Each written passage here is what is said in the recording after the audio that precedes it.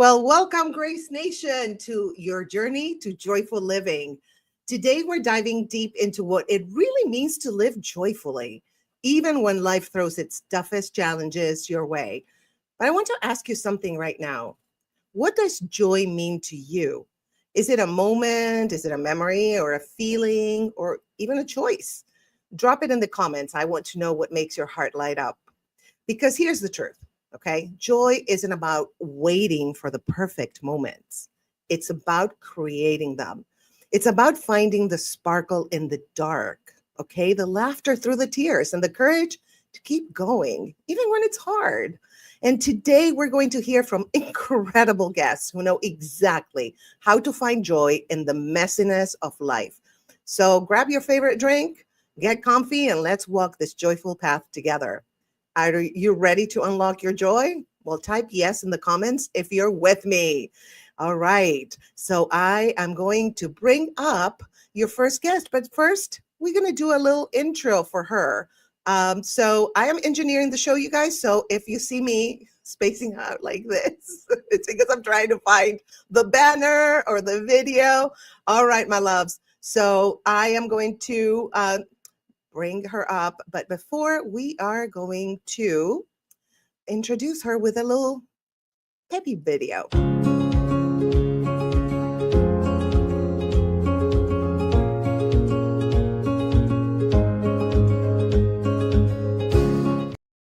Well, that's my girl, Kristie. And before she comes up, I wanted to ask you, what if staying healthy and fit wasn't just about discipline, but about joy?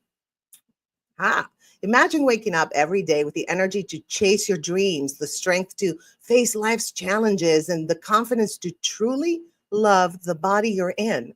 Because health isn't just about how we look, it's about how we live. Joining us today is my really good friend, Kristie Latre. I've known her for years, and she's a dynamic health and fitness expert whose passion is helping people feel good in their bodies and empowered in their lives.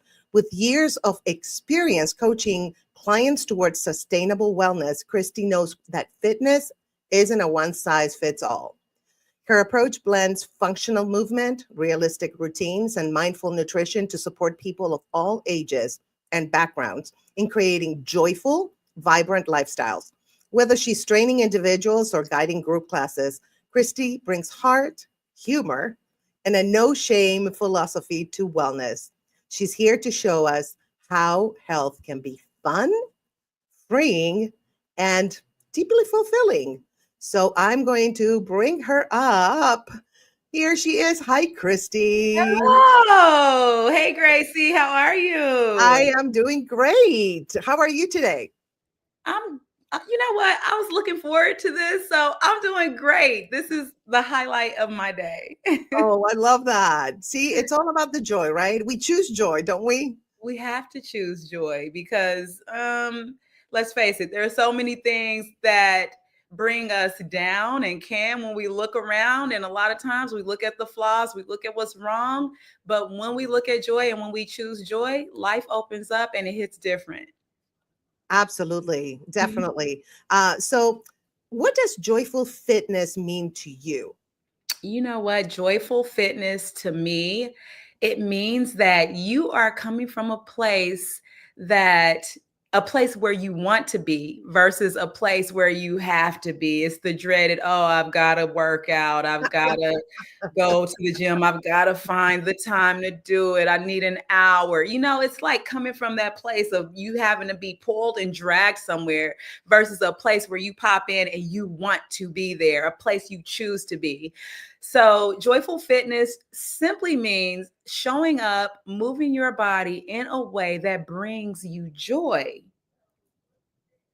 And you know, sometimes I find that just doing strength training is boring, but when I do it with you, when you train me, it's so much fun We have and I so much do fun, it. right? We do. Yeah, We do. because we joke around, and that's one of the things I love about you is your sense of humor. So Yeah. um I that makes me want to just train. And another thing is like Two of if us, because that's what I love about you is your sense of humor.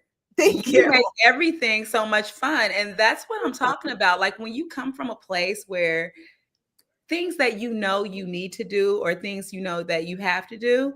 But if you can reframe it to say, I get to do this, because it really is a blessing to be able to move your body. It's a blessing to be able to move, to be fit, to work out.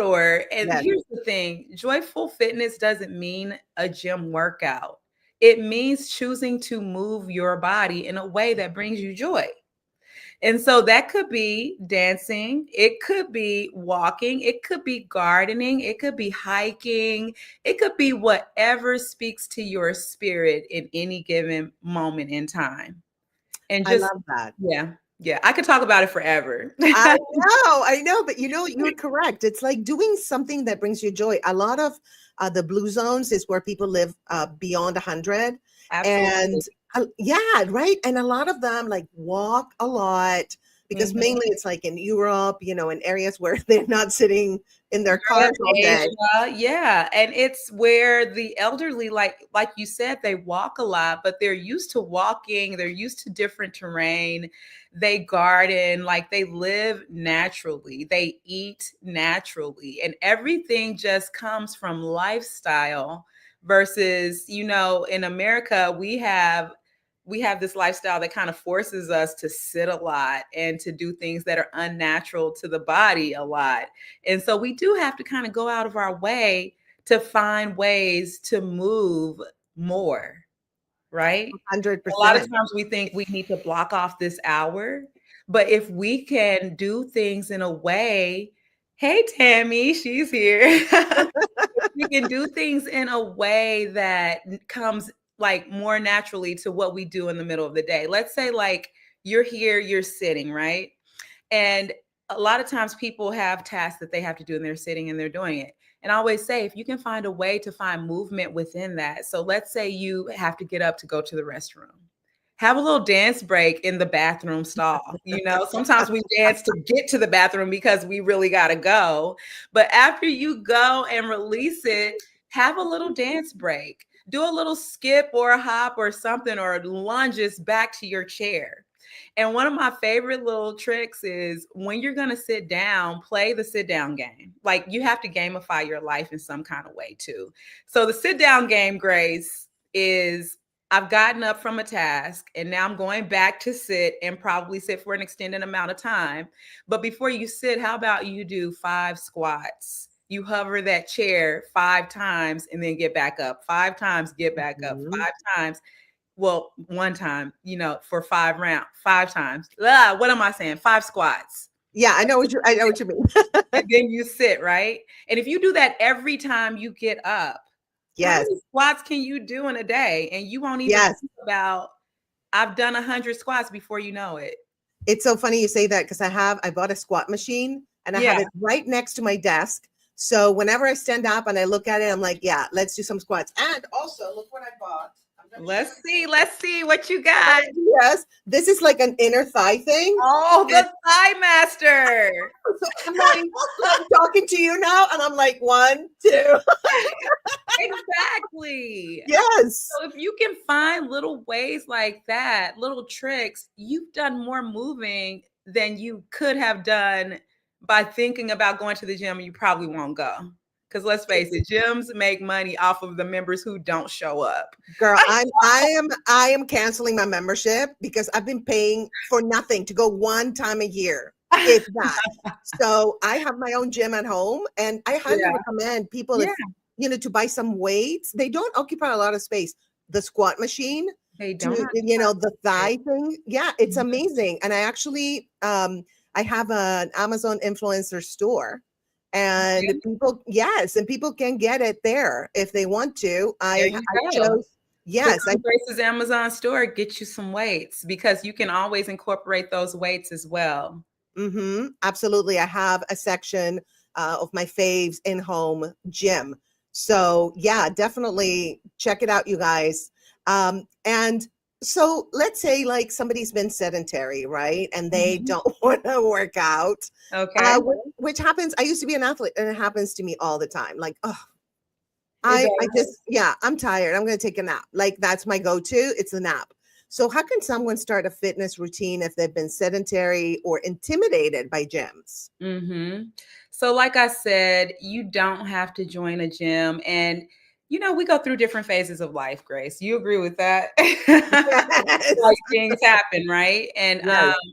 recently my mom passed away, and I'm so I'm sorry. super fit, and I'm always going to the gym, teaching classes, being fit throughout my day. But I Yes. got to a place where I really did not want to do anything, and I didn't. And sometimes you just have to, like for me, I just let the grief come, and I was way more sedentary than I'd been in I don't know how long.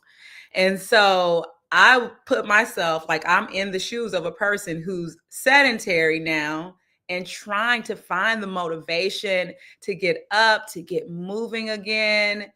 And one of the things that I did was I just gave myself grace, first of all, Good. gave Good. myself the grace to not do anything. But then when you get to that place where you're like, I need to, your body is craving something else. And that happens a lot of times, even someone that's been sedentary for an extended amount of time. Your body is telling you in different ways, I want to move, I want to do something. And I would say, don't start 0 to 100. That's the problem that a lot of people have. And Yes. then you go hard and you think this is how it's supposed to look, but it doesn't have to look that way. So, some things that you can do, like what I did to get myself back up and back started, was just went out my front door and walked. So, Nice. go outside and walk. If you don't live somewhere, if it's really cold, like it's been cold here where I live, and on the warmer days I just made myself go outside and walk. So get Yeah. up and walk. You can also just start a routine of, I'm not going to the gym. So get that out of your mind. Like if you know you don't really want to go to the gym, don't force yourself to do that, because that's not joyful movement. When Yeah. you get there, you'll probably be like, why am I here? I don't like the gym. I don't want to be here. Now, you can get to a place where you evolve to wanting to be there and use that gym membership. But if you're not there yet, you just have to take yourself right where you are. And I would say, like, start in the morning. So a good Mhm. morning routine might be wake up, drink water, affirm yourself, say something positive about what you want this day to look like, stretch, have Mm.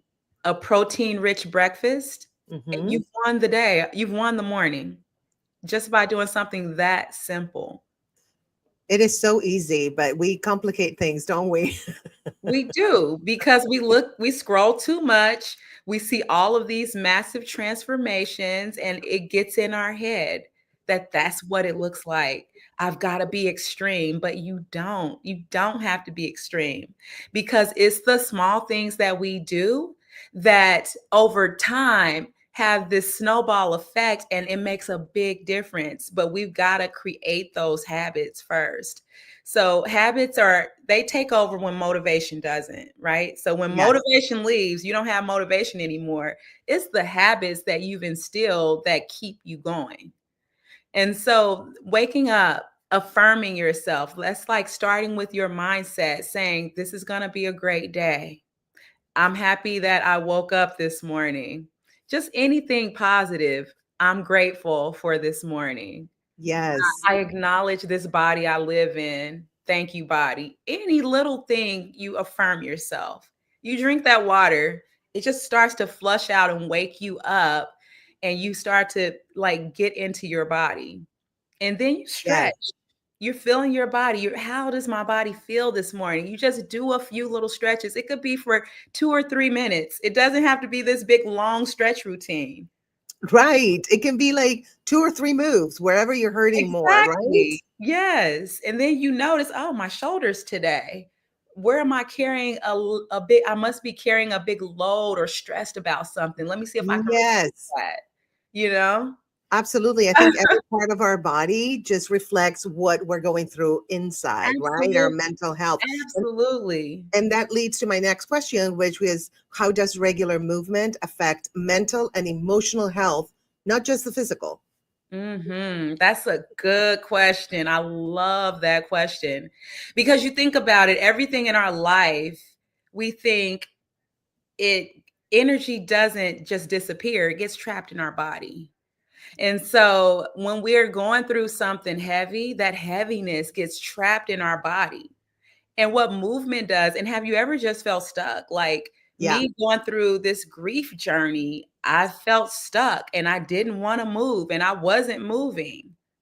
But then when I started to move, that's when I started noticing a shift internally. So when we move our body, we move and shift the energy, the things that we're carrying, and it can really lighten us up and lighten our load when we can move through things. Not trying to force things out or stuff them down, but just to be able to move through it. Oh my gosh, that's life changing. You don't have 100%. to live stuck.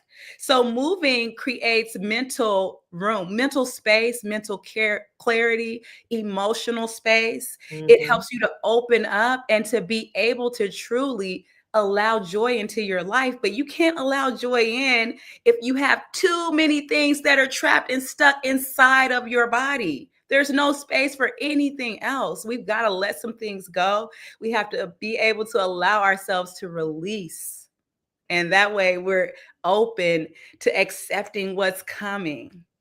I love that. And it's so true. I went through my stage 3 breast cancer, and I think that what helped it was that emotionally I did not deal with the rock bottom that I went through and the grief, the amount of grief of so many losses.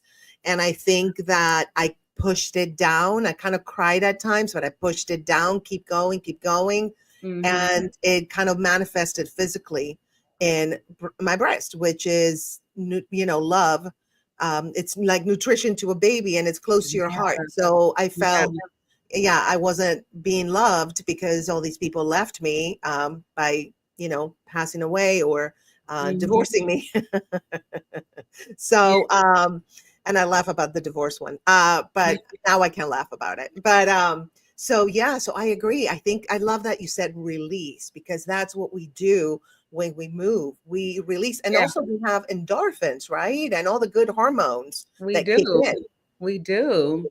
And that's why people love the high after a good workout. And Hmm. that high can be addictive to some, and some of us find that high in other places too, but a good healthy way to get high is to move. And those endorphins are real. They really enrich us and Yeah. they feel good. It's just like the best way that you can get those feel good hits. Absolutely. And, a lot of people struggle with their body image and confidence, right? So, how do you help clients who struggle with body shame or negative self talk? First of all, stop scrolling. Sorry. Because let me tell you, even the people that you're looking at that look so good don't even look like that, okay? It's a lot of work that goes into creating those images that we scroll through, Yes. and a lot of contortion, a lot of Photoshop and photo apps, Hmm. a lot of things. And then a lot of times those people, a lot of times you look at people and it's like that's their entire life. Like they Yes. devote their life to fitness and nutrition. And if you're a person who has other passions and lead a more balanced life, then that's not really a great image to put yourself against. I remember when I first started personal training, I would say, okay, what's your goal? And it was always superficial, which is Oh. living in LA. It was always Oh, superficial. wow. And I would have a short, thick woman who wants to look like this tall, thin woman, and it's just like, Yeah. let's look at your body and what your body can do and what your body can look like. You want to look the best you can and Yes. compare yourself against you. And I know that's so cliche, and people are like, yeah, yeah, but we live in this physical world. But the Yeah. truth of the matter is, we do have to stop looking external. Yes. And we have to change our mindset into, especially I think as our ages get bigger, not saying that it's impossible, but think about feeling good. Because when you Yeah. come from a place of health and feel good and health and wellness in that way, then you're gonna it's gonna shift some things, and it's gonna make your movement and your workouts look and feel different. And when it's feeling different, you start feeling better about yourself. And once you start feeling better about yourself, you start doing more of those things that feel good. So it's more of the good nutrition, more of the movement, and maybe your Yes. movement gets more intense, and maybe your movement gets longer, and then you really start seeing your body change. But it only happens after you address who you are and how you're feeling, come from that place of feeling. I love that you're saying it comes from the inside, because that is true. Yeah. And if you love yourself and you love your body the way it is right now at this very moment, then it doesn't matter if you get validation from people, if you get negative comments, because you know who you are in your body. And that's really all that matters in the long run. And, like I've been gaining weight because of that post-cancer pill I have to take for 5 years. Right. I'm on year 3. I have 2 to go. Yes. Right. But it reduces the cancer reoccurrence risk by like 40-50%. Why should I not take it? So I'm like, okay, I gained the weight. There's nothing I can do about it. I do the best I can do within, You I do eat plants, for God's sake, it's like I eat plants. I'm vegan. How am I gaining weight? Yeah. And I move and all that. That's all I can do. And like you told me, focus on not gaining more weight, focus Mhm. on staying where you are right now. And then when you stop the pill, I'm probably going to lose 30 pounds like that, right? Yep, you But probably are. You probably are. And then you'll have more energy. Your body will feel different, and you'll be able to go into your workouts with a little more intensity. And yes, you'll be able to, like, we just have to be okay with the phases that we're in and know that yes, it's temporary.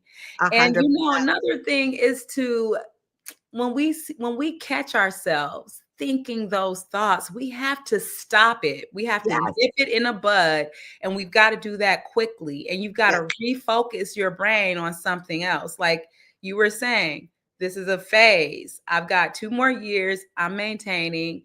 You got to tell yourself you're okay where you are. You got to find yes, something that you love about yourself, or you have to just absolutely. find something. If it's not love, something you kind of like about yourself. If it's not like, something that you're kind of okay with about yourself. Like, you know what? I actually do. Like, you love your butt. I know. And Like, you find something that you like. absolutely. And you've been a great influence on loving my body where it's at right now, because you're never critical or anything. You're like, just, what do you want to change or whatever. But, we talked about this, um, and you know what? Now, when they take a picture, because I do a lot of stand up, and so they take a picture, I used to be like, oh my God, I gained so much weight. Like I look and I'm like, but I was like, this is not me. And I was like, yeah, this is me. This is Yeah. me right now. And you know what? I learned to love those pictures. It's Yes. like, I am not doing stand up to say, hey, look at my body. I'm doing stand up to make people laugh and to Yeah. make their life more joyful. That's it. So whether my body is 30 pounds overweight or not, it doesn't really matter. Mm-hmm. Yeah. And our bodies, they change. They Yes. shift. Like, we're constantly evolving and changing and growing and going through things. And to find some joy through that, to find some self acceptance through that, to love ourselves through it, that's all we need to do. Absolutely. What has your own health journey taught you about resilience and self love? Mm. Mhm. What has my own health journey taught me about resilience and self love? I've gone through so many phases in my own journey where I did not love my body or myself, just going through different phases and just being real. And now I'm in a place where I radically love and accept myself, in and out, who I am. I accept it all, the good, the bad, the ugly, the beautiful, all of it. And I'll say that it just as long as I keep breathing, Yes. that I can change myself. Like, I can I'm always growing and evolving. So that resilience, it's just taught me as long as I'm breathing, there's a chance. There's a, Absolutely. yeah. Absolutely. And after cancer, I'm like, am I breathing? Yeah. Oh, I'm breathing. Good. Yeah. It's like we don't realize what a gift it is to breathe. Yeah. Just be able to breathe and to be able to move. When Mhm. when somebody goes through chemo, you can barely move, you can barely breathe too. Yeah. And it's like when I started crying. I was crying whenever I could, like, drive myself to the beach or walk, just a block. I would cry with joy because I could not do it for so long. And Right. it's just, we sometimes just take things for granted. And I think that, like you were saying, being in a gratitude mode where, thank you for this day, thank you for my breaths, thank you for being able to move. That Mhm. mindset, I think, will um, transfer to, like, the physical. Absolutely, it will. Yeah. I think about also life is dual. Is we live in a duality of life. And Right. so we can't really like accept, like with me accepting beauty, if I wasn't at a place where I accepted the ugly, or lived through the ugly, that I Yeah. could really appreciate the beauty. And so with life, there's death. And Yes. so without that death, can we truly not enjoy, but can we truly be grateful for life? And, going through grief, you've gone through the grief of losing parents as well. Mhm. And it's really hard. And it's really hard thinking about your own mortality and accepting the mortality from someone that's really close to you. Yes. And so going through that, it is sometimes I felt like, why am I still here? Or just like life doesn't feel worth living. But the Oh, truth of the matter is, not, well, yeah, yeah. no, I feel I, you. Hey, definitely felt like that. Not suicidal, no, but I get it. I get it. why am I still here? Yeah, And the how beautiful, like the beauty that I've seen in life, I just wasn't feeling it anymore. absolutely. But then to make the shift and to be able to get through and fight for my own joy and fight for my own happiness, because I am still here. I am still breathing, like I said. And what am I going to do with the breaths that I have left in this life? What am I going to do with the life that is left, or the life that I have right now?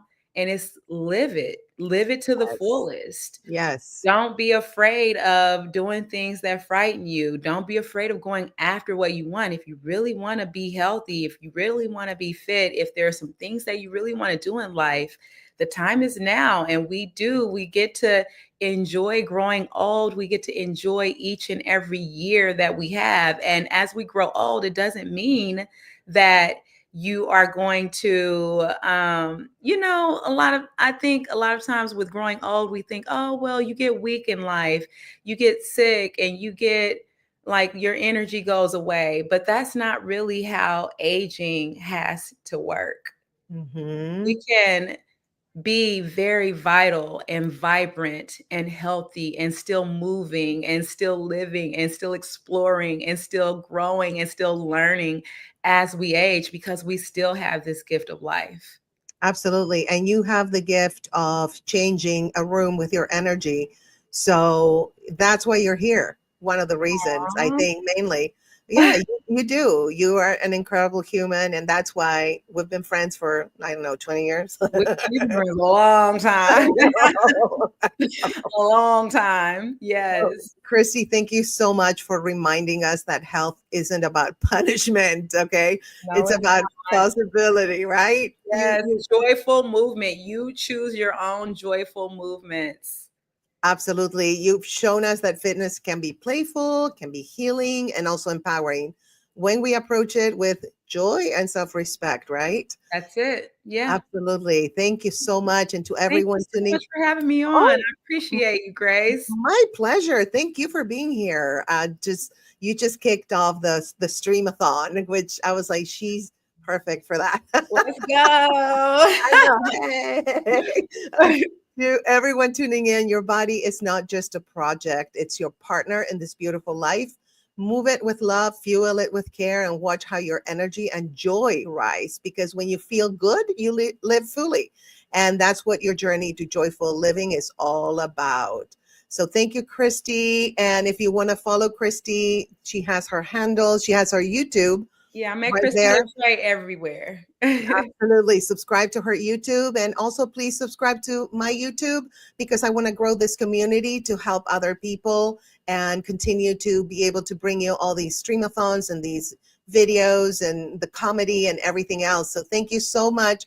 Thank you, Kristie. And so you guys, and now it's going to be me as the speaker, and my co-host, Carlos Eton, is going to interview me, which is really exciting. So, but before then, let me run a little video for you on the merchandise that you can find in my online shop.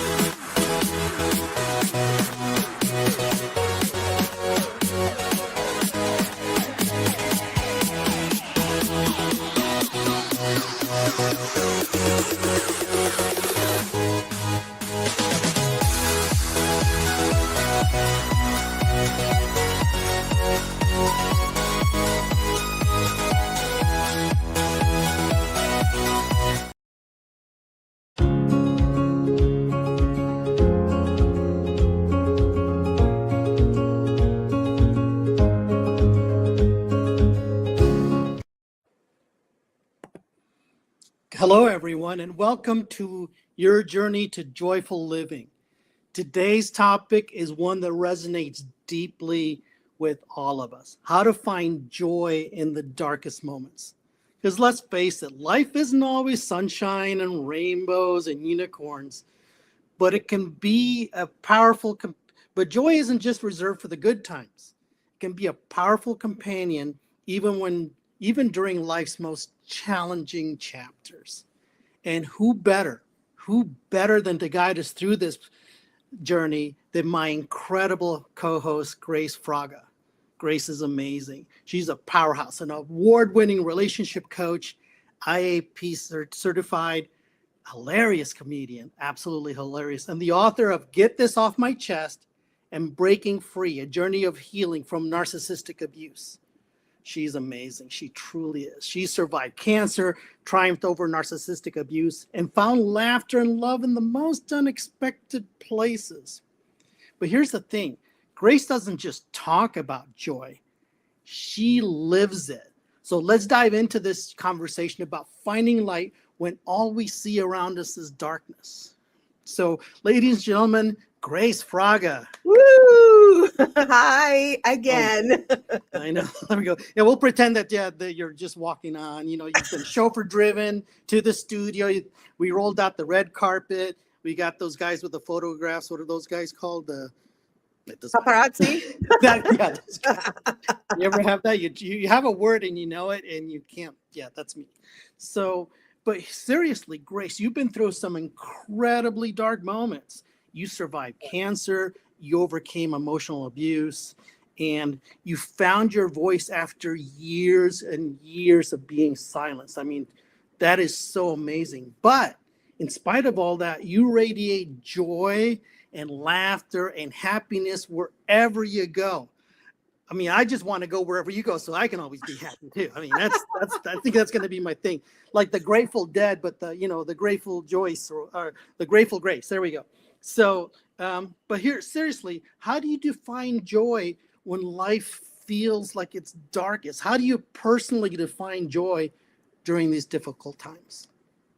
Ooh, well, joy is a choice. Okay. It's choosing to look at the silver lining.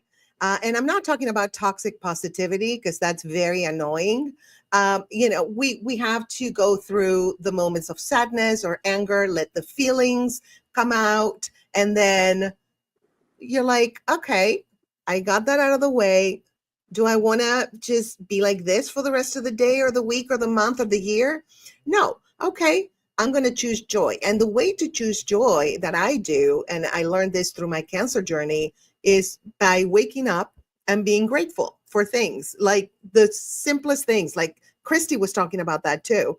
And, wake up, and sometimes, I'm hurting. I'm like, and I'm like, no, no, no, no. I talk to myself like, no, no, no, girl, no. I am grateful for my apartment. I'm grateful that I still have joints, even though they hurt because I'm taking that cancer medication.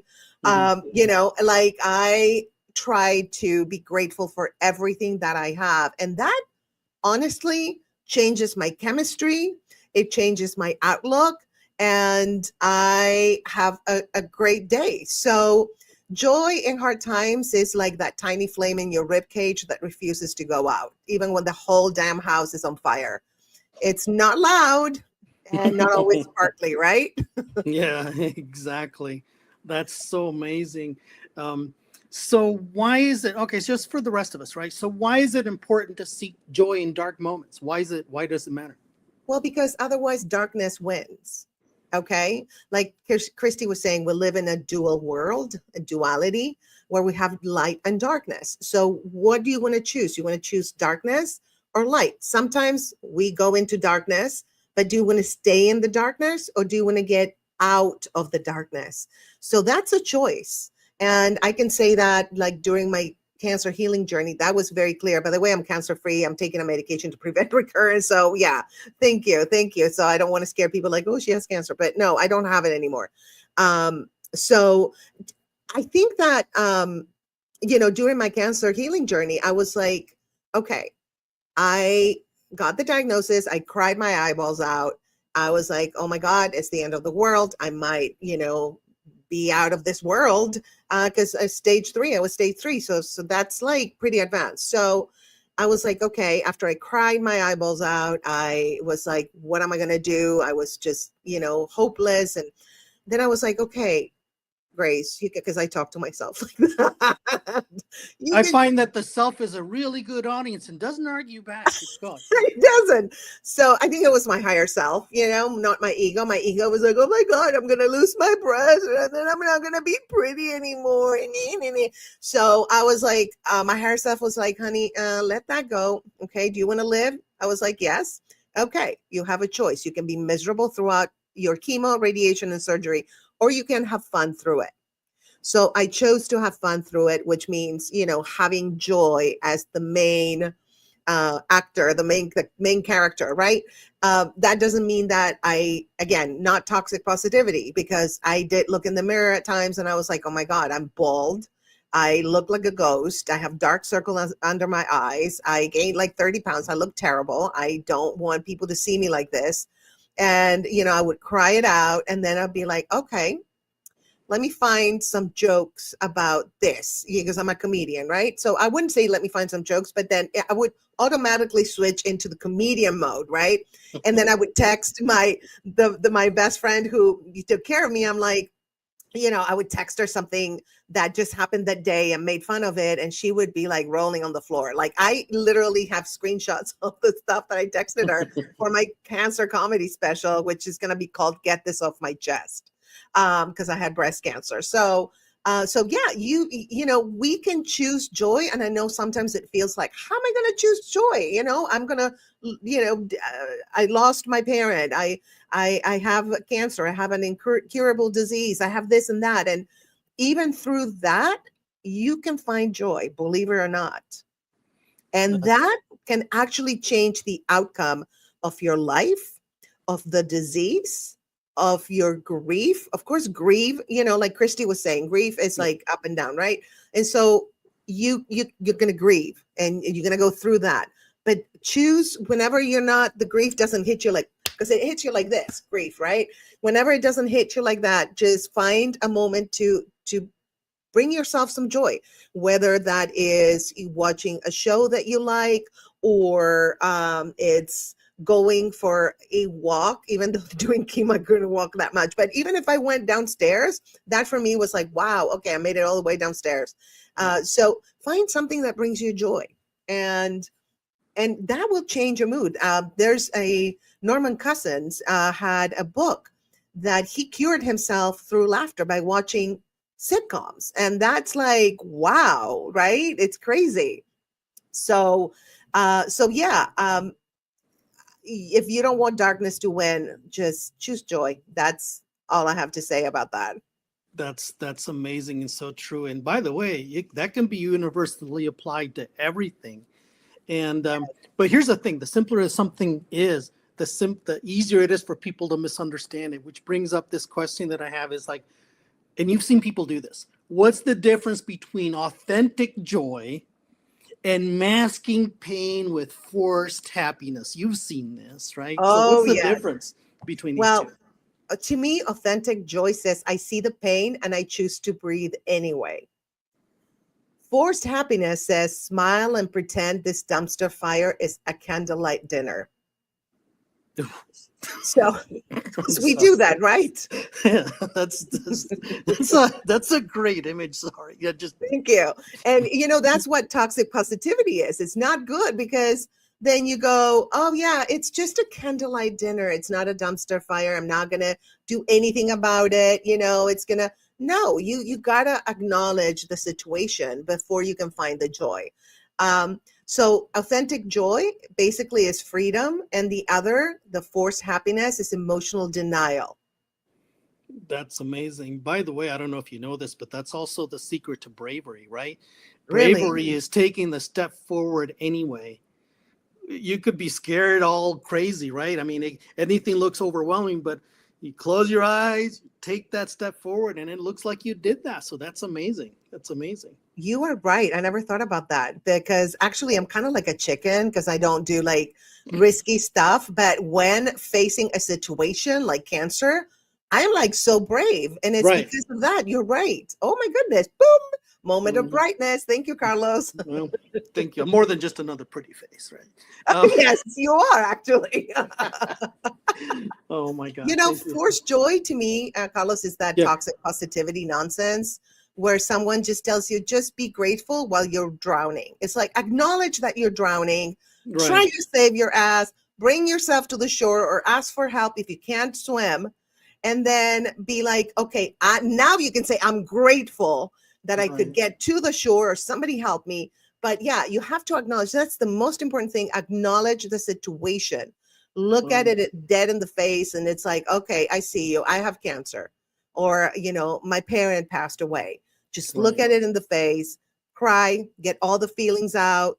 We need to just crying is very cathartic. So just cry as much as you can. And I'm a big proponent of Yeah. crying. I'm crying right now on the inside, but Right. Just bring the tears down, right? So I think that real joy brings snacks for the pain and lets it cry in peace. That's yeah, what. no, that's amazing. It's sometimes, Grace, when we've talked or whatever, I don't know what to say next because what you said was just so awesome. So it's true. You've seen me do this. Stop I'm like, it. and you're thinking that I'm being thoughtful. It's like, no, I just don't know what to say because that was awesome. But Oh, you are so sweet. Yeah, no, this is guys it's when two true. Leos are in a stream, they just tell each other really sweet things. But we actually mean them, though. That's the Yeah. difference, Oh right? yeah. No, I don't tell. I'm terrible at flattery. Like if I tell you something, believe it because I mean it. Right. No, Totally. and that's again another thing about that about you bringing joy because you have to be um, you have to be authentic and absolutely. So you mentioned a couple of things that we can kind of circle back to, but how can laughter become a lifeline when you're facing personal hardship? I mean, how um, in simplest terms, how can that be a lifeline? Well, I think laughter disrupts trauma's regularly scheduled programming. It kind of comes, yeah, right? It comes to you and it's like, come on, There you wake go. up, let's just get out of it. It really gets you out of just falling into a spiral because we can fall into a spiral of depression. That's one Hmm. thing that I'm always, and I'm not saying, a lot of people have chemical imbalances, and I truly understand that. We all have some kind of chemical imbalance in us. But, if you don't suffer from depression per se, but you feel like you're depressed, then definitely just laugh, just call a funny friend, watch a funny show, scroll through TikTok. That's what I do. I did through my cancer journey. I was like scrolling like to the point where I got like arthritis on my thumb. I was scrolling so much. You didn't have to worry about cancer because now you got a new problem, arthritis. So That's right. Much better problem to have. Yeah, let me tell you. I agree. You know, but when you laugh, Carlos, even for 1 second, you break the loop of suffering. You shift that energy and you reclaim the joy in the face of chaos. And that's not silly. That's spiritual warfare in glitter combat boots. Oh, that's amazing. By the way, the movie Who Framed Roger Rabbit is exactly about that concept. Sometimes, laughter is the only weapon you have. Absolutely. It can save your life. So that's amazing. So absolutely. I'm always so impressed with you. So I'm having that moment again. That's going to happen a lot. Anytime we work together, it's like, oh, Carlos is being thoughtful. It's like, no, Carlos is just blown away. So well, you're doing the same to me. You've always done that. Like we're each other's like sensei. Ooh, I've never been called a sensei before. We're each other's senseis. I think I really feel that. Awesome. Thank you. So, we could talk about this for like the rest of my life, but I'll pay attention to our scheduled time here. But oh no, it's totally cool. I'm also watching because I'm engineering and being a speaker. So because I'm got 2 timers on. Trust me. I love that. Thank you. But thank you. So practically speaking, what are some simple everyday tools that we can use to find joy during our struggles? Green tea, good music, dance breaks, petting dogs, sending memes to people who deserve better. Probably not at work, but yeah, okay. Yeah, totally. No, I know. Joy, Carlos, joy is like in the simple things, like clean sheets bring me joy, and the smell of cinnamon, or the smell of a good food that I'm cooking. And it's saying no, like a full body exhale, right? It's like no, this doesn't bring me joy, so no, back off. It's walking barefoot in grass and remembering, hey, I'm still here. Yeah. That's a very big one, right? It's like, especially if you face death, it's like I faced it because there's a possibility, right? When you go through the treatment and stuff in stage 3. And I would be like, okay, am I breathing? Am I alive? Okay, good. So I'm, where I want to be at this moment. I would say, stop hunting for the big joy. Like, oh, when I make it, or when I get all this money, I'm going to be happy. My mom suffered from that and she was never happy. So I think that micro joys are everywhere and they're way less emotionally needy than your ex. Yeah. I don't know about you, but did everybody who's watching all of a sudden picture that ex and the reason why they're an ex? Did that just happen to everybody? Bye. Adios. I love Kristie. Thank you, Kristie. Yeah. Love feet in the grass. Those are great things. Yes, because grounding is a thing. And let me explain real quick. We are electromagnetic beings. What they call aura is actually our electromagnetic energy. And it goes like this in 2 circles, right? The heart is electric. The heart it's not a muscle. No, nothing is moving it. It's the electricity from our own electromagnetic energy that's moving the heart. That's sidebar. So when you are barefoot and touch the earth also has electromagnetic energy. So that energy goes up your feet and charges you. Or even hugging a tree if you don't want to put your feet on the grass. Hug a tree. And I know it sounds super new agey, but I'm bringing you the scientific backup. The earth, again, has electromagnetic energy. That electromagnetic energy is taken by the tree. And if you hug it, you get that energy from the tree. That's why eating plants is better than eating meat, because plants are alive and they have electromagnetic energy, whereas meat is not alive. So That's why definitely include more veggies in your diet, guys. Veggies and fruits. That's just me.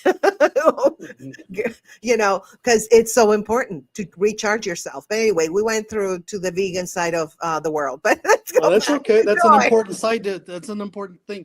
You said something. I know. It's not exactly in the script here, but you said something about saying no, right? Yes. That sounds like a fantastic stream topic, don't you think? Oh, yeah. How to say Right? no when How to say? Yeah. The only time that they can't say no is when we actually invite them to attend. Then they have to say yes. But then after that, right. How to say no without the guilt and the shame or yeah, something like that. Yeah, that would be a great exactly. topic. Thank you, Carlos. That's Yeah. amazing. I love it. It's as soon as you said no, it's like, yeah, that's because let's face it, we get our butts kicked because we're taught, nah, if you say no, you're selfish, you're this, you're that. And it's like, no. The opposite. You're loving yourself, and loving Yeah. yourself is number one, because how can you love others if you don't love yourself? Yeah. Period. Right? Exactly.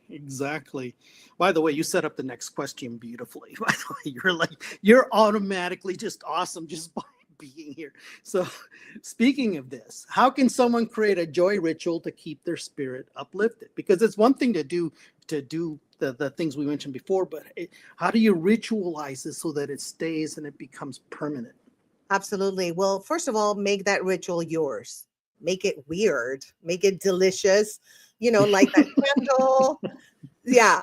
Say a mantra in the mirror with your best Beyonce face. Like, I do that a lot. Like, you're amazing. Look at you, girl. Like, yeah, I'm like so into looking in the mirror. I don't know. There's something about the mirror. I'm not sure if we access some kind of dimensional, uh, you know, other us version of us or something, but it is so good and it's not crazy. I talked to my therapist. It's not crazy. It's actually very smart to do I that. talk to my mirror all the time. Absolutely. Yeah, and it doesn't talk back. Hi, Marcia. Hi, good to see you. She's going to be one of the speakers later on. She's amazing. She's also a good friend of mine. So another thing you can do a shimmy every time someone tries your patience and you don't curse them out. Like, woo, I did that, curse them out. I do that all the time in traffic. How about you, Carlos? Oh yeah, absolutely. In traffic, in meetings. But you have to be subtle when you do it in a professional environment, but I still do it. There's the tiny little just shoulder movement that I have, right? Yeah. Oh, definitely. I'm like, no, and sometimes I'm in traffic and I'm like, what? Yeah.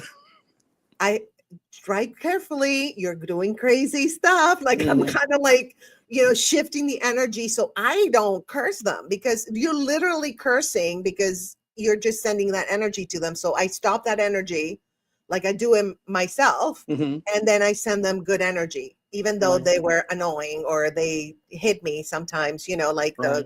I've had 2 accidents last summer, the stupidest accidents ever. One, I was parked and somebody hit me because they miscalculated like parking in front of me. What? Well, no, I read about that one. So the guy was trying to your energy was so brilliant that he had to make a connection, and he was too far away to run to you, so he used his car. Yeah, absolutely. And another one, let me tell you, this rich guy, right? I was at a light in Beverly Hills and he hits me. And so he's like, oh, don't worry about the insurance, blah, blah, blah, blah. Then he ghosts me, right? I was dumb. I should have, whatever. And so I finally made it so that his insurance said, because I had screenshots of our texting, and he was like, oh, I don't know her. That never happened. I said, oh, really? Oh, really? Don't mess with me. Because let me tell you, I'm a Leo, but I don't get mad. I get even. Yes. I do. It's like with the law too, because I have some Libra in my chart. So it's with the law. So I was like, I was mad. Let me tell you, I had to like stop myself from thinking about this guy. And I told his insurance, and he confessed to, yes, that was me. And because he could have been charged with a felony. Yeah, it's hit and run. If Yeah. he left, yeah. Yeah. So anyway, sidebar. But yeah, that was a hard one to bless him. But I did. Right. You know, it was because, you know, you can get into a spiral of anger, right? Like, right. Well, also too, if you don't reframe it, then your ego's in the picture, and whenever your ego gets in there, it's always a thing. So speaking of reframing, Man, you're amazing with the setup. We should be a volleyball team, man. I swear. It's like spike. We should do a podcast together. We should co-host a podcast. We should. That way we can have fun and be joyful and make people say, "What did those two do again?" Yeah, like two Leos walk into a stream. Oh, I thought you were going to say two Leos walk into a bar. No. I don't drink anyway, so. No, it's just the setup. So speaking of setups, I guess I better get back on the thing here. So this is actually one of the most brilliant things that I've heard you talk about before. And so I'm going to ask it in the form of a question here. How can people reframe painful experiences to uncover hidden blessings?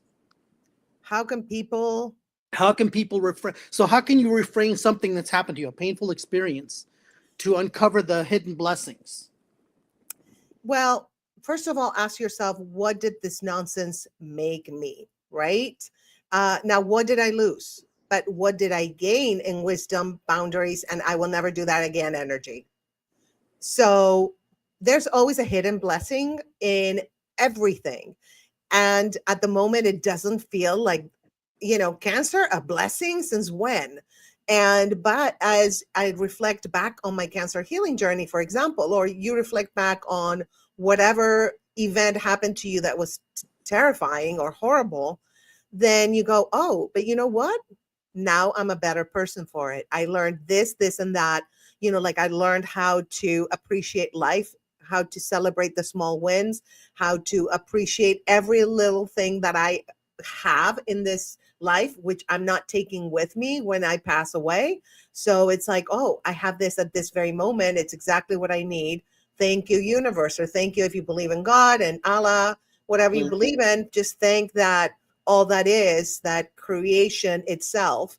And pain is a terrible roommate, but a brilliant teacher, I have to say. Yeah, I love that.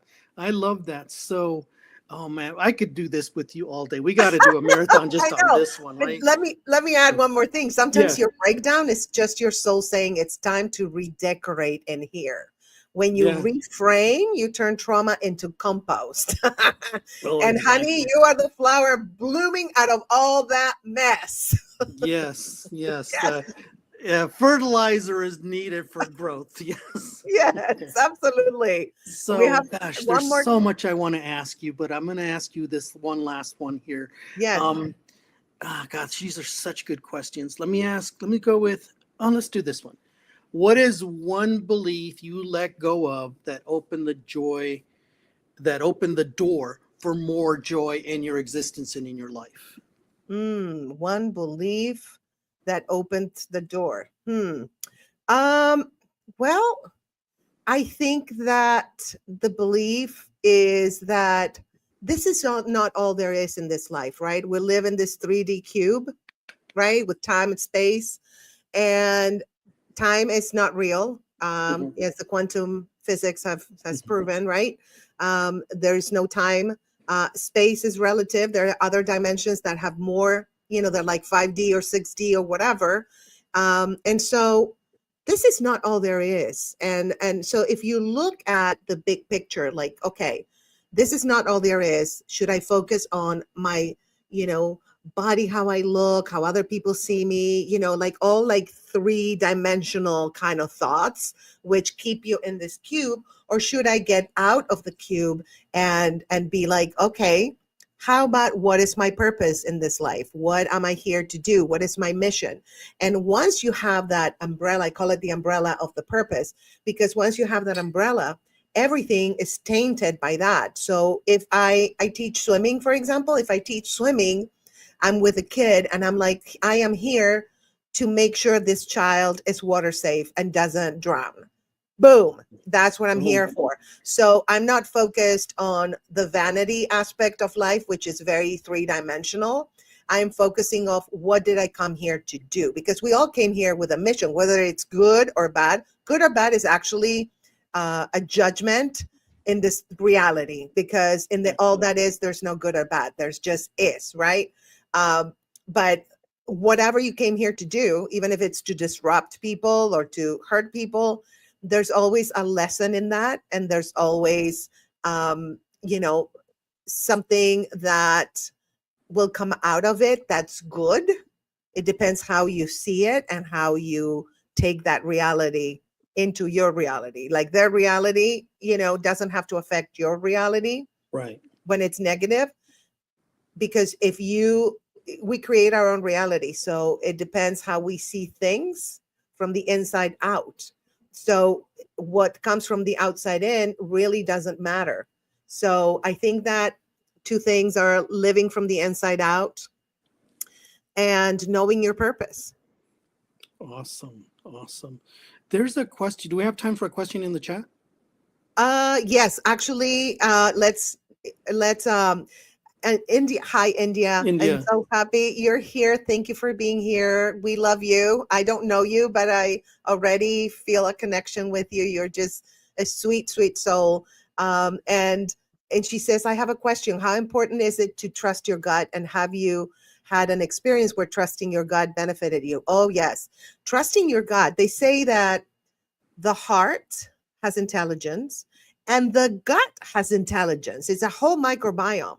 So when you feel something in your gut, like, ooh, something is not right, trust it because it knows. I have done that many times and I didn't listen most of the time. Now I learned to listen. Whenever I get that, ooh, it's like, uh-oh, okay, body, I hear you, microbiome. I hear you, gut.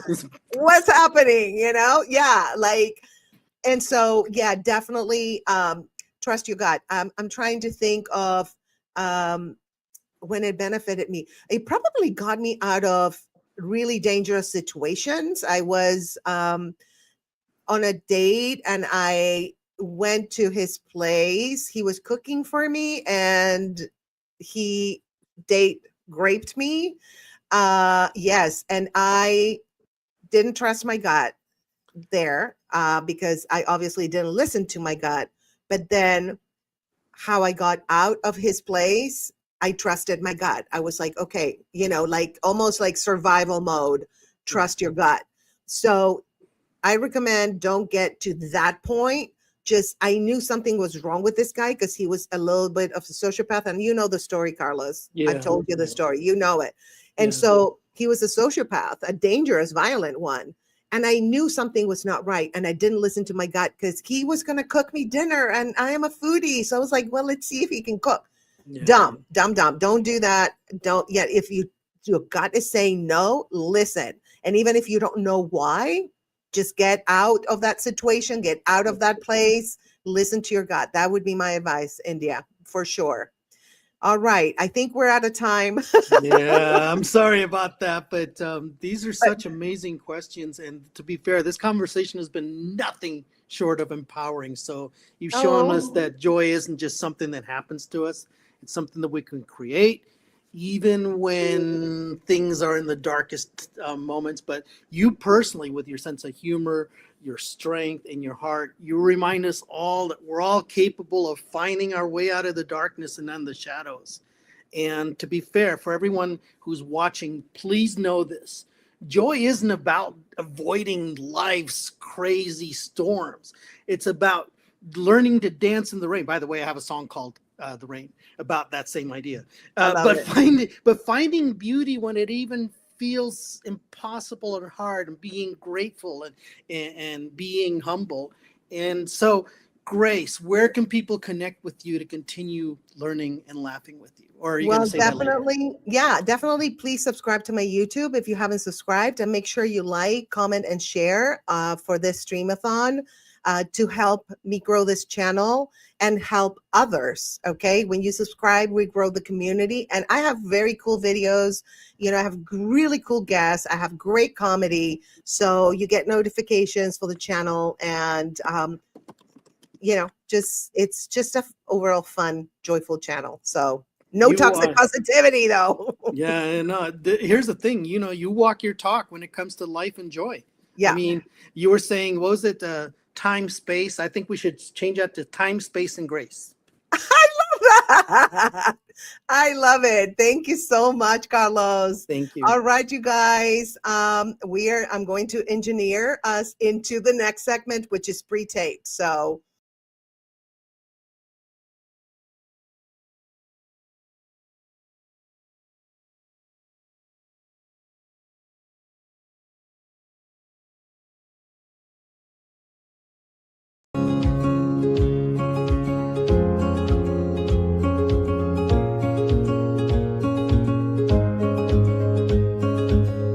Well, welcome, Grace Nation, to again another talk of your journey to joyful living.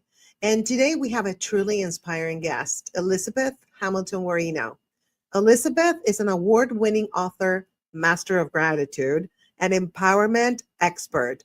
She is the brilliant mind behind the Change Guidebook and the Success Guidebook, helping people worldwide live their best lives with purpose and joy. As the founder of Best Ever You, she champions personal excellence and heart-centered leadership. It's an honor to have her share insights on how we can embrace gratitude and empowerment for a joyful life. So grab their tea, get comfy, and let's dive in. So hi, Elizabeth. Hi, thank you for having me, Grace. Oh, you're welcome. Well, Elizabeth, we live in a world that often feels fast and stressful and overwhelming. And I was like, Elizabeth is going to help us center ourselves because your work reminds us what true joy is. And it's not about avoiding life's challenges, but about embracing gratitude and empowerment even through them. So let's start with this. What does joyful living truly mean to you?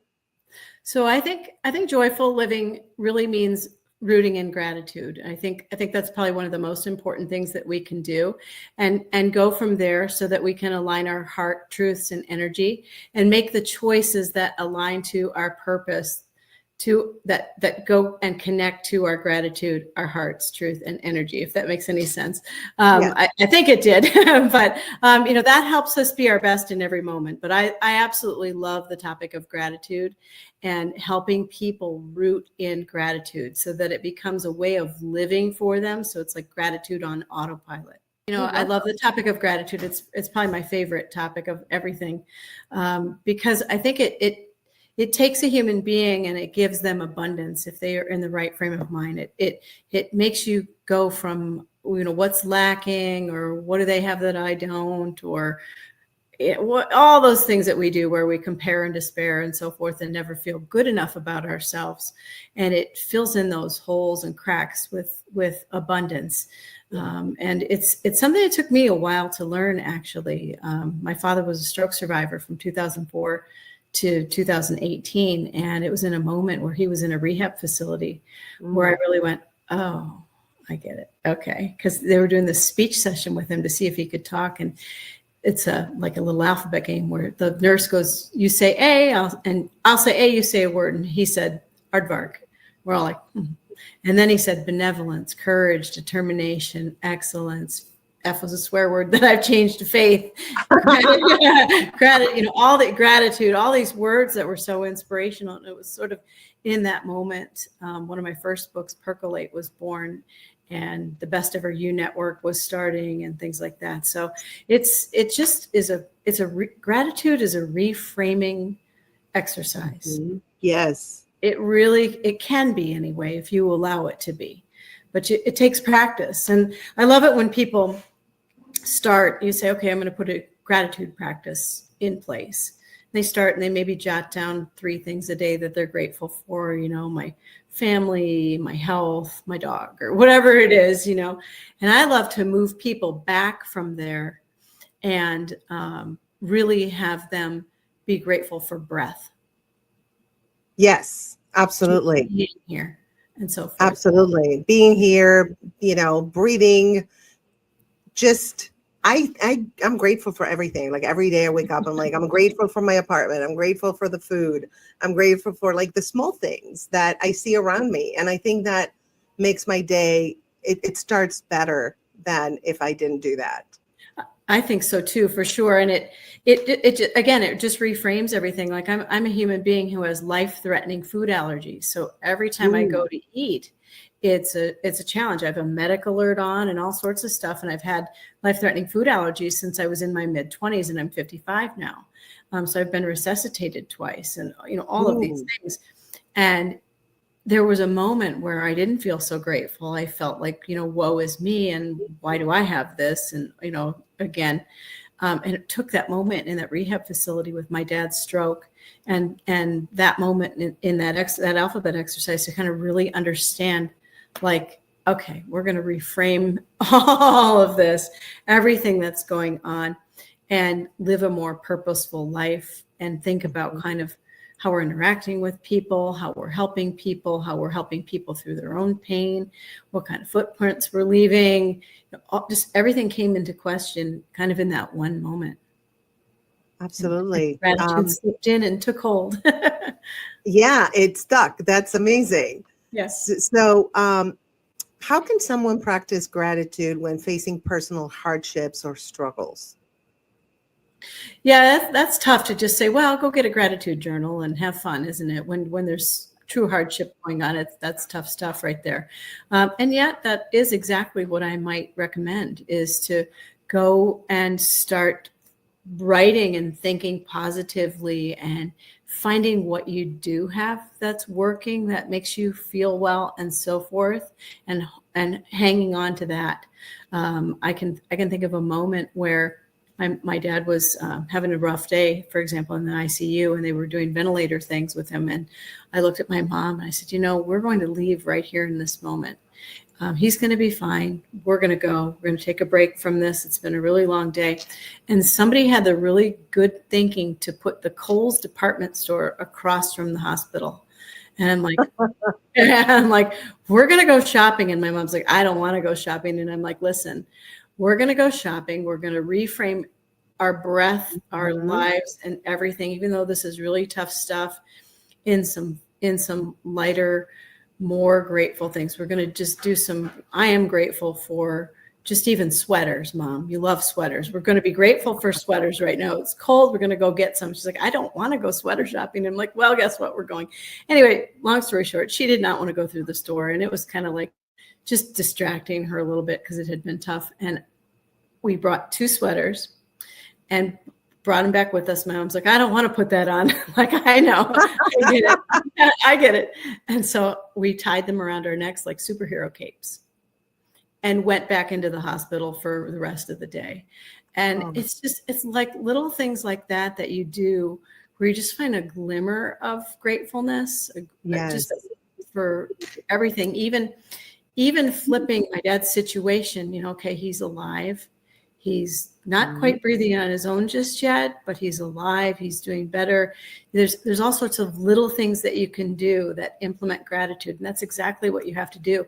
And if it does take a journal and writing them down so that you get the practice in place and your brain focusing on that, the more you do things like that, the more your brain catches on and it goes on to autopilot. So when you are in situations, your reserve is gratitude instead of something else. You automatically yourself.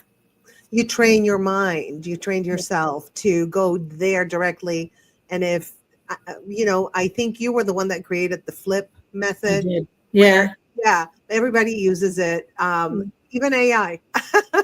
Do they? Yeah, that's funny. Yeah. It's the gratitude flip is something in both of my books that I was like, we've got to get people's speech and actions from, I have to go do that. Right. I get to go do that. It totally changes the scope of whatever it is. And, we would even use that with my dad. There were some really, really tough days where you're like, I don't want to go do this. And you think, well, I'm going to get to go do this. He's alive. He's going to live through this. We're going to pile on as much positive energy to the situation as we can. And that doesn't always work. I get it. But it really helps the situation rather than the other. The opposite of that is, you're sitting there complaining and not grateful. So I think we have a choice in every moment. Gratitude really is a choice in every moment of your life to be grateful. And you can really lose sight of it because things happen that are just devastating. And it's really hard to say, oh, well, I'm so grateful.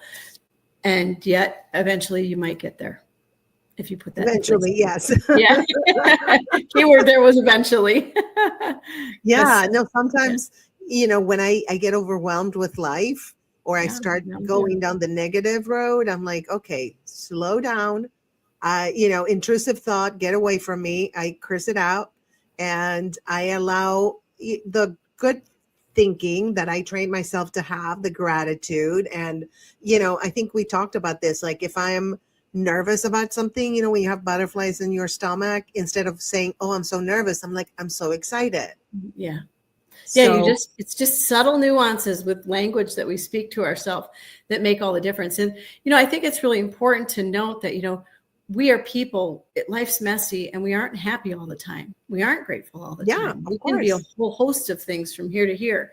And, it's important to acknowledge that, accept that, and so forth. And sometimes maybe even set a timer. And then that's your phone, not mine. We always have sirens, dogs barking your phones. That's you. I forgot to put airplane off on. Let me put it right now because, oh my God, that was the universe. Is it anybody cool? That's the thing. We can put the podcast on hold, but was it somebody cool? Got to pick it up. But anyway, and that always happens to me too. Like the doorbell rings or the dog barks or you had a siren earlier and it was pretty funny. Let me tell you real quick. One time I had a whole mattress delivery. At the moment I started the podcast, I had a co-host. The moment I start, I'm not joking. The phone rings like they're outside. I could hear them outside. I'm like, sorry guys, let me go with and we podcasted the whole delivery. The delivery guy was like behind me, like, hey, hi everyone. That's hilarious.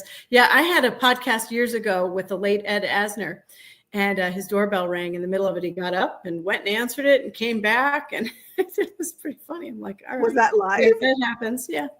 But anyway, so I think we're not happy all. We're not. It's not realistic to be happy all the time, and we don't want to implement like glossy toxic positivity or anything like that. We're not saying that, but we are saying, grab onto the gratitude when you can and grab onto that positive nature because it really helps you through situations when you can just, when all hell's breaking loose and you can just see a little bit of something, it's that expands to more and better things. So that's just kind of one way to cultivate gratitude, though, is to just have that. I love it when people write it down, because when you write it down, it becomes kind of more real. Your brain's looking at it and so forth. I had a gratitude journal all through COVID, and I've had it since too. COVID threw me for a pretty good loop. I'm like, what's going to happen to all of us, kind of thing. And I really had to get out a journal, and I would write. It's one of my Percolate Daily journals. I would write 5 things that I'm grateful for, and then write a paragraph of what's going on today, kind of thing. And I would do that in the morning, at night, for an entire year. I did that. And I also journaled about forgiveness. During that period of time, I studied forgiveness and wrote all about forgiveness in my journal and things like that. So journals are just a really good way of, as you're writing, your brain's listening. Absolutely. Even if it's people are always afraid to write in journals because they're afraid people are going to read them. It's like, if I leave that line around, are people going to read it? And maybe, but I think it's important to do so. Just get anything, even a notebook, and just start. Absolutely. I'm grateful for rainbows. I'm grateful for the sky. I'm grateful for my light kit. I'm grateful for my tooth. Whatever it is. Yes. Write it on down. 100%. Anything that's in front of me. Yeah. Anything that's in front of me, I'm like, thank you for my laptop. I have 2. Thank you for, because I'm not.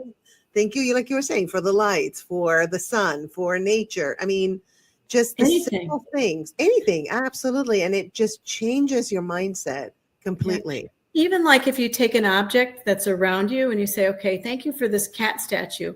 Oh, I remember when we got that cat statue. It was a really cool moment in Las Vegas, blah, blah, blah, blah, blah, blah, blah, blah, blah. And you tie a memory to it and but put the gratitude on it. Put the gratitude spin on it, on just about anything that you can.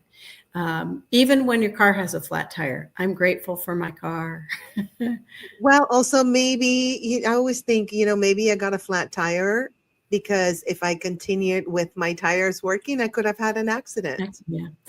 So we don't know, right? The possibilities, the realm of possibilities that are out there. Yeah. When life halts you for some profound reason, you have really no idea why it halted you for those 5 minutes or whatever it is. So yeah, I've had moments like that, little brushes with, wow, 5 minutes earlier and this or that, or later.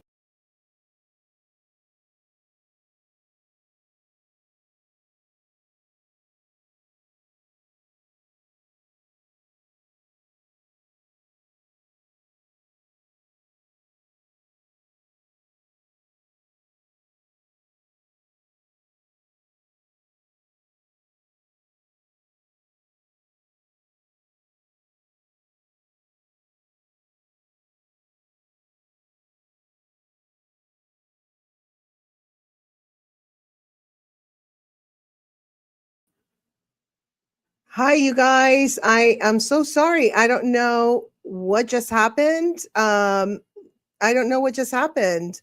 There's no volume on the video, which is super weird. So I do not know. Oh, there it is. What?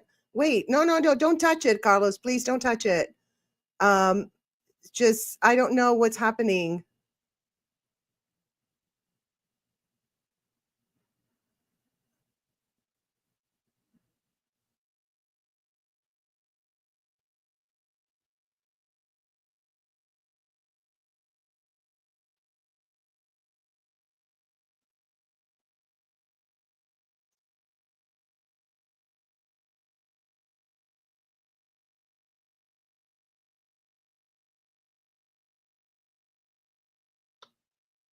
Thank you for calling. I can't come to the phone right now, so please leave a message.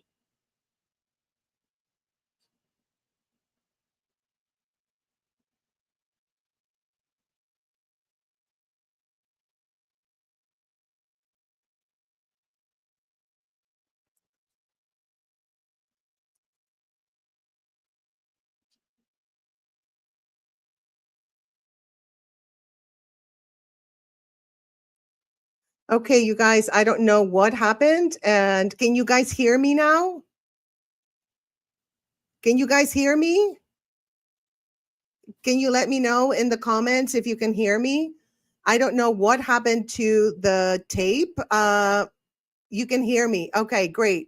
Somebody said yes. Be grateful for the silence. I hear you now. Okay, you can hear me now. I have no idea, you guys, what the heck happened with Elizabeth's tape. I do not know. I think I'm just playing it back now. I think there was a problem with the tape itself. Wow. Okay. Let me see if it happens with the other ones. No? Okay. I don't know, you guys. Something glitched on the tape. I'm so sorry. I don't know what happened. So let's move on to the next speaker, which would be me. But I'm gonna bring Carlos up.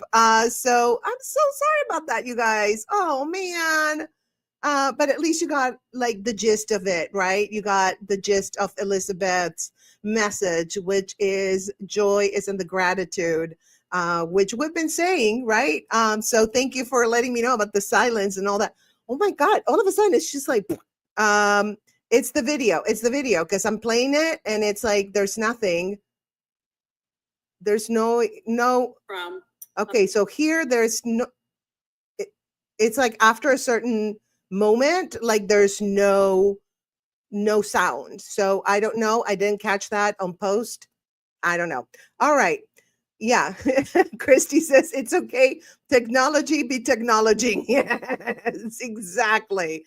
That's what happened. And I'm telling you, I do check my videos after I edit them. So I don't know what the hell happened.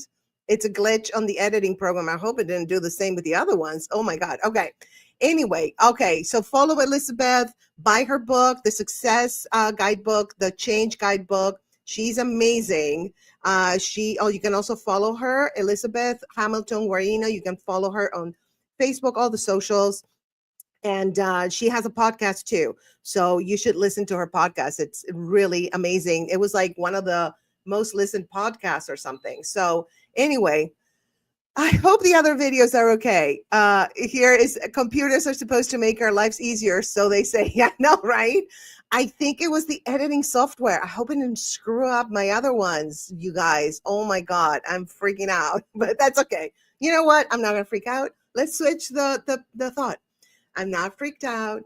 If not, I'm going to bring Carlos up and we're going to chat about something and have you guys comment. It's all good. All right. But now I'm going to be the guest. So I'm going to take myself out of here and bring Carlos up. Okay. So let me do my engineering magic. It's going to take a minute. All right.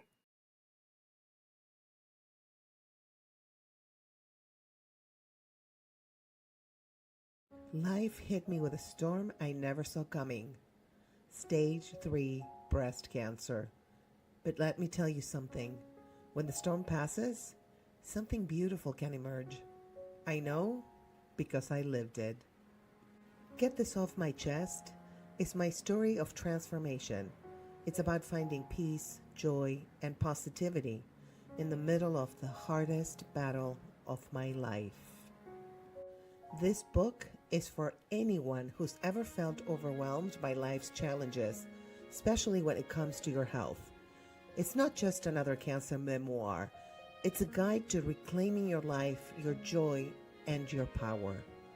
When I was going through cancer treatment, I made a choice to laugh through the chaos, to surround myself with love, and to embrace every single day with gratitude. I want to share that with you.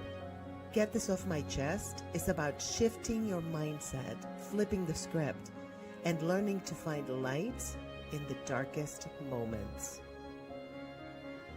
Because I believe that transformation is beautiful, and every challenge, no matter how hard, is an opportunity to rediscover yourself. So whether you're fighting your own battle or supporting someone you love, this book is for you. It's for the warriors, the survivors, and anyone ready to live life with joy, strength, and a whole lot of humor. Get your copy of Get This Off My Chest. It's available on my online shop, www.thestateofgraceshop.com. Your journey to healing starts now.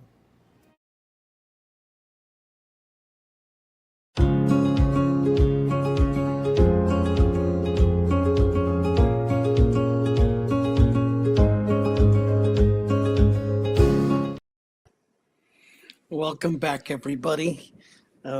It's interesting that we had a quiet time and reflection time. So believe it or not, that's something that we can actually be all grateful for, especially with the noise that we have in our daily lives. So welcome back, everybody. So I got a question for everybody. Has this ever happened to you? Have you ever cried into a pint of ice cream, or in my case, a gallon, while you're stalking your ex's social media, wondering if love will ever make sense again? Well, luckily for us, Grace Fraga is here to help us laugh, heal, and rise hotter than ever. So please welcome Grace Fraga, certified relationship coach through the International Association of Professionals, IAP, stand-up comedian, cancer survivor. Can I say badass? General badass? And author of Love at First X. Because listen, she's turned breakups into comedy, and just comedy gold, and heartbreaking into healing using humor, heart, and just the right amount of sass to help, to help us find our joy again. So today she's here to guide us through how to turn breakups into breakthroughs, laugh through the pain, and rebuild stronger. So ladies and gentlemen, Grace Fraga. Yay, I brought myself up. And there's a little thing on the interview sheet that I gave you. Don't read it. Oh, no, I have to, because this is based on, No, I'm going to paraphrase a that little was bit. ChatGPT telling me that. Time, space, and grace. Time, That's what space, we're and here grace. for. Thank Time, you. space, and grace. Because, here's the thing, right? You've suffered a lot. You've overcome a lot. But here's the thing. You did it with grace. Yes. With grace. See? Your name means everything. Time, space, and grace. Thank So you. welcome back. That was not ChatGPT. That's your thing. Yeah, I know. Yeah, that was not ChatGPT. I love my ChatGPT. She's sassy and crazy, but Mine will always say, "Are you sure you want to ask that, Carlos?" So yeah. So, but seriously though, I mean, can we really laugh our way through a heartbreak? I mean, is that even possible? well, first of all, laughing doesn't mean that you're not hurting. Okay. It just means that you're letting light in. Okay. I think that humor is like the sacred clown of grief. It's the soul's way of saying, I still got jokes, even in this dumpster fire. When you laugh about something, then first of all, it's a release, right? Because you're going, sometimes the situation you're going is so ridiculous ridiculously painful that Mhm. a lot of us just turn around and laugh because it's like all you can do. You go the opposite way.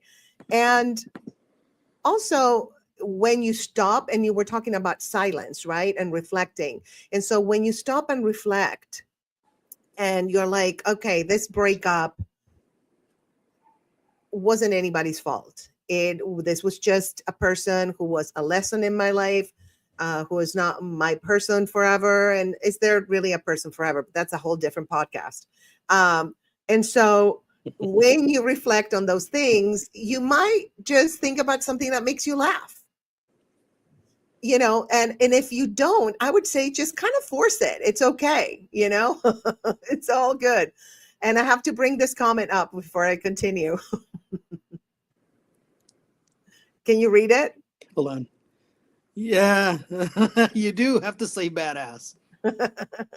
Thank you. I had to put that up. Thank you. I have to remind myself too.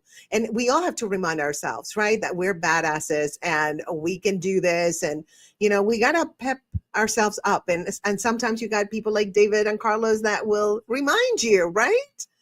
It's so good. But laughter, what laughter does, Carlos, is tell you're paying, you're a guest here, not the landlord, honey. Okay. It's not denial. Don't get me wrong. It's No. not denial. It's survival. Yeah. So that's what I have to say about that. Yes, laugh through it, cry through it, be angry through it, do all of the above, and you'll be fine. Eventually, everything comes to an end, right? Nothing in this life is forever, which is good and bad, but in most of the time it's good, because in this case, the crying and the grief is going to go away at some point, or, slow down a little bit, right? Yeah.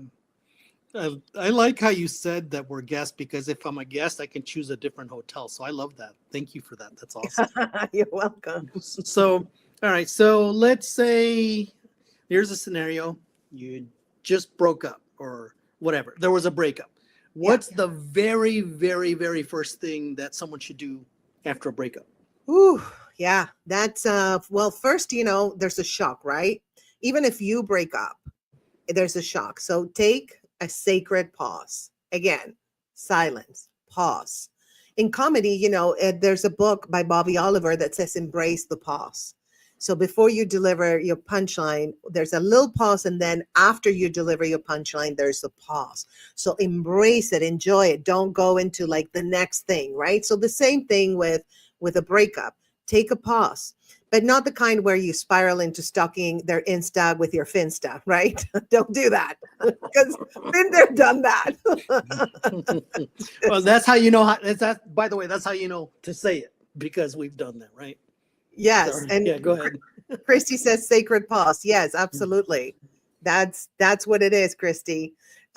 So what I mean is an intentional, deep breathing, barefoot on the floor, dear universe, what the actual hell just happened kind of pause, right? Because with anything that happens, cancer, breakups, a loved one passing away, there's a shock. And so pausing, I actually do that naturally, which is kind of crazy. Now that I'm, saying what I have to say to others, I actually practice what I preach, but naturally, I don't even think about it. But I think most of us do that. We just kind of like, we're shocked, right? And use that space and that time to just feel. What are you feeling? You feel anger, you feel sadness. Let that feeling flow. I'm all into about letting your feelings flow, not suppressing them with toxic positivity. Let it flow. My thing is, don't let them spiral where they, just harm you or they stop you from living your life. Light a candle, set the phone down, and name your grief out loud. Give it a name. I gave my tumor a name. F off. That's what the name was. So give your grief a name, like shut up or leave me alone or whatever you want to name it. I name everything, Carlos. I name my knees when they don't work. Yeah. Mm-hmm. I name everything and it works and I talk to them, but that's that's another podcast. But it's like saying hi sadness. Okay. I see you, Don't unpack, but I let you visit. That's the key. Don't let the sadness unpack and stay and be like, hey, I'm staying for a week. And then 2 years later, it's like that roommate that you want to get out, but it's like they'd never leave. And then there's laws in California, like squatter laws, where you can't get rid of them. That's the reason I don't have roommates. So just say, hey, don't unpack, but I let you visit. And the first thing is to let your nervous system know that you're not dying. You are not dying. Okay, because it does feel like dying. And in a way, it is a death, right? Because something died. It's messy. And yes, you're emotionally bald right now. Like, yeah. And it gets cold. Let me tell you, I was bald. I had to sleep with a beanie. So it's cold. Okay. When you're emotionally bald, but you're becoming something your old relationship couldn't hold. So just know that. Okay. And everything in our life is a lesson. Everything. And we're here not only to live our purpose, but to learn and to grow. And that's number one, I think. In my personal experience. I don't preach. I just tell you what my personal experience and my observations from clients through relationship coaching, from comedy audiences, from friends, family, whatever it is. And I form my own opinion. It's debatable. If it resonates, great. If it doesn't, let me know why. I'm happy to, I've changed. I don't know about you, Carlos, but I'm very flexible. Like if somebody gives me a piece of information that does not validate what I think or my quote unquote theory that I made for myself, then I'm like, oh, let's analyze. Why is this, not okay? So I kind of like add the information and see, and if I have to change what I think, I'll change it. Right. It's amazing that you have a flexible mindset. I know in my case, I've been wrong before. I could be wrong now. So yeah. And, I'm just going to put up this comment. We're not political here, but this is how David feels. When my patients have constipation, I tell them they have Trump because they're full of SHIT. Hey, again, we're not political, but we appreciate. The sentiment. How's that? Yeah, we appreciate that. There you go. I love that. Very nice. Okay, so you described something really cool. I'm sorry. You described something really cool about why the breaking up feels like a gut punch, and that was amazing that you did that. Which made me think, okay, so what's the biggest myth about breakups in the first place? What is the biggest myth? Why do they feel like a gut punch, or is that we can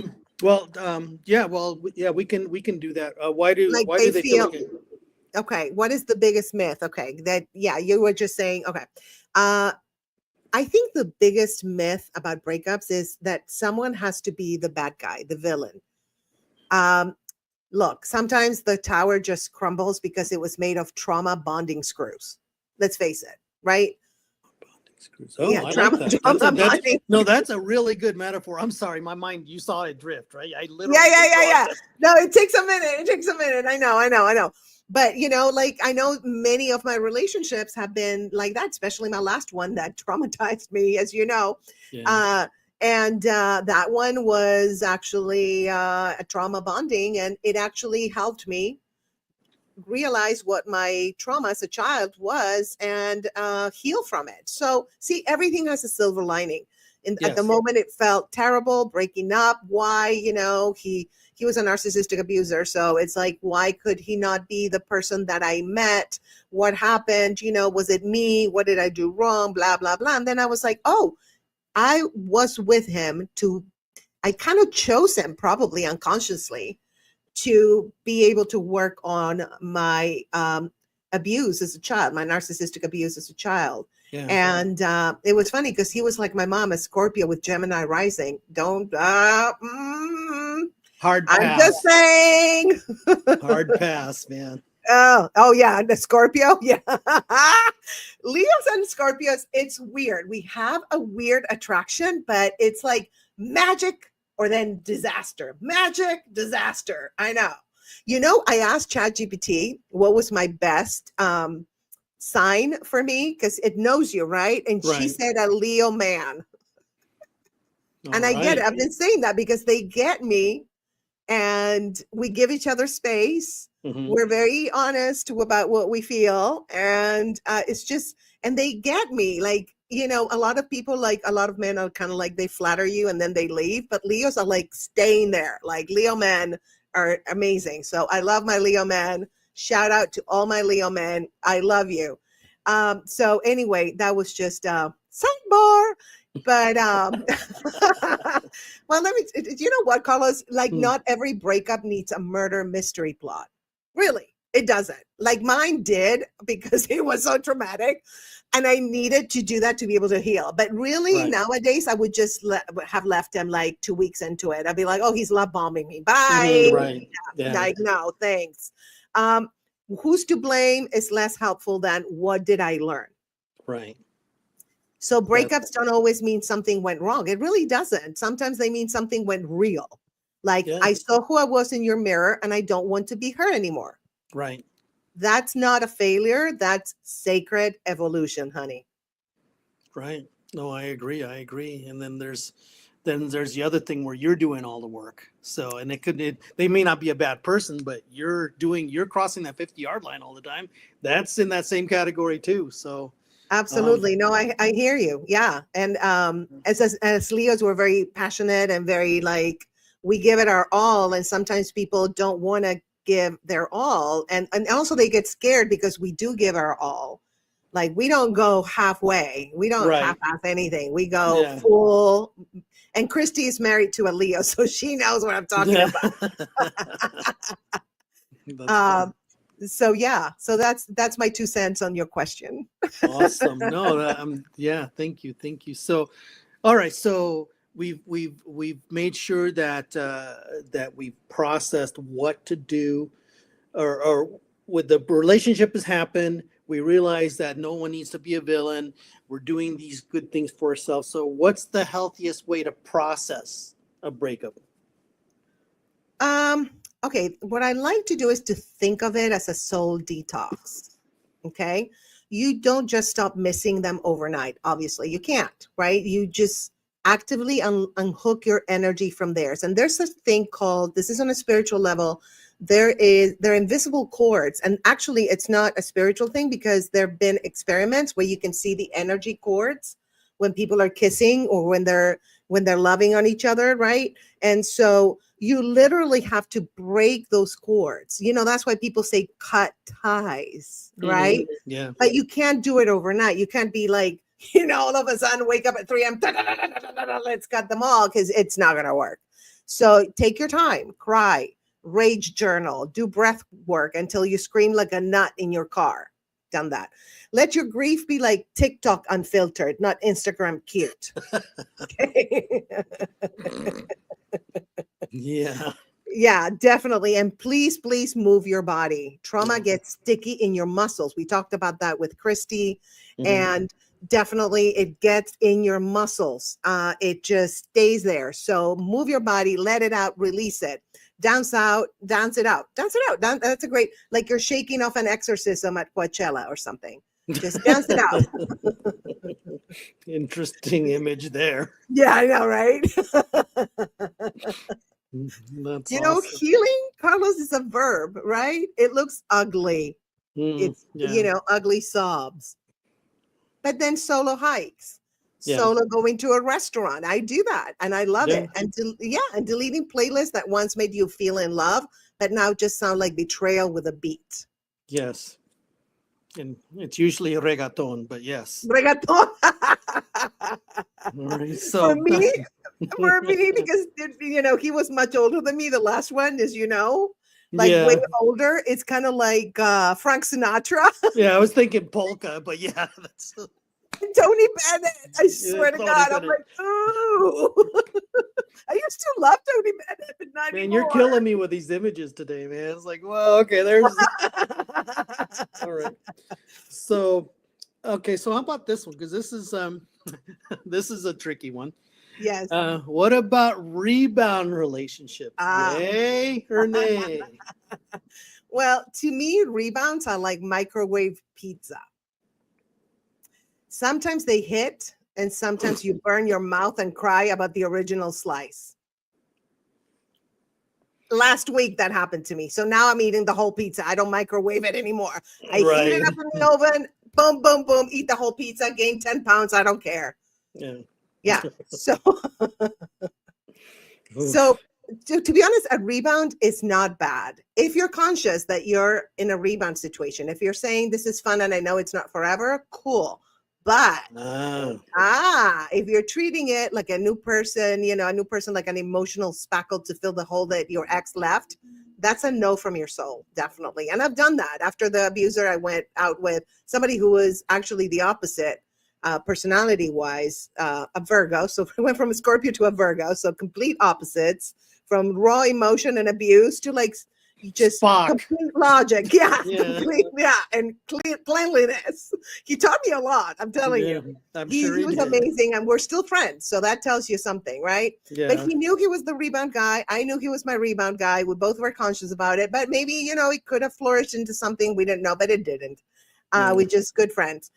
So ask yourself, this is what I suggest. Am I choosing them, or am I just trying not to feel lonely in my own bed? And be honest.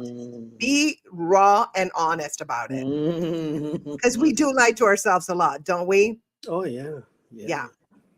There's Absolutely. nothing wrong. Which, by the way, this brings up literally my next question. That's the first one. This is the one that kills me because I haven't always done it well. What are the red flags that we need to ignore? That we tend to ignore, right? Yeah. That we need to ignore. That was a Freudian slip on your end, Carlos. I guess so, man. Oh, I guess so. I've told you my story too. So. I know. That's why I'm teasing you about it. Yeah, it's all right. No, in my case, it was need. In your case, it was want. Because once again, ladies and gentlemen, Grace is so much cooler than me. So that's the. Oh, stop it! No, we're both humans. We're both very human. No. Tend to ignore. Yeah, tend to. I'm killing your podcast here. No, that was delicious because I know exactly. Listen, I've ignored so many red flags. I have a collection. I had to rent storage space because I have so many red flags I collected in my life. So listen, you're preaching to the choir, but not anymore. Let me tell you, I'm a red flag and I am out the door. I am running and I have bad knees. I don't care. My knees can crack. They can make me fall. I crawl out. I don't care. So that's how I feel about that. So for example, like this is one we ignore a lot, especially women with men. Like I'm bad at communicating, right? Like it's an endearing quirk instead of a neon sign from the universe saying, "Run, sister, run." Right. And here David says, red flag syndrome right here. I know, right? Yeah, we all do it, David. Look at Carlos. It slipped. The want to ignore. I had to rent, a U-Haul and storage space to get my flags out of my house. So yeah, listen, we all do it because we want to be in love. We want to make it work. And so it is with good intentions, but what is it? The saying, hell is paved with good intentions or something? Yes, the road to hell, yeah. And hell is right here on earth, by the way. It's not somewhere else. It's right here. We can create our own hell or our own heaven. It's up to us.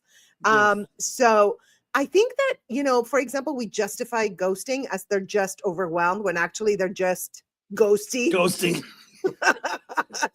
It's very simple. Like, try not to overanalyze. And I am guilty AF about overanalyzing everything. I don't know about you, Carlos. I overanalyze everything. So instead of overanalyzing to excuse behavior, I'm now overanalyzing to figure out the quantum field. Right. Yeah. That's what I'm doing. Like figure out quantum physics. Just something a little bit more less emotional, right? And less terrifying. So, like if you hear them say, like, I'm still figuring myself out, and we're responding, I know, and then we're like, let me help you. Like we're applying to be their therapist, parent, life coach for free. No thanks. Yeah. No. And it never stops either. Once you do that, that's it. Oof. It's over. I know you can't help yourself. You can learn from me and I can learn from you, but I am not going to be your therapist. I can't. So red flags, basically, Carlos, they're data. If someone consistently makes you question your worth or peace or reality, that's not passion. That's a walking trigger in human skin. Yeah. Really. If somebody disturbs your peace even one day, out. I'm not kidding. That's how strict I've become with my, relationships in general.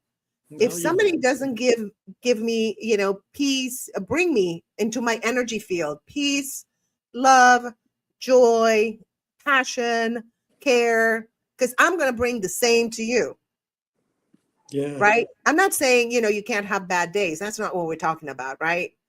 We're talking Yeah. about a little bigger picture thing. So anyway, I hope that answers the question. Oh, yeah. Yeah. Okay.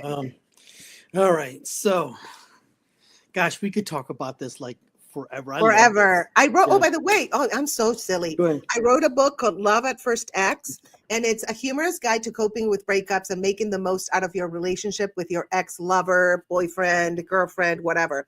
And it sells on my store, the State of Grace shop, for $5.99 on PDF. You can read it on your phone or on your computer. I'm going to put the banner for the shop so you can get it if you want to. Only $5.99, really. And by the way, look at the shop. There's so many cute things and t-shirts and hats and okay, here, like beanies, joyful vibes. This one is Thriver Club. Look how cute. Mm-hmm. And then this one, I wear them all when I go like to the comedy clubs. And this one, Joyful Vibes. So anyway, moving on. That was my little infomercial. Hey, if Trump does an infomercial at the White House for Teslas, I can do my own infomercial, right? Well, I'd apply for the Grace Fraga credit card. So, the Grace Fraga gold card, but oh my God. Well, it's not 5 million. It might be like $50, but that's a lot for me. So, gosh, I love this topic with you, Grace, so much. But thank you. I love it too. Yeah. So let's With talk about the you. future. Let's talk about the future. Okay. What's your ultimate relationship goal now and going forward? What's your ultimate relationship goal now? My personal. Yes. My personal or in general, what do you want me to answer on that one?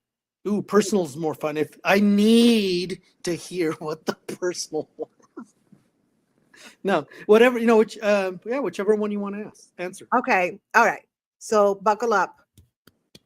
My goal is to build. Yes, buckle up, baby. I'm buckled. Okay.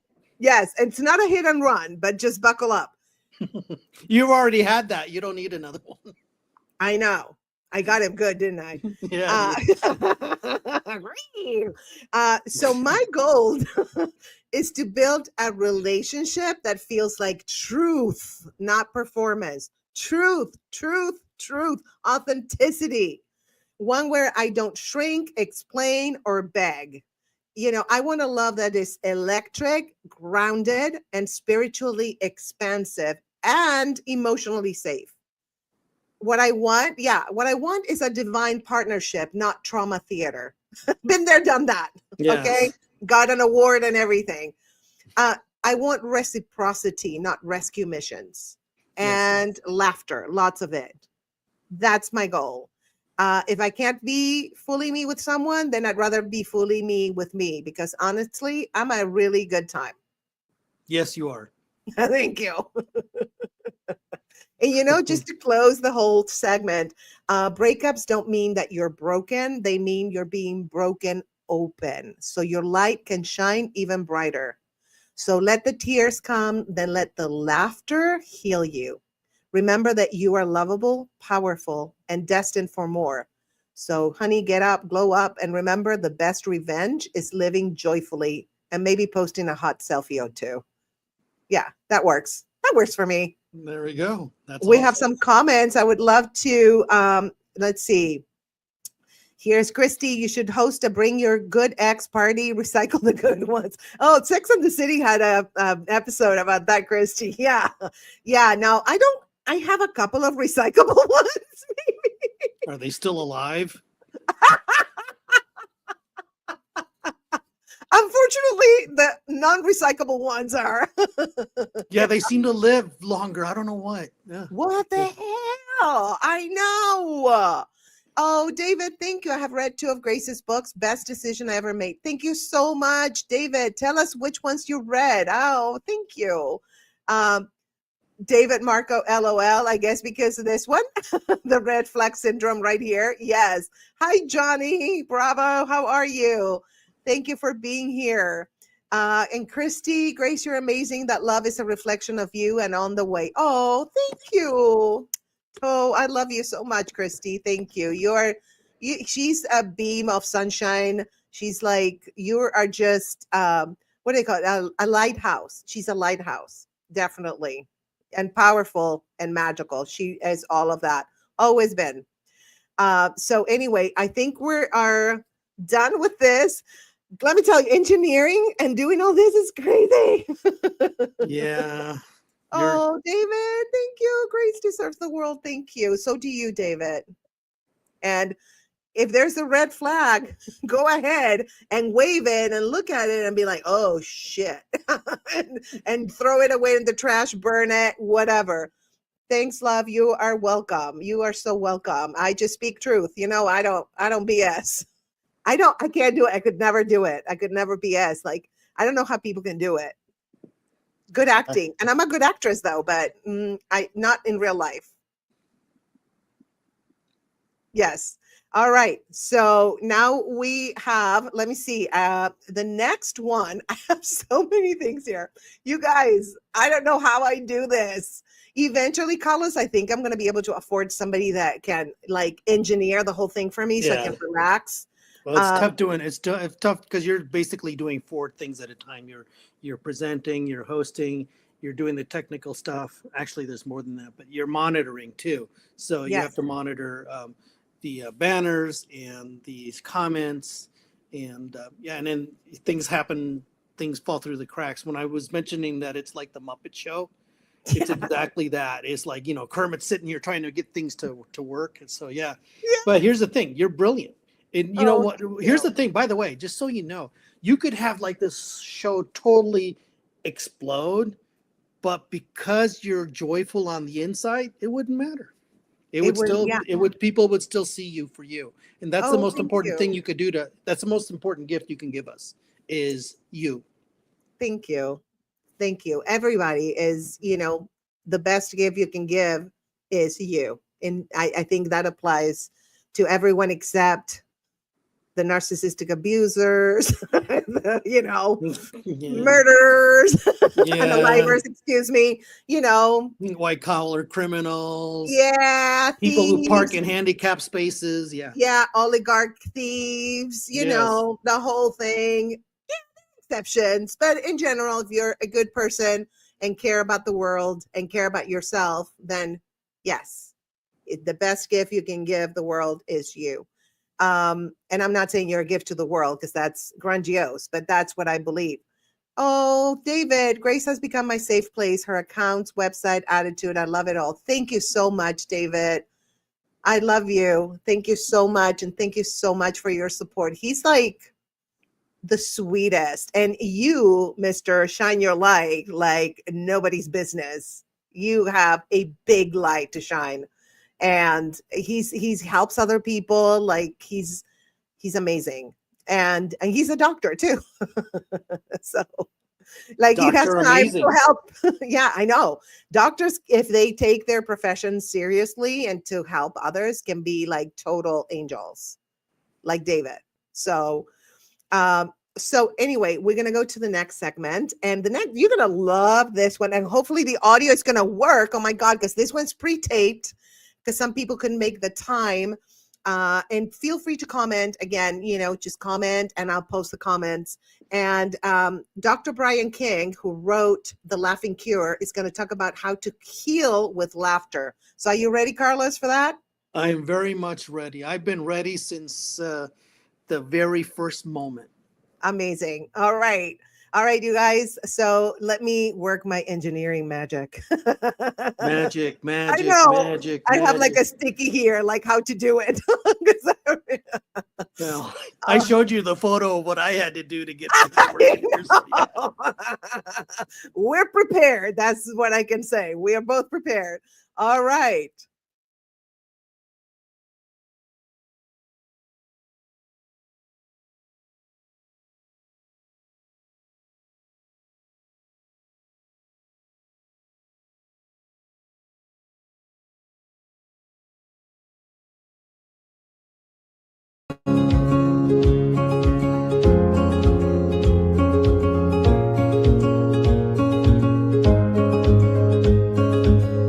Let me ask a question. What if the best medicine really is laughter and it didn't come with a warning label?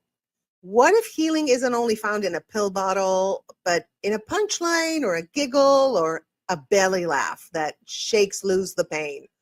Today's guest has made it his mission to prove that laughter doesn't just feel good, it can actually heal you. So let's dive into the science, the silliness, and the soul of what it means to laugh our way to better health.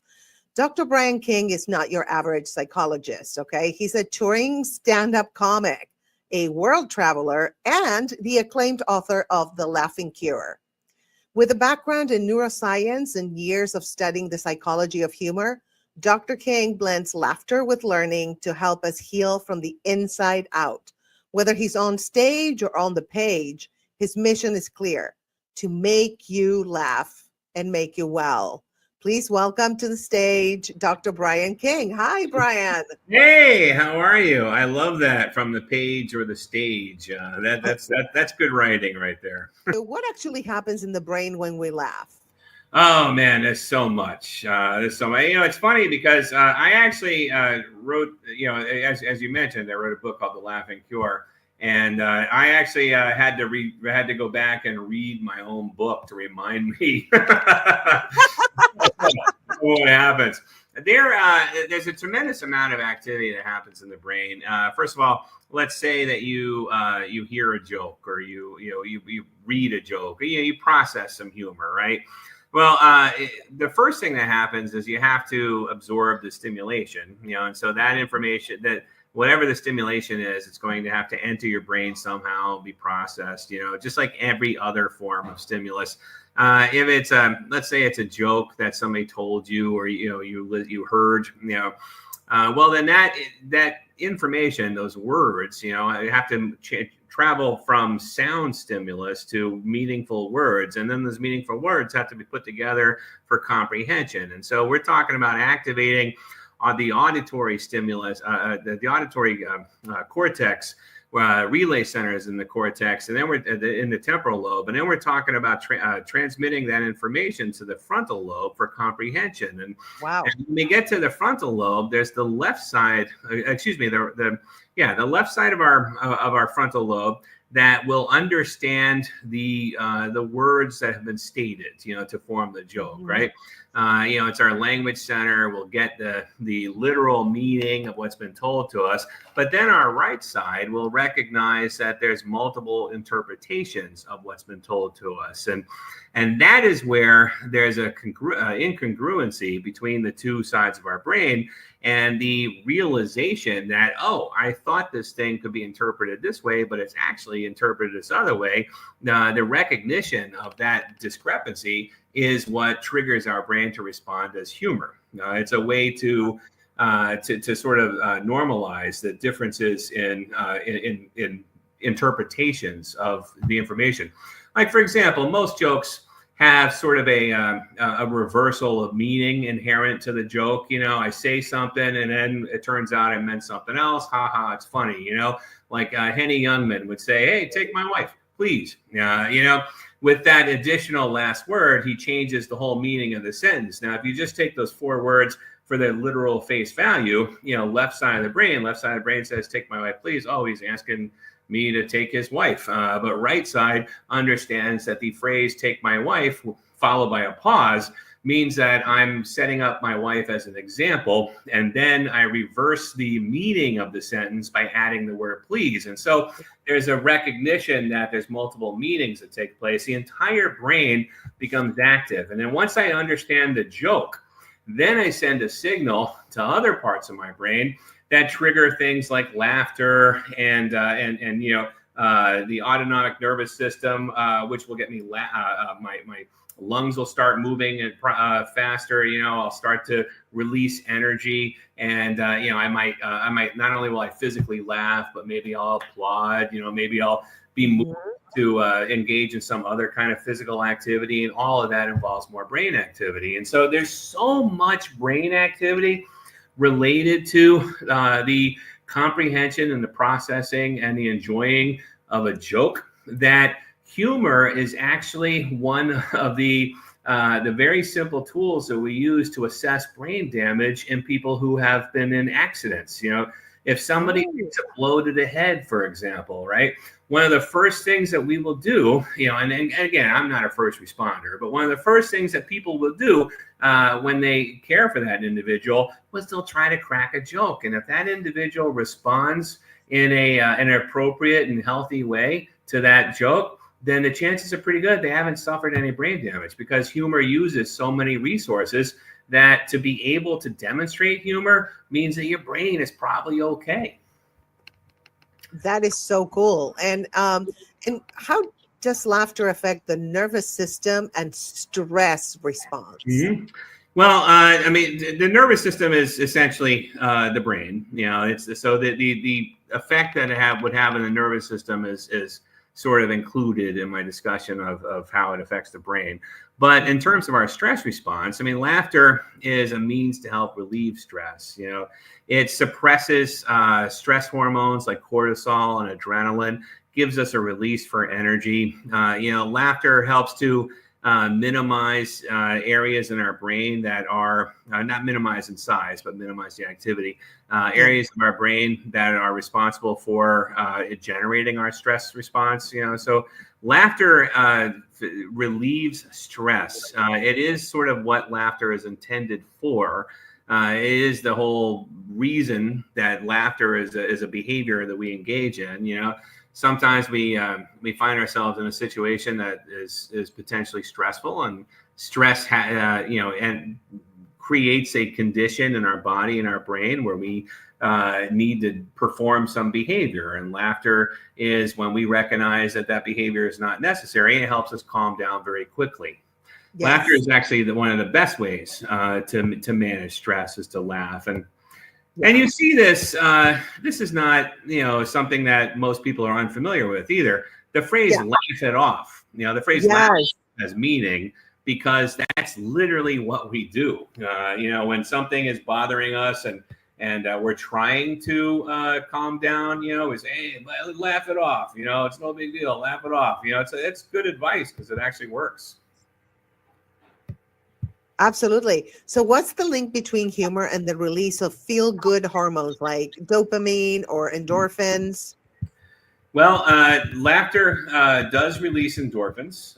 It absolutely does. And so these are endorphins are endogenous opioids, and it produces sort of a pleasurable effect, just like you would expect endorphins to do. And I always like to point out that literally the name endorphin comes from the study of opioids. It comes from the study of morphine. The name endorphin is actually endogenous morphine. So that's how we got. So if you think, everybody knows what morphine does, right? It's a painkiller. Yes. Everybody knows that opioids, are considered to be very pleasurable when used. That's why we have an opioid epidemic, is because for a lot of people, there's a significant amount of pleasure associated with their usage. But endogenous opioids are, basically chemicals that are produced by the body or the brain have the same effect on us as these synthetic versions of these drugs that we're used to, like morphine and so on. And so to produce those naturally with humor is to induce a pleasure state. We feel good, right, because we have these endorphins running through us. And it also does have the analgesic effect. A lot of people may not realize this, but when you laugh, you actually lose pain sensitivity. And so, which is a very useful thing, actually. dentists use this to their advantage all the time. They try to make patients laugh, and there's actually studies that show that the more a patient is laughing, the more relaxed they are, the less artificial anesthesia that they have to use to in their procedures. So yeah, it has both those functions that are functions of our built-in endogenous opioid system, or the endorphins. And it also affects our immune system. So how does laughter affect or impact the immune system? Well, there's actually a lot of immuno benefit for laughter, and now this is just my own interpretation of what happens in the body, but one of the things that happens when you become stressed is that stress through various mechanisms, whether it's direct neuronal communication or indirect communication using hormones. But one thing that stress does is it creates a condition where your body is ready for some form of action. Fight or flight is usually what we talk about in the context. And when you're in fight or flight mode, your body needs energy. If you can think about, fighting requires energy, fleeing requires energy, and all that energy has to come from somewhere, and there's only so much energy available to you at any given time. And so other systems that are currently using energy that are unrelated to fighting or fleeing have to be temporarily shut down.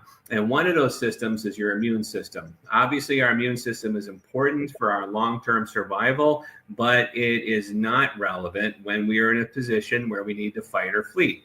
And so naturally, stress through actions via, like I said earlier, direct connection or hormones, the stress will suppress our immune system. And so anything that relieves stress gives our immune system a boost. And laughter is one of those things that immediately relieves stress. So laughter gives a boost to our immune system primarily because it relieves stress. That makes complete sense. So can laughter be used as a complementary therapy for chronic illness or pain? Yeah, absolutely. And it is. There are a lot of people. There are a lot of people who use laughter in a therapeutic sense. There's a lot of different names for it. Some people call it laughter therapy. Some people call it humor therapy. There's a practice called laughter yoga, which has therapeutic benefits. I don't really care what people call it, to be honest. Yeah, right.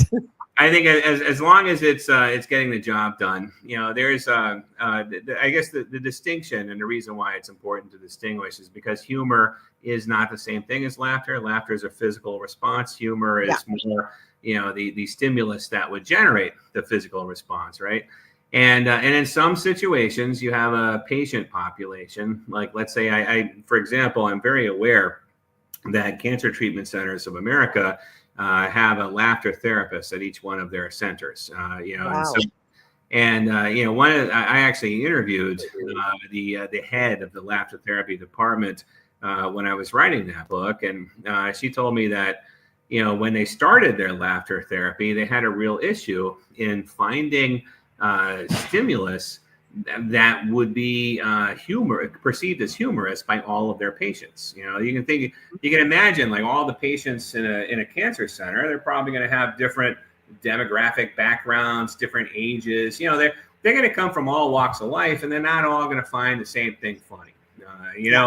Like, they're not all going to laugh at Dr. Brian King jokes or Grace Fraga jokes. You know what I mean? Exactly. Like, yeah, everybody thinks something is different. It's, different things are funny, and some people just get offended by certain types of jokes, and they were finding on a regular basis that it was hard to get the benefit of laughter from these people that were not always laughing at what they chose, and so they decided then to forego the stimulus. Like, let's try to induce laughter without humor. And so that's why they call it laughter therapy there instead of humor therapy. But it's there's breathing exercises, there's other activities that result in laughter that people do in groups, and that has actually been shown to be much just as effective as the benefit that you would get from laughing in response to a joke or something that you saw that was funny. So there's a tremendous amount of benefits, and there are practitioners all over the world that are recognizing these benefits and using them. They're not a substitute. I would say, I definitely want to make sure to add that, it isn't, you can't laugh away your cancer. No, you can't. Honest to God, you can't. The more you laugh, the more positive the prognosis. The more you laugh, the likely you will recover, because laughter not only helps support the immune system, it also boosts the activity of natural killer cells and gamma interferon cells. And those are cells that specifically target cancerous cells, when you do have cancer. And so it is, it's one of those things that I like to point out. It's like, look, you have cancer, whether you laugh it or not. Exactly. You're either way, you're gonna have you have cancer. So if it's something that you can do that A, makes you feel good, B, probably is going to help you recover, or help speed up your progression, recovery progression, that is, then learn to laugh a little bit, watch some silly cartoons, or do it, or practice these, if you don't like cartoons or other things, practice these these exercises that promote laughter, because honestly it can't hurt, and if it helps, it's going to help tremendously. So 100%. I laughed all the way through treatment until I didn't even have the strength to laugh at some point. But it helps a lot, and it helps you get through it, and also your mental health, which is something that laughter also improves, right? The mental health and emotional resilience. Oh, absolutely. How does it do that? How can laughter improve your mental health and emotional resilience? I don't like to keep repeating myself, but it does get back to stress. Almost all of our mental health illnesses that we suffer from are based on stress, or stress is a primary component of it. And anything you could do to relieve stress in your life is going to have that benefit. So laughter, of course, is going to have that benefit for all disorders that we might suffer from. Yeah, absolutely. So do you think that stand-up comedy itself can be like a form of therapy, both for the performer and the audience? I do. And as a stand-up comedian, I've experienced it firsthand, of course. There's days where I just, things weren't going my way for whatever reason. I wasn't feeling very good. I get on stage, I get a few laughs, I get off the stage, I'm the king of the world. I feel so much better. I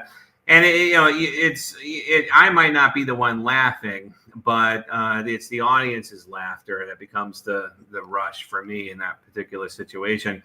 As I'm sure you have noticed in your career as well, there seems to be an awful lot of dysfunction around comedy clubs and open mics, and almost every comedian, if you go to any amateur night, the professionals too, but if you go to an amateur night, you're likely to see like 10, 15 comedians, doing 3 minutes a piece.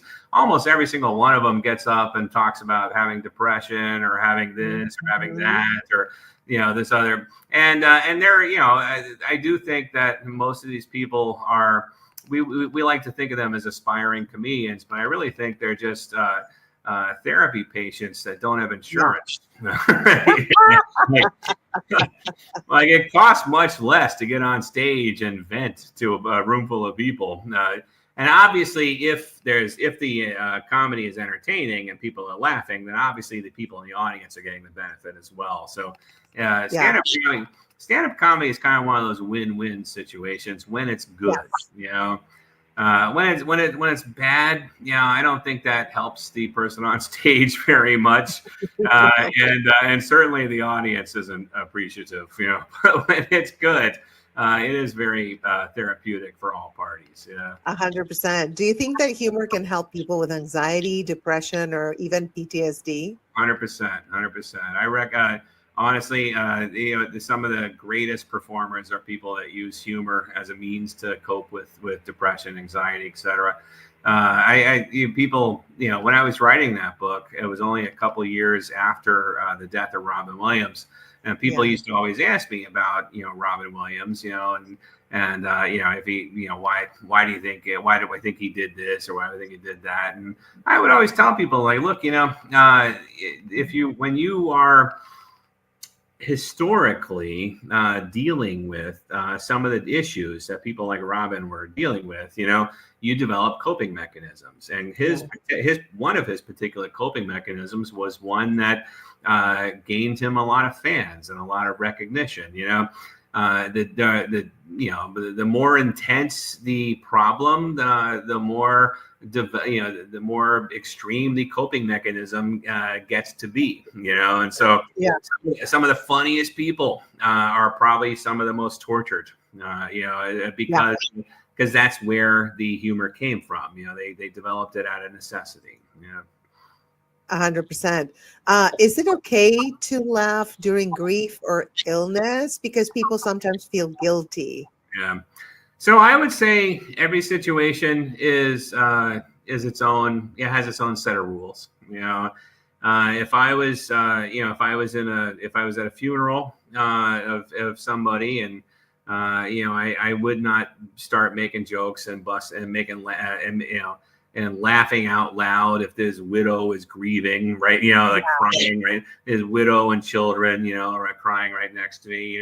Every situation is different. But I will say, after I said that, though, I do want to use this example. So I had a comedian friend of mine pass away a couple years ago, and as you know, as comedians, we often will take this as an opportunity to do what we do, which is like perform comedy. And I was invited as one of his friends to perform at a benefit to his family. We were going to raise money to help his family. First time anybody, had talked about him on a stage, after his death. And the comedians before me are getting laughs here and there, but they're doing just regular material, and then they would get all serious and say, "I miss you, Zach." His name was Zach, and they'd say, "I miss you, Zach," and you were a good guy. They get all serious at the end of their set, and so on, all that. Well, his ex-wife was in the audience, his widow was in the audience, his children were in the audience, and for most of it, it wasn't wildly funny, but it also was a little bit somber, And I remember for watching everybody's set and thinking about my own set, and I was like, I gotta do something about this mood. And so I took a chance. It was a gamble, but it ultimately paid off. I got on stage and just started roasting them. Every line I could think of that I'd ever thought about this guy that was funny, just started picking him apart. I told the crowd that I was his ex-gay lover and that nobody knew about us. I made other jokes at his expense. And then of course, and everybody is just busting out laughing. His widow thanked me afterwards. She was like, "Oh my God, that was so funny. He would have loved it." His kids came up to me and thanked me. I think that it all depends on what comedians often say to each other is that you got to read the room. Yes. And I felt like this room was ready for a little bit more extreme humor. Because it was like, here's some jokes and then some somber, like, "I miss you," that kind of stuff. And I was just like, the jokes got to be about him. They got to be, they got to be more focused. And I brought it, and I went in, and I was relentless. And it's one of my favorite videos of me performing stand-up comedy, actually, because it was raw, unscripted, and just really cathartic. So. That was a neat experience. That's amazing. And that leads me to the next question I was going to ask you, but you kind of answered it. So I feel like laughter can help us bond during loss or collective hardship. It really does. Absolutely. And especially loss. I remember when my father passed away, and, they had like a little funeral thing at the house. and with an open casket, which is, I can't deal with it. I couldn't even look. And so for me to deal with it, I started cracking jokes. Everybody that talked to me, I was just like having fun. And I think that's what my dad would have wanted me to do at his funeral, like crack jokes, because he was the funny one. And well, my parents. And my mom comes over to me and is like, Graciela, what are you doing? You're laughing and your father is suffering in his casket. I'm like, Dad, Mom, he's dead. Right. He's not suffering Right. anymore. It's like, yeah, it's like my mom's super dramatic, and I was just like taken after my dad. My dad would probably have done that. I'm sure he did that when his father died, you know? When I die, I hope everybody is just laughing their asses off. I hope they play like a blooper reel of my life or something, you know, that just is entertaining and helps to turn the mood around from depression and loss. You know, I hope everybody's laughing except my wife. I don't want her to be depressed for like 6 months. But No. I just want her to be walking around in a black veil and just, you know, have it and get a tattoo of my name. But really, it's not like we're celebrating, but we're using humor for its intended purpose. We're trying to change the emotion, you know, and that's really what it's for. Yes, it kind of flips the emotion from the pain to laughter. So that's a beautiful thing. How can someone bring more laughter into their daily life if they're not a comedian intentionally? Well, I think the sense of humor is something that we all have. Not all of us have it very well developed, but we all have it. You know, we all have, and you know, some of us we just go through life and we notice something, and immediately a thought pops into our head that makes us giggle, you know, or makes us laugh. And there's a lot of people. I genuinely believe there's a good portion of our population that doesn't have those thoughts.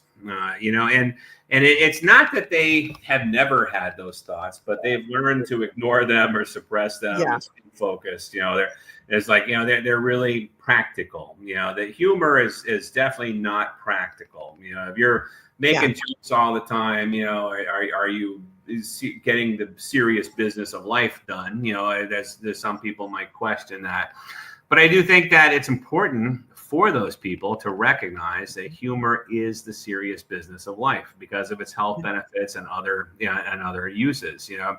And so for that, on that token, then it is important to allow yourself the opportunity to make a joke or to think a joke. And if they don't happen spontaneously, that's okay. But you can achieve laughter by just, you know, hiring professionals. And what I mean is by, you know, paying more attention to comedy. You know, as I've toured, and I don't just tour as a comedian, but I tour as a public speaker as well. And as I've toured as a public speaker, I've encountered so many people who are just dead serious about life, and they've almost had the humor bred out of them, you know.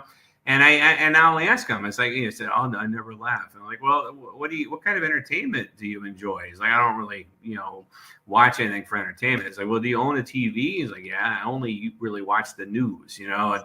And I'm like, "Really? So that's it? That's the only channel you'll turn it on is the news, you know?" And you know, no wonder you're miserable, you know. And so I would say, I honestly would almost prescribe. I say, look, I want you to do without news. You know, find something that's humorous. You know, if you really like the news and you can't stay away from it, go to humorous news. You know, like the Daily Show or something like that. You know, but try to just like turn it off and go to a sitcom, or go to turn it off or go to a stand-up special or a late night show. You know, depending on obviously, you know, what's appropriate whenever you're watching TV. But the point, it's important to expose yourself to things that are humorous, you know.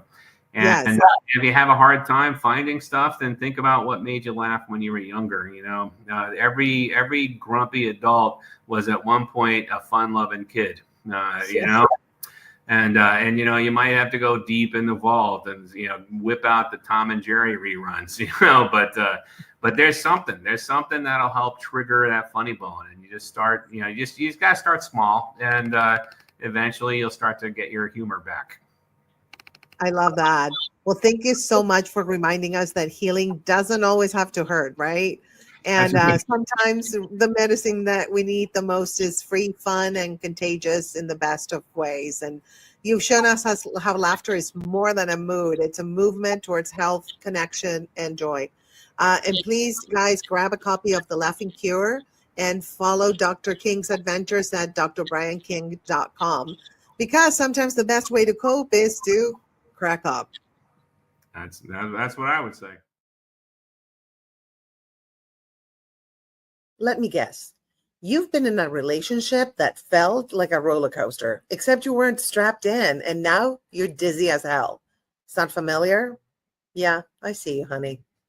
If you've ever been love bombed, gaslit, or stuck in a situationship that felt like an unpaid internship, you, my friend, deserve better.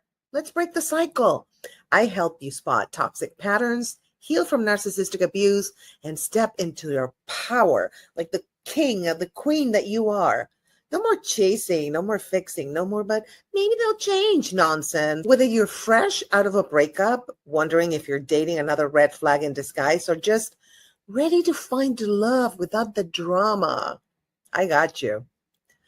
Book a one-on-one session with me and let's create a love life that's actually fun instead of an episode of Survivor Toxic Island. Well, here is to healing, to healthy love, and to knowing your worth, baby. Cheers.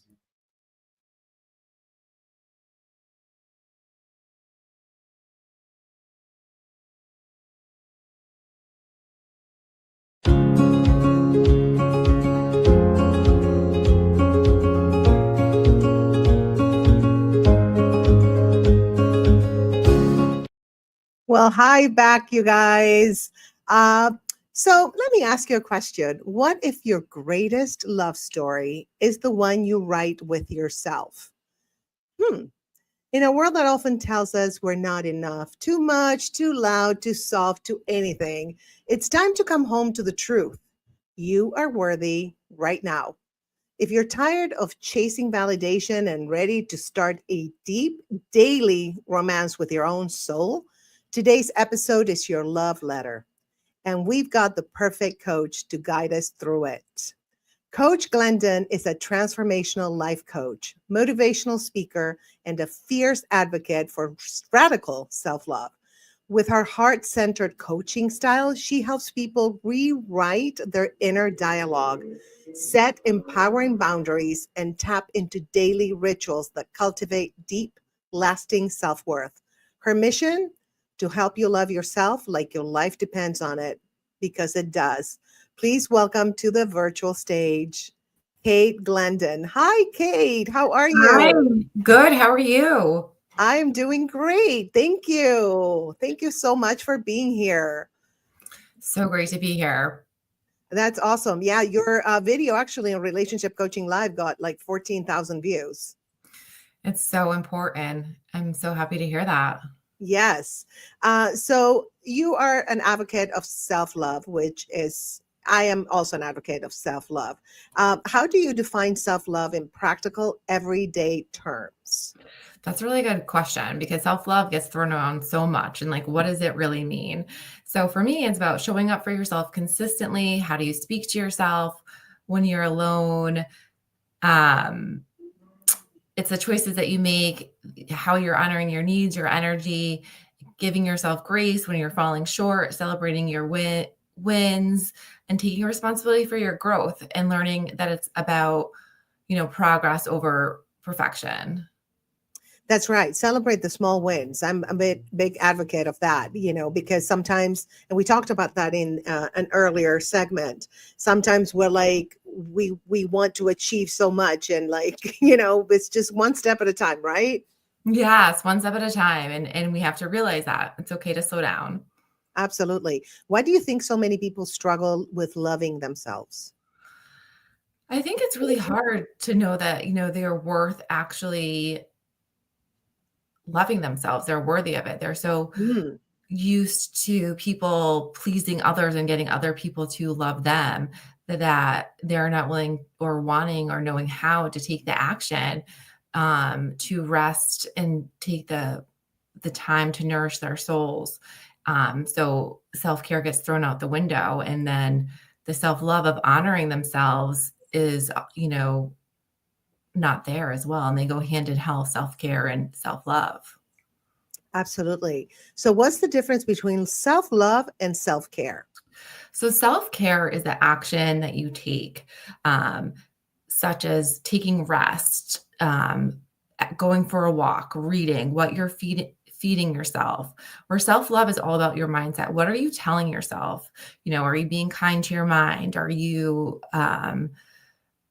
not putting yourself down? Are you putting yourself down? And without self-love, self-care can feel like a task. So with self-love, it becomes a way of honoring your well-being. They both support each other, but you can take all the action that you want, but without the self-love, the mindset, it's, you're just going to be taking action and not really rewiring your brain to actually make the change of self-love.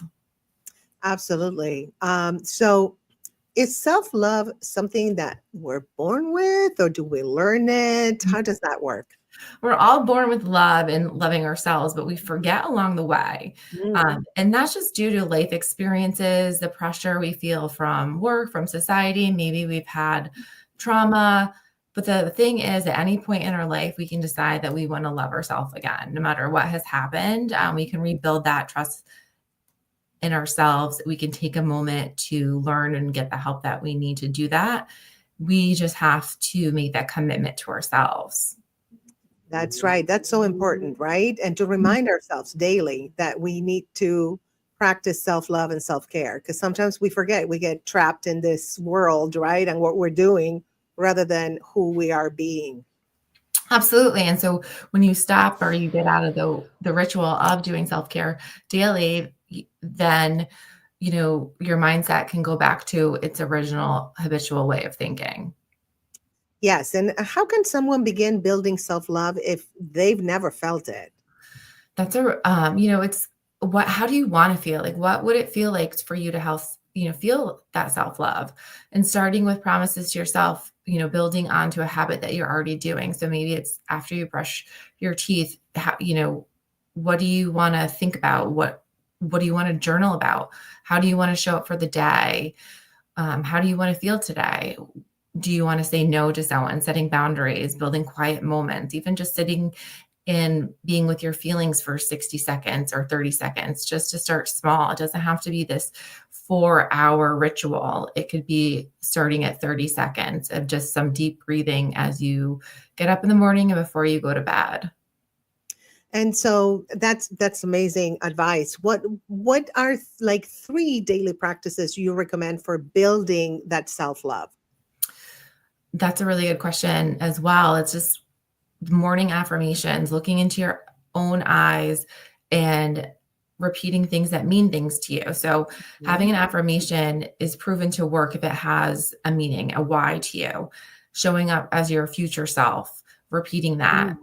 A morning check-in. What do you need today? Maybe you're really tired and you need a nap. Maybe you are okay with just showing up for 80%. And then a gratitude list. What are some things that went well today? There has to be at least, 1 to 3 things that you feel that you did well. Because when we are thinking of everything, of our successes, our gratitude, we're creating more abundance in our lives. And, we're automatically looking at our days and being like, yes, good things did happen today, despite what my mind might have told me. Wow. Yeah, that's great. So how can we reframe negative self-talk when it shows up? We did talk about this with other guests. And so what is your advice on that, on reframing those intrusive negative thoughts? Yeah. So we have to realize that our first thought is not maybe always real, and to just realize it's just a thought and not to judge it. And then is this thought helpful? What is this thought really help, doing? Is it true? Is it going to help me advance further? Is there any evidence behind it? Is there a why? Is there a deeper feeling behind it? Do I feel guilty about something? And then reframing it into something that's more positive.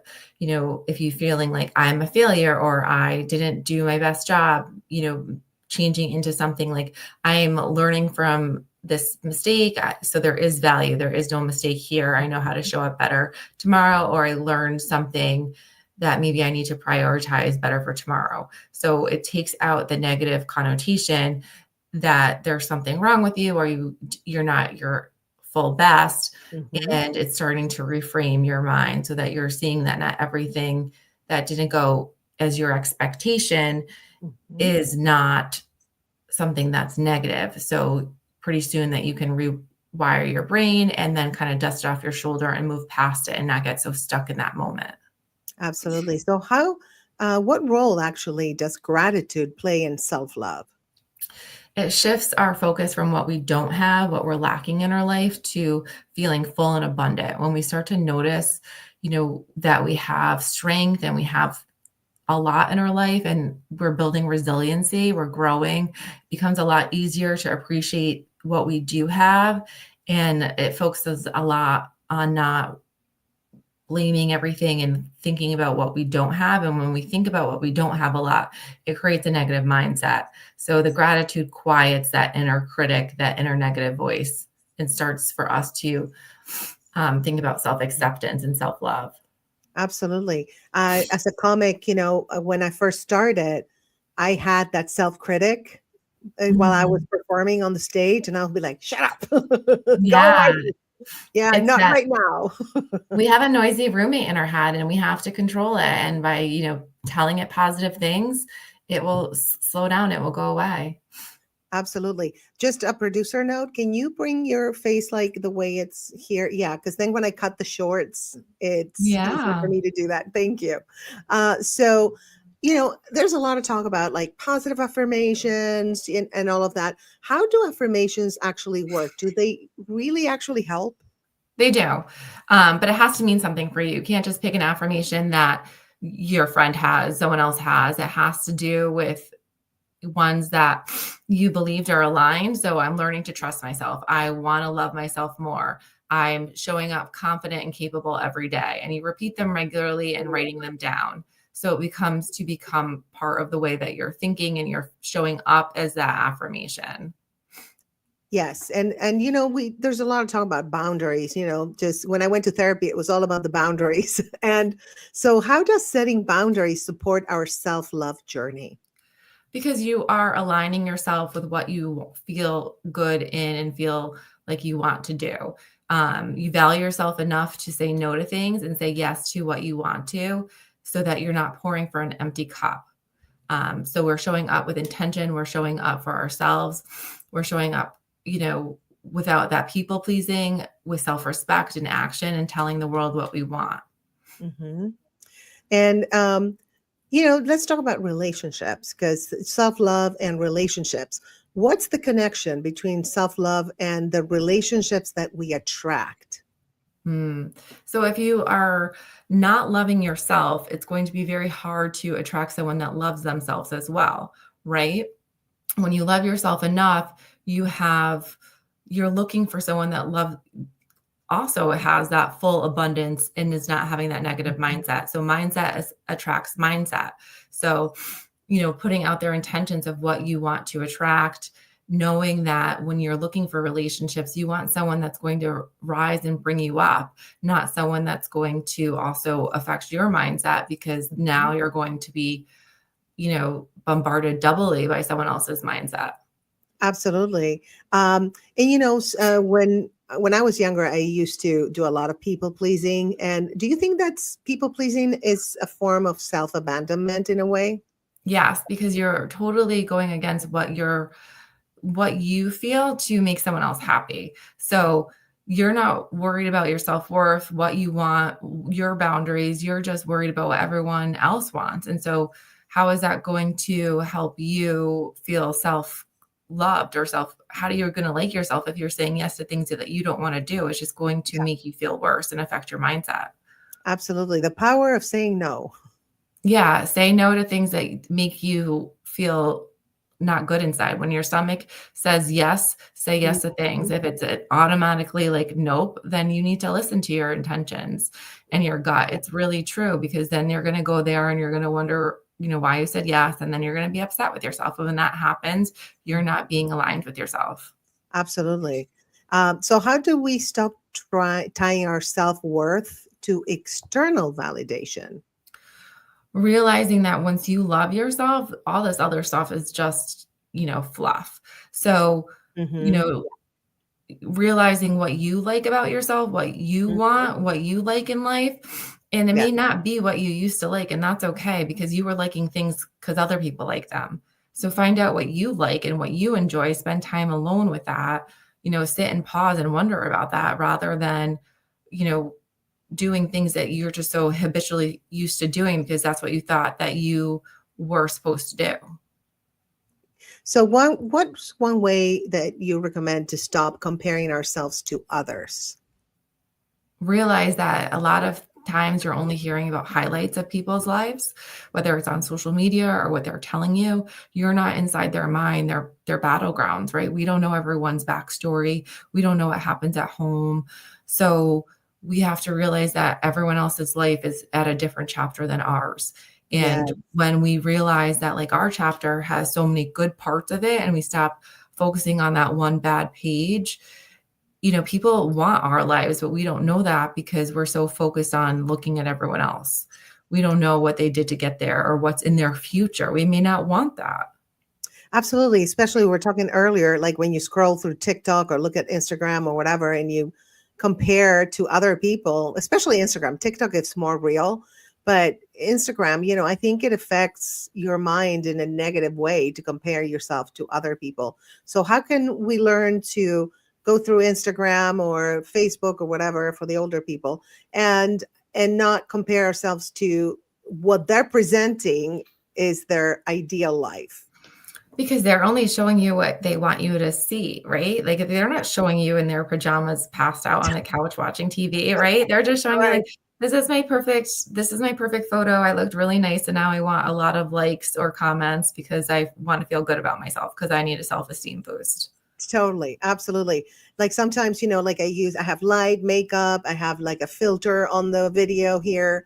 A filter, like it just smooths, it just makes you look better.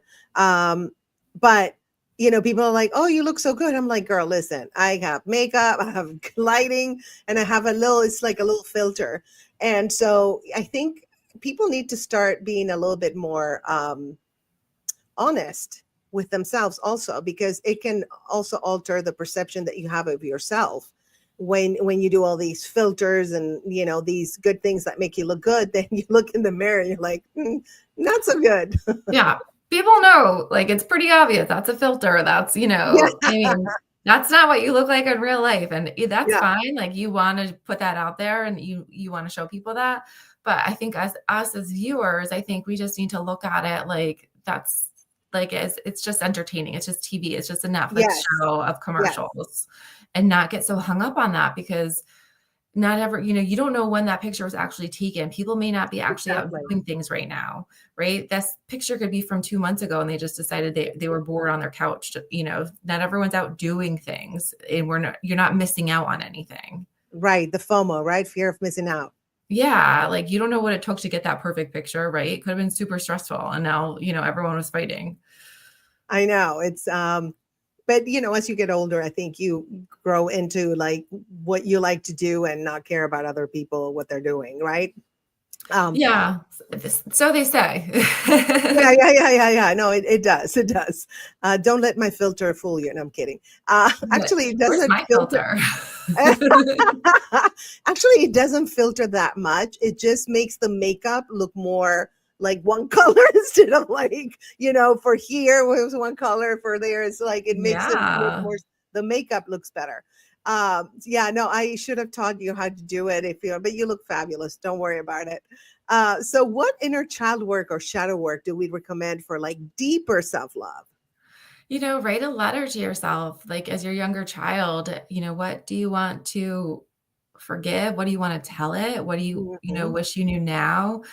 Let that person know it's okay. Like they did the best that they could with the experience they were in, right? Yeah. Whatever happened, whoever, raised them or whatever they did, like it's not their fault. A lot of the times, they just want to be loved and they need to hear that now. And when we can heal our inner child, we can start to love ourselves again. Because a lot of the times we're so upset or angry or anxious, it's because our inner child still needs a love that it never got. So what is it that that inner child needs? What is it? How far back in your memories can you go? And what does that person need to know right now? So, a letter to them, a journal, writing up all your feelings. And, this is a deep, deep work. So, expect a lot to come out. Absolutely. So you think that self-love can actually attract more abundance, more joy, or more peace?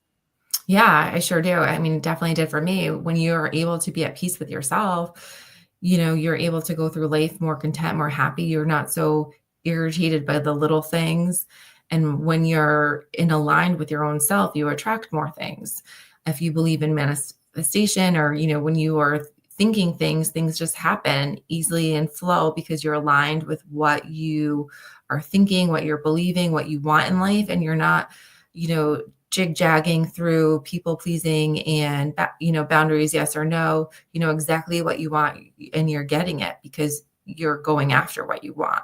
There's no confusion. Yes. Confusion is not a friend. Yeah. You love yourself enough to know better and to know what you need. Absolutely. I completely agree with you. So how do you know when your self-love is starting to shift your life? You start waking up, feeling grateful. Your morning routine or your night routine becomes habitual. You start to know little shifts, and, when things that used to upset you, you're able to kind of work through them, find out the why. Your affirmations start to feel real. It's just little things like that. You're just a little bit happier. Like, think about, a timer just kind of ticks up a little bit, and you start to see that people even notice it. Like, you glow a little bit. Because you actually like yourself for the first time, and you're actually spending time on yourself and understanding that, you're not spending time worried about other people or focusing on things and failures or things that you don't like. And you're saying no and yes to things that feel good. Yes. So how does self-love impact how we show up in the world? When we love ourselves, life is just a little bit easier. When we are, at war with our mind, everything is just hard and exhausting and tired. And so when we can show up with love, we are able to help others and be kind to each other. And I think that's really important. And I'm not saying self-love and self-care is easy. It is a long road that we have to work on every day, and you have to be committed. And it takes time. But if you can just practice a couple minutes each day, you can definitely see a shift over time. And, it's a commitment, because we want everyone, to love themselves. You don't want to go around, being at war with yourself and realizing how much time you lost. Absolutely. So how can someone stay consistent even when they're not feeling it? If you're, do it for 30 seconds and then try again later. It doesn't have, keep trying, go for a walk, do something different. Like, self-love can look like in so many different frameworks, like calling a friend, reading, watching TV, like doing something where you're not putting yourself down and you're being kind for yourself, and understanding, like, it's not easy sometimes, and saying, today is a tougher day than normal, and that's okay, but I'm going to still show up and do one thing that's good for myself. And maybe it's something off your task list, or maybe it's something else that you need to do, but just allowing that grace instead of putting yourself down for not doing something, right? There's that mindset shift. Absolutely. So how do you help clients as a coach who feel undeserving of love or success? It's going to their why, and how do they want to feel? How do they want to, change their mindset, and understanding that they are worth something, and starting really with the affirmations, setting them up a routine. And so through that, we're able to kind of work on self-love rituals, mindset shift, so that they start thinking more positively. Because when you start thinking more positively, the love comes. because everyone's deserving of love despite the circumstances. So getting to what things have happened to them in their past that are causing them to think that they're not worthy. And so we have to go back a little bit and thinking about what their future self would want to feel like. Absolutely. So what do you say to someone who feels selfish for focusing on themselves? You're not selfish. You're doing exactly what you should be doing to be the best version of yourself. And so quiet the mind, don't listen to others because you're worth it. Absolutely. Yes. So what's one mantra or truth you wish everyone could carry in their heart every day? That you are deserving of love and you're capable of doing everything that you are meant to, in your minds to do. Your dreams are there, but you have to believe it. Take the time. Absolutely. Well, thank you so much, Coach Glendon, for lighting us up with the truth that loving ourselves is not a luxury, it's a lifeline. You've given us tools, reminders, and the permission we didn't know we needed to start treating ourselves like the love of our lives. And to learn more or work with Coach Glendon or start your self-love journey, connect with her at glendoncoaching.com. And remember that the most important relationship you'll ever have is the one with you. So make it loving, make it kind, and make it daily. Thank you so much, Coach Glendon. You are amazing, and you answer all the questions beautifully, and we appreciate you being here. And guys, follow her on Instagram. You're on Instagram and on Facebook. Yeah. And it's Glendon Coaching on everything, right? Glendon _coaching. Yep. Okay, great. Awesome. Thank you so much. And I'll be right back, you guys.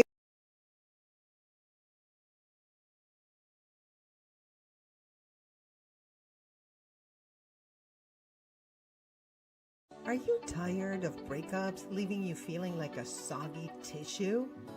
Well, darling, it's time to shake things up. I'm Grace Fraga, certified relationship coach by IAP, and I've got the ultimate cure for your post-breakup blues. Introducing Love at First X, a humorous guide that takes the sting out of a heartbreak and turns it into your best comeback story. From crying on your pillow to dancing in the kitchen, this book is your sassy, laugh-out-loud companion. But wait, it gets better. I've created exclusive bundle packages at the State of Grace shop, designed to give you the TLC you deserve. Get everything from one-on-one coaching with yours truly to personalized breakup recovery tools. Let's face it, honey, we're turning your breakup into a glow-up. So whether you're crying over an ex or ready to move on like a boss, I've got your back. You can laugh, learn, and level up with my coaching and my book. Because, let's be real, breakups are just a detour on the road to fabulous. Visit www.thestateofgraceshop.com to get your bundle today. Let's flip the script on breakups together. All right. So I'm back here with my co-host, the fabulous, amazing, sweet, smart, incredible Carlos Eton. So, thank you. So you're welcome. You know, two Leos walk into a stream. We're going to just go with the compliments and with the good vibes and with the fun, right? Yeah. Oh, absolutely. It's we do. Inside we're still making jokes, but you know, the thing is, Grace, let me know if this is a problem for you, because it took me for years. People who know me know this, that it took me years to accept a compliment on face value. Me too. Yes. It was like, no, you're kind of like BSing me, right? Yeah. Yeah. What do you want? What's it going to cost me? How many red flags? I mean, what do you want from me? Yep. Right? It's so crazy. What is that? Now I just accept them and I give them too. So if you give me a compliment or say sweet things, I'm going to do the same back, because I think that's my way of dealing with being shy about getting a compliment, right? Yeah, you too? So, yeah. I'm happy to advocate for other people. I mean, I will, you know, I can sell you, but when it comes to selling me, what? Same. Same. Well, I've been selling people left and right constantly. And then sometimes some of them disappoint you and they don't live up to your expectations or to what you sold them for, right? Right, It's yeah. like you sold them for $1 million and they perform at $100 and you're like, oh, right. Yeah. No, it's interesting the stuff that we overcome, that we learn very early in life, and it sticks. But so I was thinking on when I love these presentations, by the way, some amazing thank stuff. you. I'm learning a lot. But Dr. Brian King said something that triggered a thought, because comedy is important, but Yeah. culturally, I don't know if it is. So I was thinking about the Academy Awards. Yeah. There has been 97 comedy awards, right? I mean, Academy Awards. There's been 97, not comedy. 97. Okay. Do you know how many straight up comedies actually won Best Picture? No, how many? 2. What? 2. So yeah, the first one was It Happened One Night in 1938, and the second one was The Apartment from 1960. That's the last time that a straight up comedy has won Best Picture. I So think it's because the Oscars are more pompous, than the Emmys or something. Because the Emmys, I'm sure comedies and dramas have won equally, but I think that's a good one. I didn't check that one. I'll have to check that one. Yeah, check that one, and when you come back up next, Yeah, I'll because check up that. our next guest is here. Okay. And, Oh, awesome. yes, and I wanted to show you, Carlos, and the audience. I wanted to show you guys. I have merch called Positive Affirmations, like this one. Can you read it? Because I can't see it. Yeah, it says Grace Fraga is awesome. Stop it. It says time, space, and grace. No, it says dream big and create your own story. Yes, which we've been talking about, right? We've been telling that over and over. And this one? Grace Fraga is awesome. No, let your light shine. Well, Grace Fraga is awesome. Exactly. So those two kind of sum up what we've been talking about, don't they? Yeah, absolutely. Yeah. 100%. So, okay. So you're going to be back later. We're going to now present the next guest, which she's going to be live. And thank you so much for helping me co-host this, Carlos. It really is. It makes me feel better, less stressed, which we know stress, as we talked all throughout this Streamathon, is not good for you. No, no bueno. No sucks. It totally sucks on every possible way. Yeah, on so many levels. Okay, so I'm gonna go ahead and show the actual merchandise, and then we're gonna introduce the next guest. Let me see if I can find the merch. Oh, here it is. All right. Every moment is a chance to inspire, uplift, and thrive. What better way to start your day than with a mug that's more than just a mug? It's your muse. Sip your coffee, tea, or hot cocoa while sipping on some self-love with Positive Affirmations mugs for you. Your hat isn't just an accessory. It's your daily reminder to shine bright and vibe high. With our Positive Affirmations headwear for you, every step you take spreads love, joy, and confidence. From self-love is your superpower to dream big and create your own story. Our mugs and headwear remind you to keep thriving one positive affirmation at a time. Your vibe attracts your tribe. So let your mug and your muse inspire the world. Positive Affirmations, mugs, and headwear for you. Start your journey of positivity today. Because you're worth it. Always.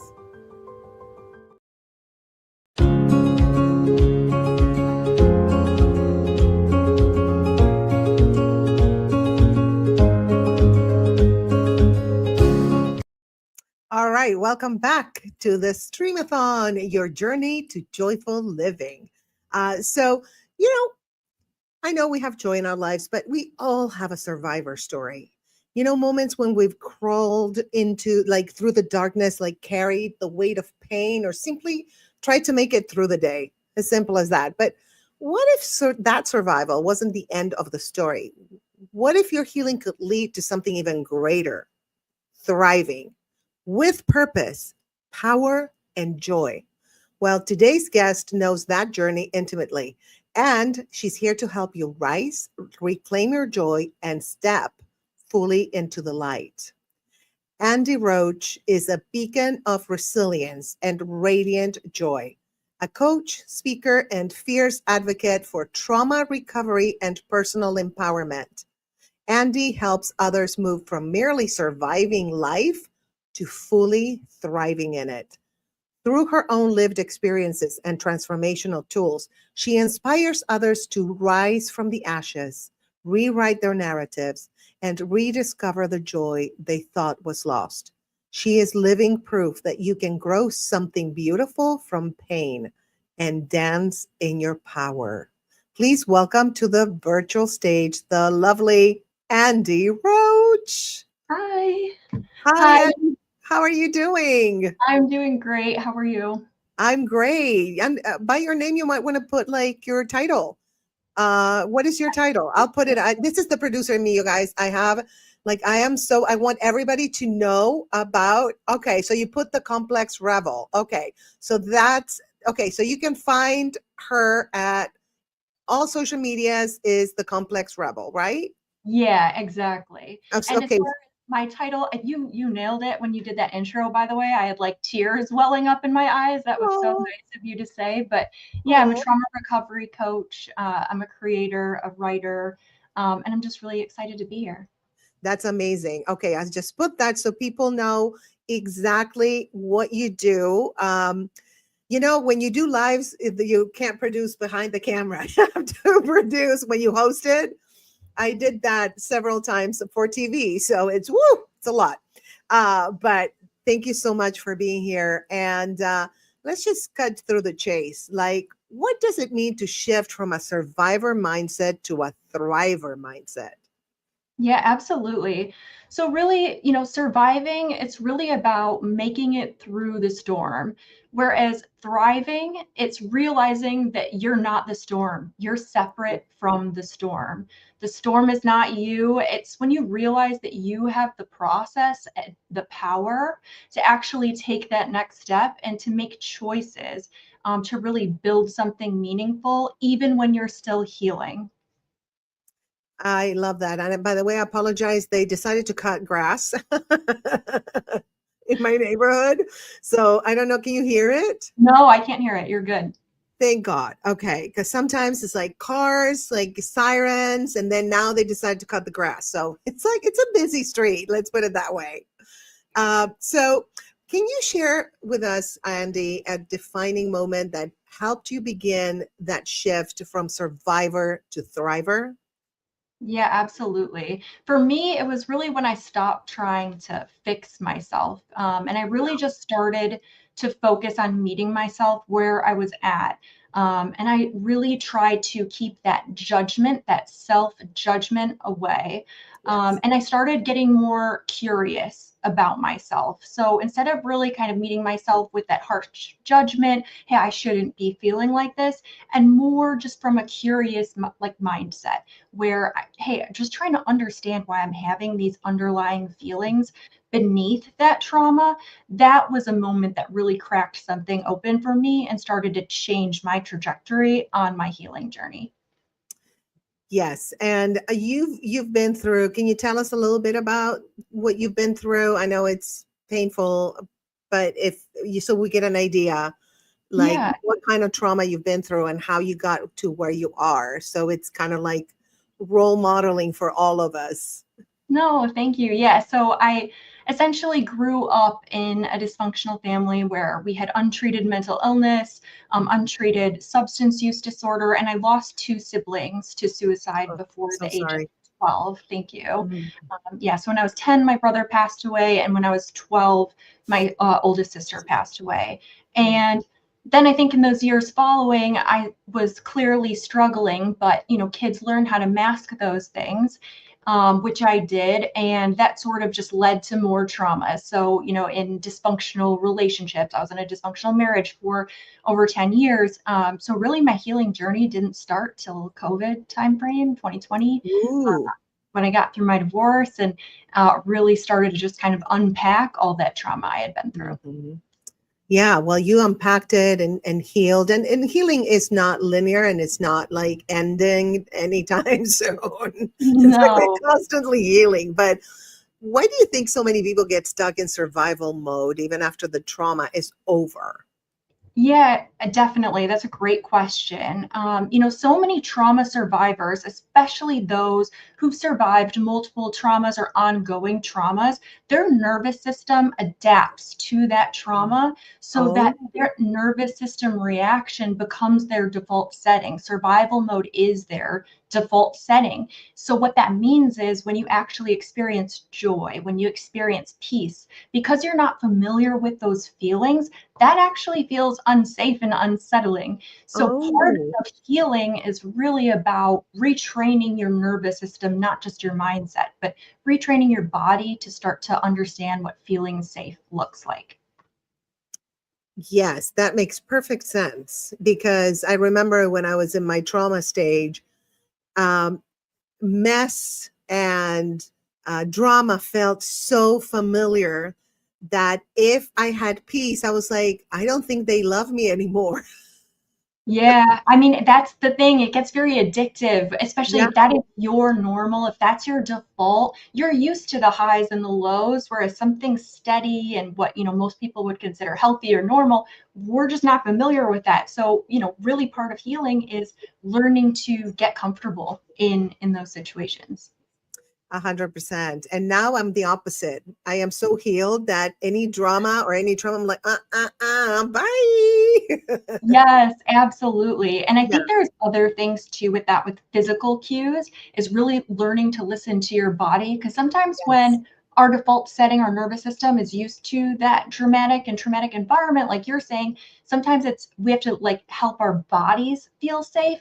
And so then when we start to get exposed to those dysfunctional environments again, we start noticing those body cues, like our heart rate is increasing. We're feeling really uncomfortable or shut down. And those can be really helpful when we're trying to break out of survival mode to notice, how we're actually feeling.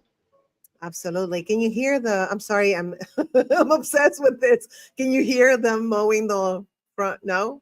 No, not at all. It's so loud here though, but okay, I'm so happy that you guys don't have to listen to that. But anyway, Do I let's have any background noise? Now I'm getting paranoid because I can hear the laundry upstairs. So, I can't hear anything. I can okay. only hear the lawn mower. No, you've got some great noise canceling. Whatever you're using for sound is good. Oh, good, good, good. Thank you, Mike. I love you. So how could someone know if they're still in survival mode? What are the quote unquote symptoms of that state? Yeah, that's a great question. I think that the way that I always describe it is I'm almost like present adjacent. So I think we all know what it's like to be fully present. But Mhm. when you notice that you're maybe just left of present, you're not quite in the moment. And what that Yeah. actually can look and feel like is you're always on edge, you're always overthinking, you're people pleasing, you're numbing out. Maybe you're, using substances to numb out or watching TV or scrolling your phone, constantly hustling, workaholism, like all of that. And you're tying your self-worth to maybe, activities or achievements, things like that. Those can be signs that you're actually stuck in survival mode, that you're operating from a place of survival or fear. And it really does. And if you notice, a lot of those are, again, kind of physical, almost feelings or symptoms, because the body really is your greatest source of wisdom in these scenarios. Your body's always telling you the truth, even when your mind is trying to stay preoccupied, block it out, or power through. Absolutely. We talked about that in earlier segments, how we just shove it down like, okay, and your body is absorbing all that energy. And so we got to be careful and release that somehow, right? At some Yes. point, release that trauma, that everything. But, how do we know, like, what are some like early signs that you're starting to thrive and getting out of the trauma? Yeah, it's a great question. And you said something earlier that I really want to make sure we emphasize is that Yes. it is a process, right? It's not something that you are like, oh, I'll do that tomorrow when I'm healed. I'll do that tomorrow when I'm Yeah. ready to thrive. That's not how this works. And you can notice those little kind of cues and hints that you are starting to thrive when you realize you're starting to say no without guilt, or I should say with less guilt. You're Yes. learning to take those pauses, to rest without shame. You're choosing softness over that self-criticism. And even when you are sort of feeling those reactions, you're starting to notice that it's after the fact. That, you know, you get asked to do something that you know that you don't normally want to do, but you're a people pleaser. And a lot of times that default setting is going to tell you yes. But when you notice that your default is, you know what, no, I'm not really feeling that. And even if you might get that feeling of guilt later on, it's celebrating that win. Like, oh my gosh, no, I said no without even thinking about it. They seem like really small ways, but those are the really big things that start to add up that really amount to huge transformation down the road. Absolutely. So what were some of the first steps that you took towards healing? Yeah, so therapy was huge, of course. You know, I'm a Yes. huge fan of therapy, all different types of therapy. Specifically for me, it was doing what's called EMDR therapy, or eye movement desensitization and reprocessing therapy, which is a type of cognitive therapy that is focused specifically on resolving traumatic memories. But also, it was unlearning the belief that I had to do it all by myself and I had to do it alone. Letting myself fall apart safely was the first step towards putting myself back together again, and with intention. With intention. Yes, absolutely. But again, like you said, it's not from one day to the other, but then we can celebrate, you know, like, oh, I wasn't triggered by that now. You know, I used to be triggered by this, not now. That's one small win. So step by step, like everything in life, right? Absolutely. And there is, I know the gratitude, you know, there's a lot of people that maybe are overselling gratitude. It's a huge part, but honestly, it really is kind of having that self-gratitude in those little moments. Because even when you are breaking down and you wish like, oh, I wish I wasn't breaking down, it's learning to take that breath. Like, no, you know what? I'm happy I'm having this feeling. Like I'm happy I'm letting myself feel this. Yes. That's Oh a my win. God. Yes. You know, whenever I feel something like sometimes I have my chats with ChatGPT at night. That's my therapist right now. Oh, And it's amazing.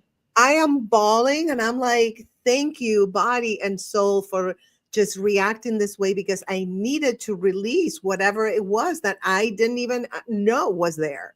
So Yes, absolutely absolutely.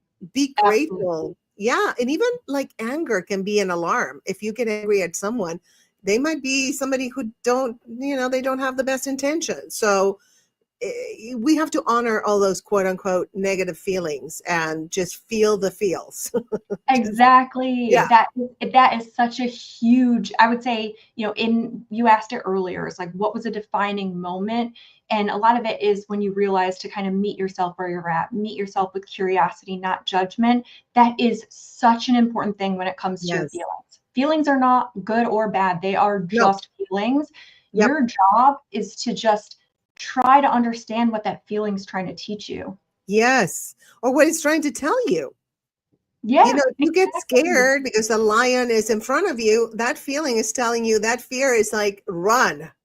Exactly. Yeah, Run. Get out of there. That's like a exactly. necessary thing. Like you need to let yourself feel that. Absolutely. Or sometimes I feel fear in front of certain people.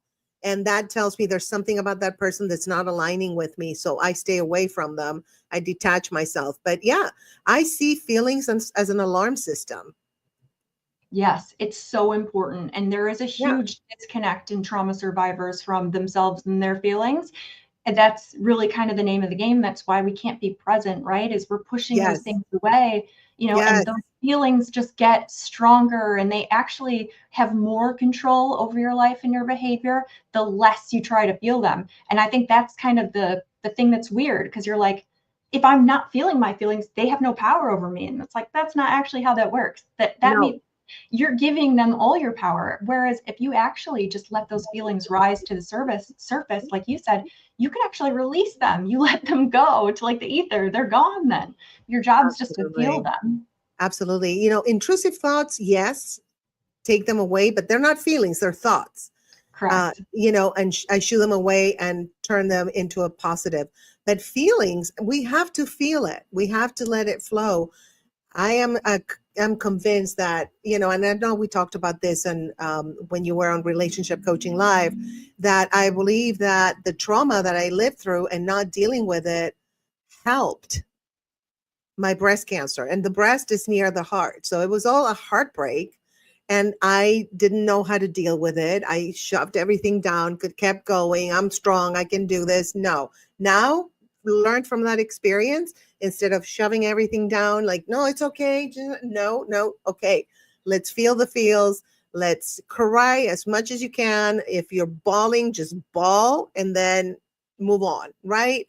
And they disappear. It's almost like the trauma does not stay in your body. I feel like the cancer was a manifestation of all that grief that I had and that trauma. And when actually I had a mastectomy, they took my breast out, I totally felt like the trauma was taken away from me. I'm not joking. This was like a spiritual experience that it was taken out of my body. It was all concentrated in, the tumors. I had tumors, not one. It was a lot of trauma, I'm telling you. So I'm not letting that happen. So guys, please deal with your feelings, because that is the best gift you can give yourself, or else it can stay in your body. They stay in your body. They change the frequency and the vibration of your cells.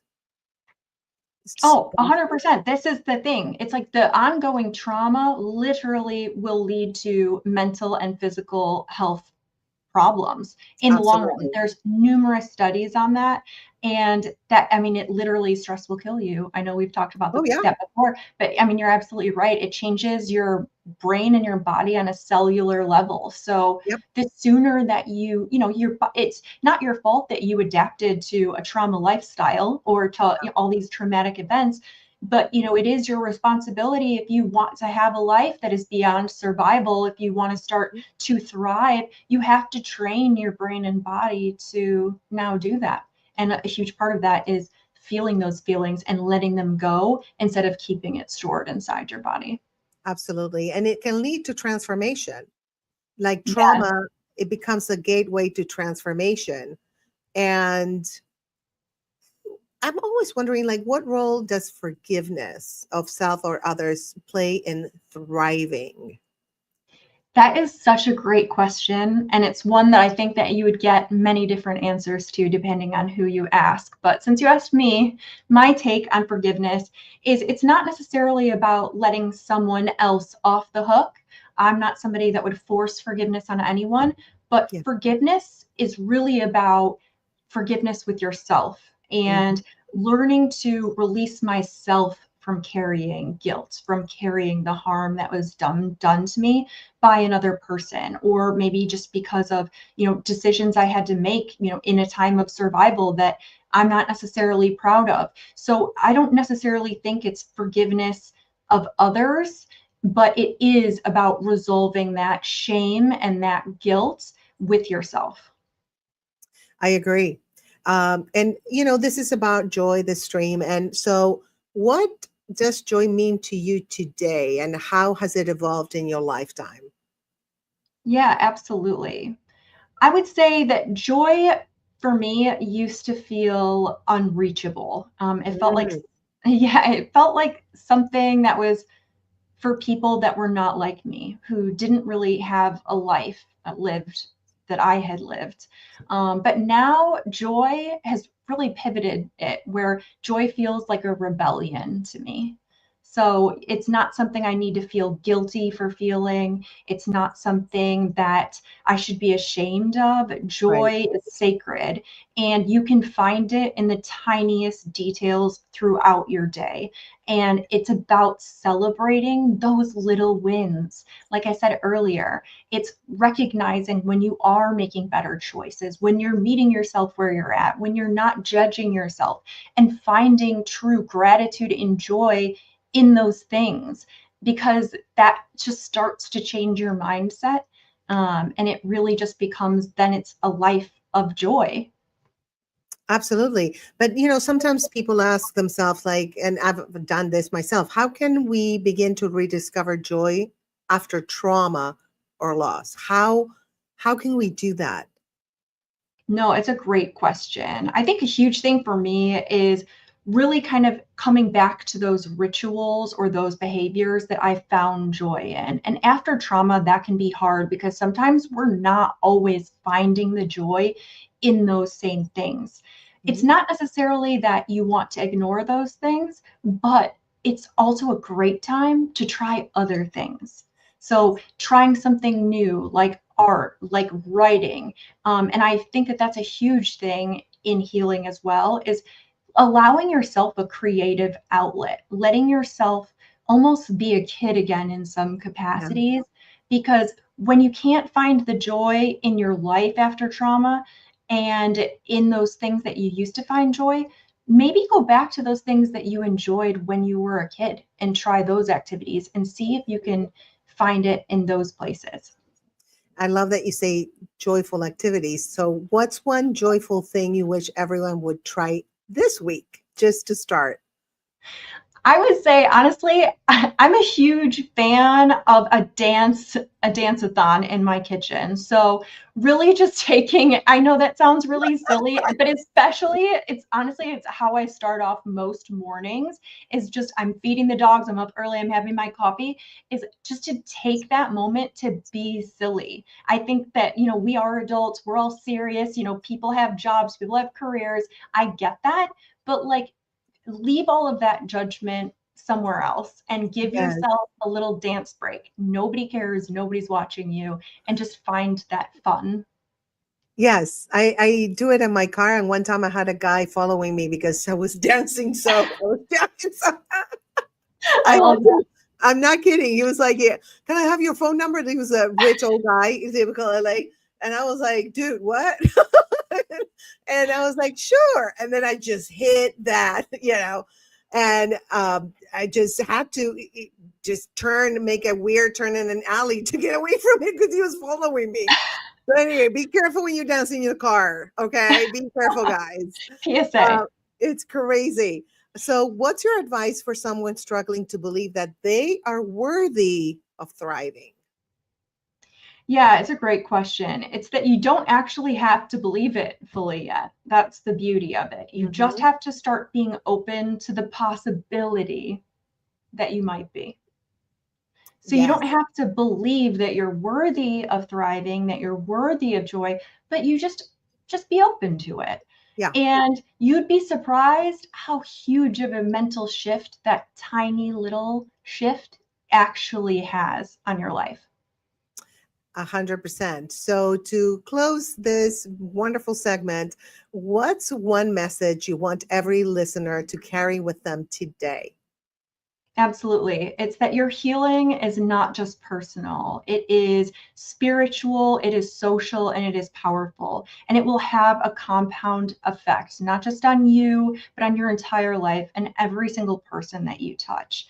You're worthy of joy, and you don't have to become someone else. You just have to learn to be yourself. To be, yes, just be Exactly. authentic, be you. Yes. Andy, your heart, your courage, and joy are contagious. And thank you for reminding us that thriving isn't about perfection. It's about permission. Permission, Exactly. right? Permission to feel, permission to grow, permission to live again and love life fully. Thank you for being a light for those still navigating the dark. Thank you. Absolutely. Thank you so much for having me. My pleasure. I adore you, and I think you're a complete lighthouse with shining a light from every angle. So thank you so much, Andy. No, And thank you. Thank you for all the joy that you're bringing today to everybody and that you always bring. thank you. Thank you so much. So, so let me actually show you a little video, and then I'm going to bring my co-host up, and we're going to have a few words about something We're not going to tell you until he comes up. All right, so let's roll. Have you ever felt like you've lost yourself, like someone else's manipulative grip was holding you back from being the strong, beautiful soul you truly are? I take you on a journey, my journey, through the darkness of narcissistic abuse to the light of freedom and self-love. Through personal stories, hard-won lessons, and powerful strategies, I'll show you how to break free from toxic patterns and reclaim your power. You are worthy of joy. You are worthy of love. And my friend, you are worthy of the life you've always dreamed of. Let me help you get there. It's time to heal, to thrive, and to live life on your terms. This isn't just a book. It's your guide to a brighter, more powerful you. Grab your copy of Healing from Narcissism today and let the transformation begin. Are you ready to unlock your body's incredible power to heal itself? Discover the transformative journey in Healing from Within. In this powerful guide, I share my personal healing stories and the science behind the mind-body connection. With simple techniques like focusing on emotions, Healing from Within will guide you to tap into your own healing potential. This is your time to transform inside and out. Whether you're healing physically, emotionally, or mentally, Healing from Within will give you the tools you need to sustain a healing practice and embrace your journey. Healing from Within, available now at www.thestateofgraceshop.com. Visit www.thestateofgraceshop and start your healing journey today. All right, so here we're back with my co-host, Carlos. So you texted me something, and you're going to ask me a question. I am. But Andy said something that was really kind of cool first, is that, well, she said lots of cool things. But she was mentioning about dancing, especially like in the kitchen. Yeah. And here's the thing. Here's where you have an advantage over people in other parts of the country. Being in California, dancing in the kitchen is not a problem. But in New York City, kitchens are measured by the number of butts that you can put in there. So a one-butt kitchen is so small that you can barely fit in there. Two-butt kitchen, two people can fit, and so on and so on. So immediately I'm thinking, okay, I want to see this in New York. Yeah, but, right. It's going to be, you can't twerk in New York in the kitchen. It's going to be busy. It's going to be jammed. Yeah, there'll be there's going to be lawsuits. Angry appliances. Yeah. Yes. Well, there's going to be lawsuits too. You know. Oh yeah, that's true. Yeah, especially if you live on the top floor or something. But exactly. But the other thing, so in the last couple of people have been talking, we're talking about how we can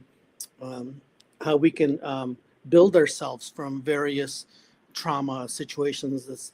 And the one thing that I noticed about you during the time that I've known you is that you're a very inspired individual, like a, personal inspiration. I'm not talking about anything religious per se, but this personal inspiration and motivation. So and I wanted to ask you a while back is like, what started that? What is the personal inspiration and motivation that you have? What gets you going throughout your life? Not just post dealing with cancer, but just in general. What has made you be Grace in terms of inspiration and motivation? Yes, I have a motto, and that is kick butt and have fun. That summarizes me in kick butt and have fun. 5 words. Kick butt and have fun. Yeah. There we go. So kick butt is whatever you're passionate about, whatever you want to do in this world, just do it with passion and with your whole being. Put everything into it. And then the have fun, self-explanatory, just whatever you're doing, have fun with it. Even if you're going through a dark time, find a way to have fun through the dark time. Again, Kleenex, Go ahead, cry. I have them next to me because I watch my videos here and sometimes I'm like crying. But just have fun. Whatever you do, just having fun makes a whole difference in this world. I think it has prevented me from taking pills for mental health. Honestly, I really believe that. Well, pills, taking pills is problematic because you got to open up that crazy screw top, which you need to find a kid to do it because I don't know, anyone over 12 can't do it. But then you got to lay them out and you got to make sure that the right one, because the last thing you want to do is, try to put yourself in deep sleep, but you take Viagra. So yeah, these are things that we have to deal with. Right? But has there been a time? Let me ask it this way. What was the first time that you did something for someone else that inspired them to be motivated? Ooh, I don't know, because there's people here like on the comments that tell me, you've inspired me or you helped me. And I don't know specifically what I did or what helped them. Sometimes they tell me, what you said, like someone, I remember now, somebody said, they had an accident and then they started to work out again, and little by little. And in the beginning they were frustrated, but I always say celebrate the small wins. So, he was like, you inspired me to stop instead of complaining about I can't do what I could do before. Now I can do this much, and I'm celebrating that. So that's the last that I remember. But I think we all impact people some kind of way, right? We all do. And I want to be a positive person in this world and, inspire people to be joyful, to find their peace, to be loving, to have unity instead of division, to pursue enlightenment, because I believe that enlightenment does help you find your joy and self-love and all of that. So yeah, that's basically it. How about you? What motivates you? Well, so you and I have some similar traits. First of all, we cannot go through without making somebody laugh, even if it's something stupid, right? It's because we want to know. It's that thing about, that even in the dark, there's something to laugh at or whatever. I used to be, well, I still am from time to time, I would be a trainer. I would teach software, computer skills or professional skills. And so there'd be the time where someone would be in class, be a pretty decent student, but you could just tell, you could see it in a person's face. And so they would make up an excuse to just kind of stay after class. And they'd ask a general question, but eventually, if you listen well enough, they'll take you to where they need to go. And it turns out that a lot of times they've been ostracized for being themselves. Yeah. And there's that they're literally on the line of, do I give up hope or do I not give up hope? Because remember, you mentioned that this is all a choice, right? Yeah. And sometimes just by being the person who listens can make that determination, because sometimes we just need someone to believe in us. There's this adage that, you can be beautiful whether you personally see it or not.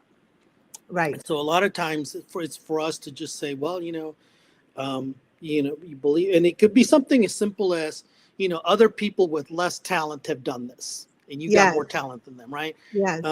Or, the old adage, well, it's better to have, tried and lost or loved and lost than not tried at all, because regret is something you don't want to bring forward if you can help it. So we can be part of that with people. We can be hopefully the best moment of somebody's day, or if not the best, I don't know, in the top 3,000, Yeah, totally. Well, we're Leos, we're ruled by the sun. So we're all about shining our light, right? Yeah. I know we have a bad rap, but guys, Leos rock. We're awesome. We have our moments. Yeah, we have our moments like everybody else, of course. All right. Well, the next segment is pre-taped. Hopefully we're not going to have any sound issues. I don't think so, because I kind of tested it. We're good. And so then we'll come back up and we have 2 pre-tapes, and then we have 3 more guests live, and then we're going to say goodbye. But I don't want to say goodbye. It's not time yet. And remember, Can you do a pout? You got to do a pout. You got to. Oh, dude, look how good your pout is. I have practice. Another thing to add to your skill set list. No, that's a good one because you got the. I just did the lip. You did the eyes. You're like. Oh yeah, my eyes are very expressive. Yeah. I can't get mine to do what yours are doing. Okay, so let's go ahead and roll the tape. We're going to take ourselves out of here. And by the way, please like, comment, and share, and subscribe to my channel so you help grow the channel and more people that we can reach and help and grow this community, because we are a community here about joy, love, peace, and comedy, because we like to laugh. Okay, so all right, let's move on to the next segment.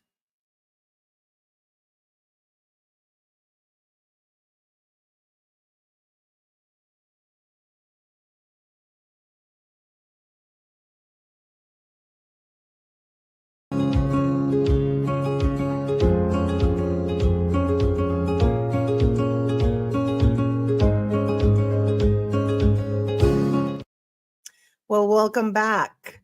So, what if the key to a more compassionate, emotionally intelligent, and purpose-driven world lies in the power of the feminine voice? In leadership, relationships, and personal growth, too many women have been taught to silence their intuition and strength. But what if reclaiming that voice is the first step to healing the world and ourselves? Welcome to Uplifting the Feminine Voice, Leadership, Love, and Personal Growth with Dr. Katie Eastman. Today, we're honored to welcome her. She is a transformational speaker, coach, and consultant in grief, leadership, and compassionate change.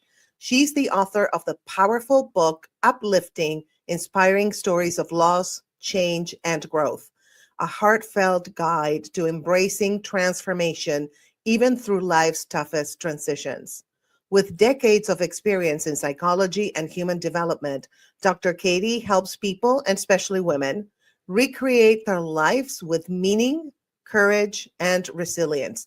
She believes in the power of vulnerability, the wisdom of emotion, and the necessity of uplifting feminine voices to create real change in the world. Please welcome to the virtual stage, virtual screen, Dr. Katie Eastman. Hi, Katie. How are you? Hello. It's so good to be here. I love your journey to joyful living. That's such a perfect backdrop. Thank you. Thank you. You know, I'm all about the fun. That's the shallow part of me. So I turned it into a deeper thing, like joyful living, because, well, even though I like to have fun, would have been a good brand, but I think this is a little bit deeper, right? We can talk about stuff like this. Yeah, absolutely. And they're not one or the other. They're together. Absolutely. Yes. Because I figured, what other choice do we have but have fun, even through the darkest moments? Right. It keeps us going. It absolutely keeps us going. Yeah. It might be moments, it might be little spaces of fun, but it does keep us going for sure. Absolutely. Well, I love this topic, feminine leadership. So first of all, what does uplifting the feminine voice mean to you in the context of leadership today? Well, I developed this concept, which I call leadership intelligence, which adapts leadership to include both the components of a male voice and a feminine voice. Both. We need both. We need effective, we need efficient, and we need community. We need compassion. We need intuition. We need all of the above. And we know that effective leadership only happens when we have all of the above, not just one or the other. Absolutely. The masculine and the feminine working together. I think that's ideal. Yes, it is ideal. And it means that men can be more feminine and women can be more masculine in their approaches, because it has nothing to do with gender. It Right. has to do with feminine leadership qualities and male leadership qualities being different. Doesn't mean being more like a woman or more like a man. And what is a woman and a man in, societal terms, and what is feminine and masculine really in terms of energy? And I think it's more, we both have masculine and feminine energy, both Yeah. genders, or all genders, really. Right. They Right. have both. So I love that. So what do you think feminine leadership has been undervalued in corporate and healthcare settings? Well, it started way back with the way that we defined research. We used the term soft research to identify, quote, feminine traits. And reality is that now the Harvard Business Review tells you that emotional intelligence is every bit as important as academic intelligence in leadership and in business. And we've caught up with that. It is no longer considered soft research because it's not as important. That's a misunderstanding. It's a phrase that's been misunderstood for years. And so corporations have adapted this concept that the feminine approach to business is a waste of energy. Reality is it is not a waste of energy. It is actually more efficient, more effective. And all the data points to you have more efficient teams who work better together because they're more compassionate, they're more community oriented, they're more team oriented, they're much more effective. So we have to understand that for years we dispelled this feminine idea of leadership in business as being soft. It is not soft. It is anything but soft. 100%. Look at the president of Mexico. Exactly. Yes. Yes. She is both masculine and feminine, like the perfect blend of the traits. And she's Yes. not soft, even though she is very compassionate and she's very much for the people. She goes out on the streets. I've seen her hugging people. Right. Right. My leadership intelligence has three major components. One is change, one is compassion, and one is community. Because if you don't have all three, you don't have an effective culture. You haven't created a compassionate change culture. Absolutely. And leaders must care about the people. Yes. They That's- set the example. They Absolutely. set the example. Self-realization, self-reflection, self-understanding. Those are all components of leadership that need to be in place. If a leader doesn't understand themselves, how can they possibly be the example to set up for someone else? How can they support someone else? If they're not allowed to be vulnerable, how can they accept the vulnerability of any of their staff? Absolutely. Every journey starts with us, right? So we have Right. to, if we want to bring joy into the world, we have to have the joy, right? If we want to Right. be a leader, we have to be a leader of ourselves, our own selves. Right. Yeah. Know thyself. Know thyself. Yes. I had a professor that said, to know myself is to know humanity. Right. Exactly. And thankfully we're learning that. And places like the Harvard Business Review and other forms of research are catching up and saying, yes, absolutely. You cannot have an effective business without this. Agreed. So what's one shift you'd like to see in how we define strength in female leaders? Well, one of the things that annoys the blank out of me is when I hear a woman say, I have to be more like a man. No. You need to bring your femininity, your feminine qualities, your feminine leadership to being also the male part of your leadership style. You have to bring the two together. Don't be one or the other. Bring them together. Be all of the above. 100%. And do you have any examples of a time when a woman's voice changed the outcome of a situation at work or in life? One of my mentors, which I am so glad and blessed to have had, was Doris Buffett, Warren Buffett's sister. Oh. Well, everyone knows who Warren Buffett is. Well, he had a badass sister, and she was one of the most generous human beings. But one of the things that she did for me with running my nonprofit is she intervened, and she said to me one day, Katie, you don't have the right team. You don't have the right leadership. You don't have the mission focused group that you need to accomplish your goals. And she said, I will never forget this day. She said, I'm going to give you the money that you require for your project, but I'm telling you, it's probably not going to succeed because you don't have the right people. And she was absolutely right. And she learned that her brother is all about that. He does not take on a project unless the people he's working with work and fit with his philosophy. He is very much a proponent of feminine leadership. There's a great quote by him where he calls men to get on board. He says, fellow males, get on board.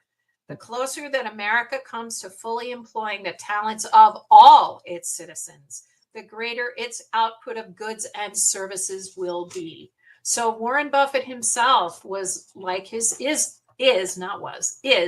like his sister in that he is all about change, community, and compassion. Absolutely. And the people have to align with you too. Right. Your tribe attracts your tribe, right?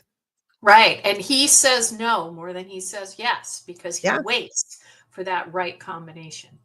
100%. So let's bring all of this into a more personal growth and, about ourselves, more of the personal thing. So if in your Recreate model, how does reclaiming your voice fit into the healing process? One of the things that my Recreate model talks about is this reflection opportunity, that whenever we have a stirring in our lives, some people call it a liminal space, where it's before you make a change, something stirs inside of you and says, something's not right. I need something to change. Yeah. And oftentimes what needs to change is we feel disempowered.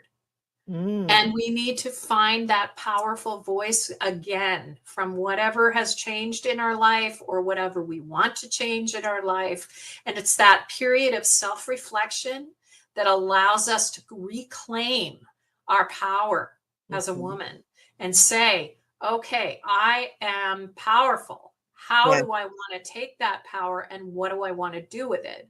Well, I will share with you today, I was on the phone with someone who is 95. She is a 95-year-old woman.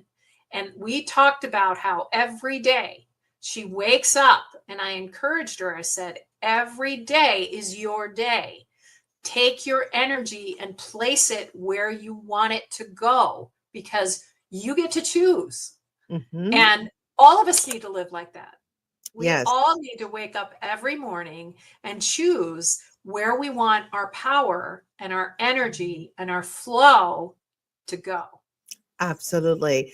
Sometimes if I wake up with a negative thought because I had a bad dream, I'm like, no. I'm not taking this. So I switch it, and it does make your day better, because I know if I start with a negative mindset, then I'm going to be not as good, not as powerful and magical as I should be, right? Right, as you can be. And when you do that, you recreate the way you live your life. And every time we go through change, we have that opportunity to recreate the direction we go in our lives. Absolutely. Where we want to place our energies. And why is it that often during times of loss or transition, that's when we just rediscover our power? Why is that? Because we're vulnerable. We're vulnerable. When we lose someone or something, or our ability to be powerful. I was talking to someone else who's lost, because of cancer, their ability, their mobility. And so with that loss of mobility comes an adaptation process of, okay, well, how can I still be the powerful me that I've always been when I can't do the things? Well, reminding you that reality is we are not who we are because of what we do. It's who we are because of who we are. That comes from the inside out. And that doesn't change. We're human beings, not human doings. Absolutely. Yes. And that whole uplifting spirit is about that we lift ourselves up from the inside out, not from the outside in, not from what we can do, but who we can be. Absolutely. And it's all from the inside out. Everything, even quantum physics, is from the Yes. inside out. We create Yeah. our reality based on what we see. And your reality might be different than mine because of your perception. Exactly. So it's Right. all from the inside out. It's all about perception. Right. And we've known that for years, but science is finally catching up. Finally, I'm so happy that science and psychology and spirituality and all of this is just merging so beautifully. It's a wonderful time to be alive right now. It really is. It's Yeah. a wonderful time to be a light seeker because there is so much light being Yes. revealed Yes. because there's so much dark. Yes, it kind of, the contrast is kind of like, oh, okay. Exactly. It's forcing us. The darkness is going faster, I think, and it's kind of frantic because everything is coming into light. So the darkness doesn't have a lot of time, I feel, in this realm. So it's like, hurry, hurry, let's cause damage and be as bad as we can be. So, Right. yeah, because Right. people are waking up, and that's a beautiful thing. It's so what advice do you give to women who feel silenced or unsure how to begin using their voice again? One of the things that is really important about any change is it's incremental. It's like you're not going to go from being someone who was silenced and quiet and introverted and to this boisterous badass. That's not who you are. It's quietly, calmly, slowly choose things that put you forward in how you want to express your voice. So, for example, I spoke with someone who wanted to be more engaged with other people, but she tends to be quite quiet. And I said, okay, well, don't put yourself into a situation where you're trying to be outward. Just get into a group where you feel comfortable. And then slowly over time, talk to people who share your voice. It's one of the things with women, especially, is we have such high standards. Yes. And that's where I get so frustrated with we got to be more like men. No, we don't have to be more like men. No We need thing. to be more like us. Yes. We need to be more like us. We all need to be more like each other. Yes. There's no yes or right or wrong. We all need to be both.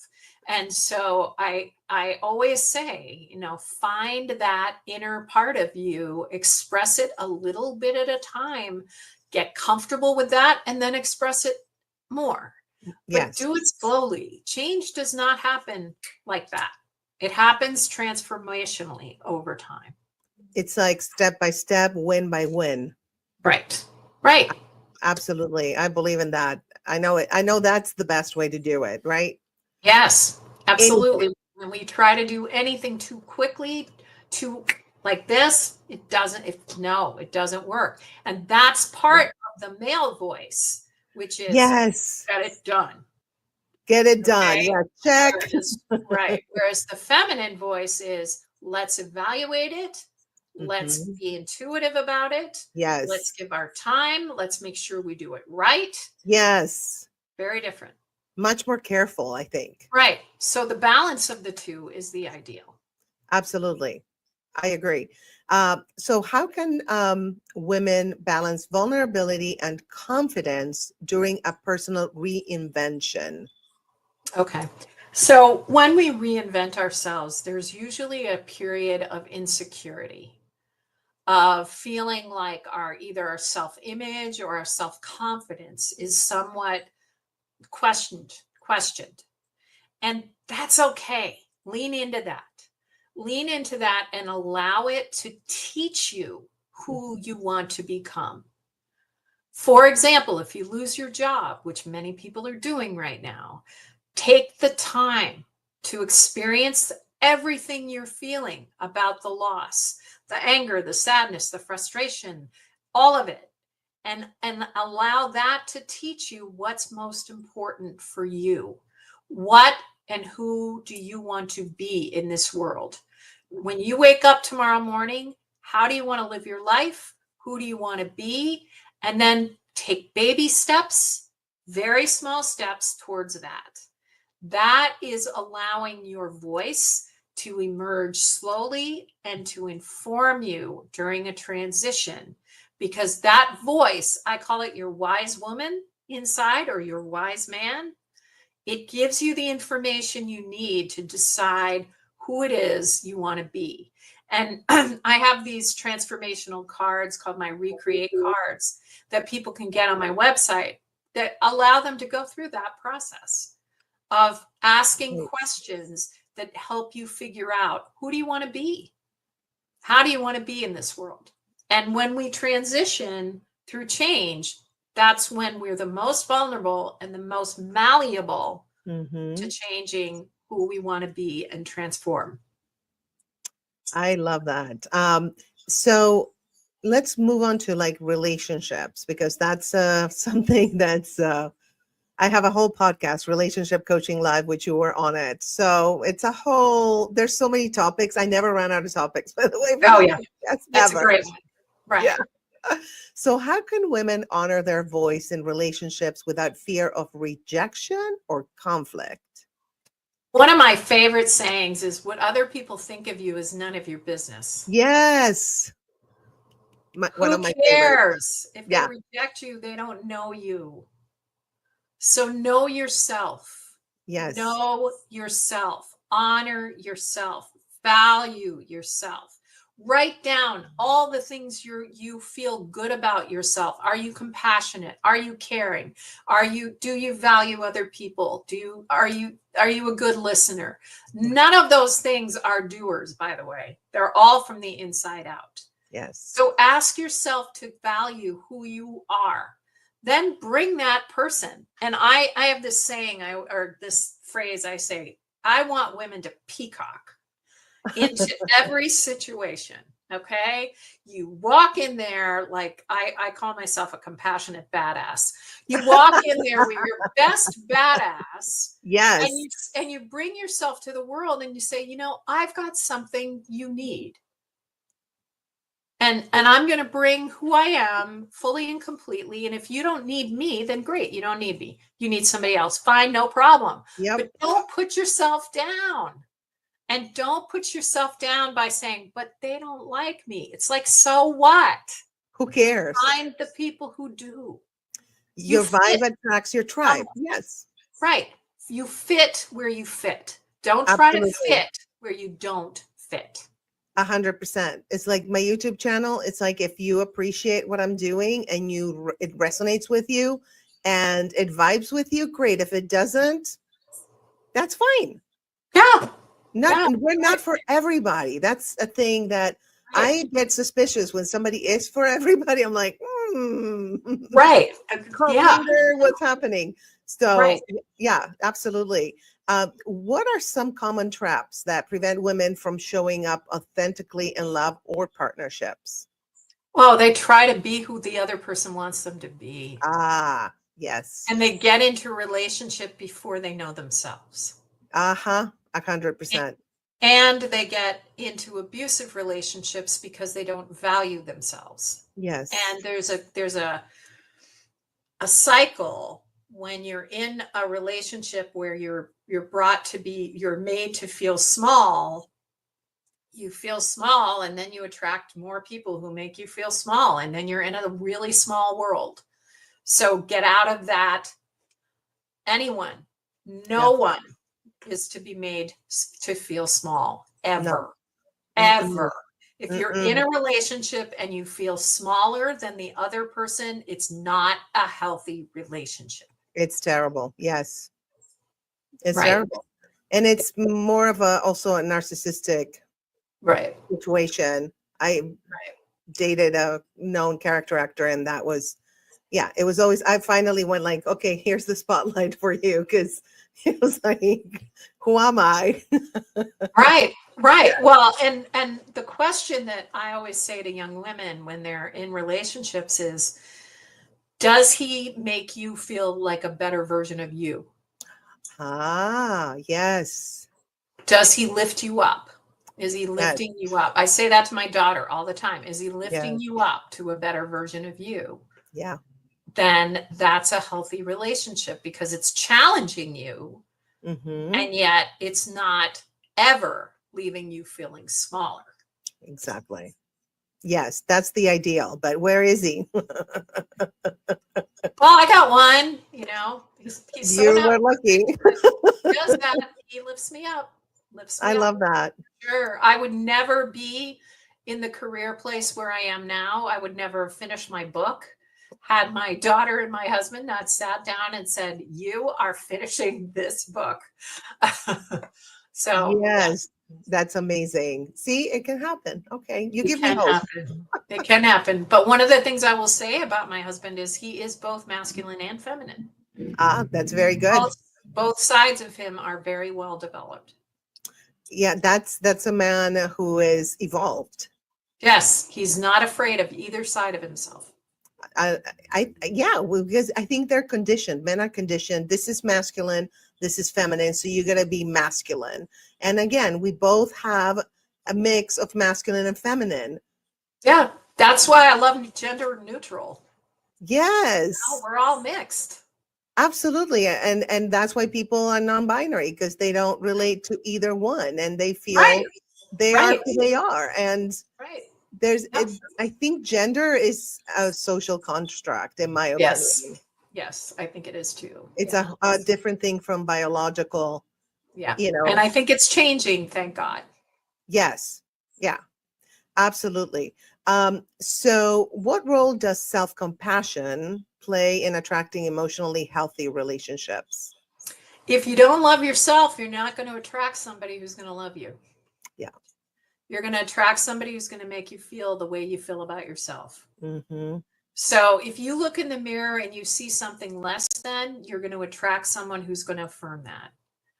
So don't get into relationships until you love yourself, until you bring that peacock to the situation. When you can peacock, you're ready for a relationship. 100%. It's not being cocky or being, selfish or self-centered. It's about knowing your value. It's just because all of us, when I work with suicidal teens, one of the things I say to them is, somebody needs you. And if you take yourself out of this world, somebody down the road is going to need you and you're not going to be there. Yeah. All of us are needed by someone every single day.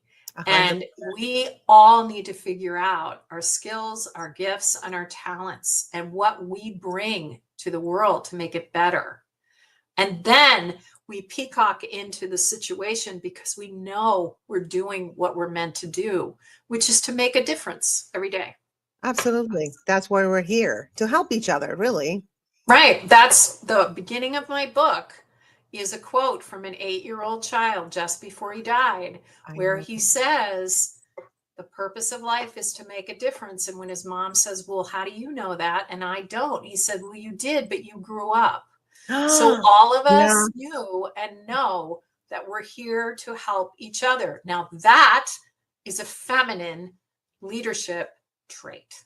Absolutely. I think we remember who we are if we wake up from the conditioning that we've suffered all our lives. I think that's when we're like, oh, yeah, I'm magical, I'm powerful, this is who I am. So what's one message you'd give to a woman trying to rebuild her sense of self after a betrayal or a heartbreak? Okay. As someone who has been betrayed more than once, I will say that the most important thing for you to do is to learn, how did you miss the signals? What did you miss? What were the red flags that you ignored? Learn them and make sure and promise yourself you will not ignore them again in the future. And then move forward and let go. And trust that you now have the knowledge that you're going to discern in the future when the red flags show up. Yes, which they show up quite often. Yes, they do. And it's very, my current husband will tell you it's very, very funny. For a long time, I just kept making them up. Oh, you must be this, you must be this, you must be this, or oh no, you've got to be this. You can't be this good. That's And I so just funny. Oh, and I kept making them up left and right. And he just stood steady and just said, Yeah. nope, nope, nope. Wow, that's a real man. Yeah, very much so. Very much so. I love Yeah. that. And my Yeah. last question to you is, how do you see feminine leadership contributing to global healing? Feminine leadership lifts people up to their greatest potential. When you're on a team run with feminine leadership by a male or a team, is cohesion, connection, compassion. Everyone holds everyone up to the highest of standards. And Oh, I am so sorry, guys. It this. happened again And with the that video, brings with the great voice. change. The sound That is not coming mission through. Can you let me know oriented if it's coming leadership. through? That's what I am so my sorry. leadership I don't know intelligence what's is all happening. about. It's learning Let's see. how I'm to going to do have to that stop it by understanding because yourself. there's no sound. I don't know what's happening. This is crazy. What the heck is going on? I don't know what's happening. So I apologize for that. And so what I'm going to do is run a couple of videos, and then, oh, I could hear fine. Marcia, can you hear it? Okay, let me bring it back. So weird. I couldn't hear it. Okay, let's see if you can hear it now.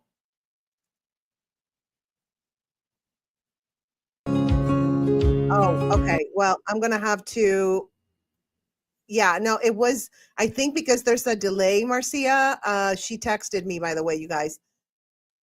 Let's evaluate very small steps toward find voice. It's one of the things with women as Okay. Okay, this is what I'm going to do. I'm kind of engineering it, you guys. So let me remove it and I'll add it. I don't know why I'm not hearing it. Carlos, you could hear it? Then it's me. Then it's probably my computer that's acting up. So let me see. It's going to go back to the beginning unless yeah, sorry guys. It's just going to go back to the beginning. Dang it.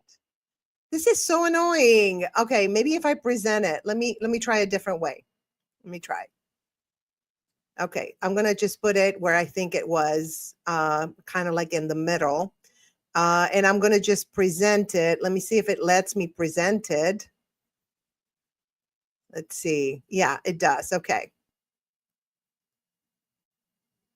people who share your voice. It's one of the things with women, especially, is we have such high standards.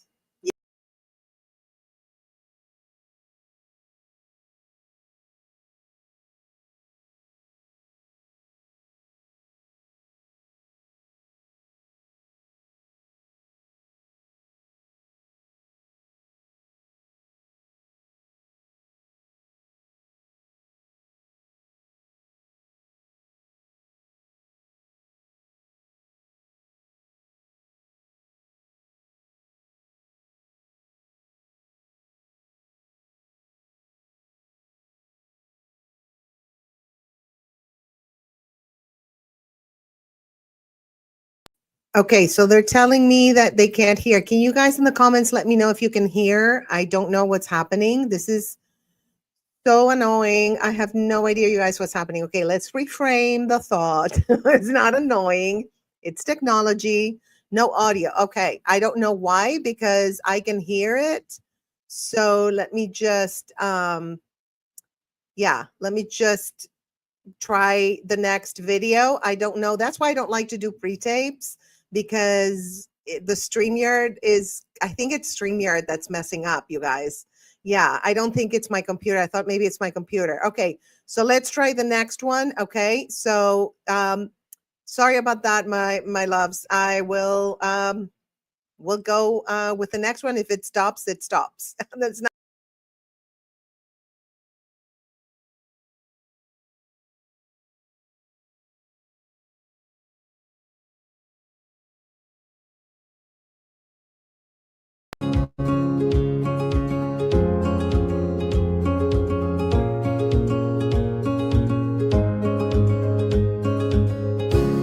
Well, welcome back to your journey to joyful living.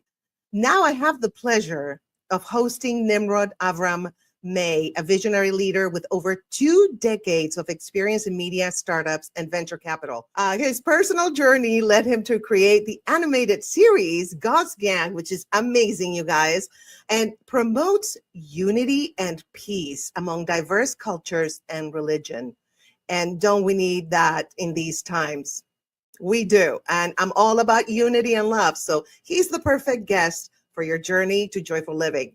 But beyond his professional achievements, Nimrod is a passionate advocate for mental well-being, focusing on helping individuals overcome overthinking to achieve a liberated soul. So here we have Nimrod. Hi. Hi. It's great to be here, Grace. I'm very excited. Thank you for having me. Oh, you are so welcome. It's great to have you here. I saw one of your videos and I was like, I got to have him on the Streamathon. So thank you for doing this. I appreciate it. I'm thrilled to have you here today. And we're going to just get into the art of silencing the mind and embracing true freedom. And I think in our paced world, many find themselves like trapped in cycles of overthinking. We're all doing that because we're stressed out and we feel trapped. And from your extensive experience and personal journey, how do you define the concept of freeing the soul from the chains of overthinking? Well, I found it in a very simple and free exercise and practices, but basically they're very hard to apply on our day-to-day lives. And that's basically enabled through brain work, breath work. And brain work too, right? No, the brain sometimes can put us, in different situations, which actually doesn't help us relax and free our thinking, or the monkey, as you can call it, whatever you want.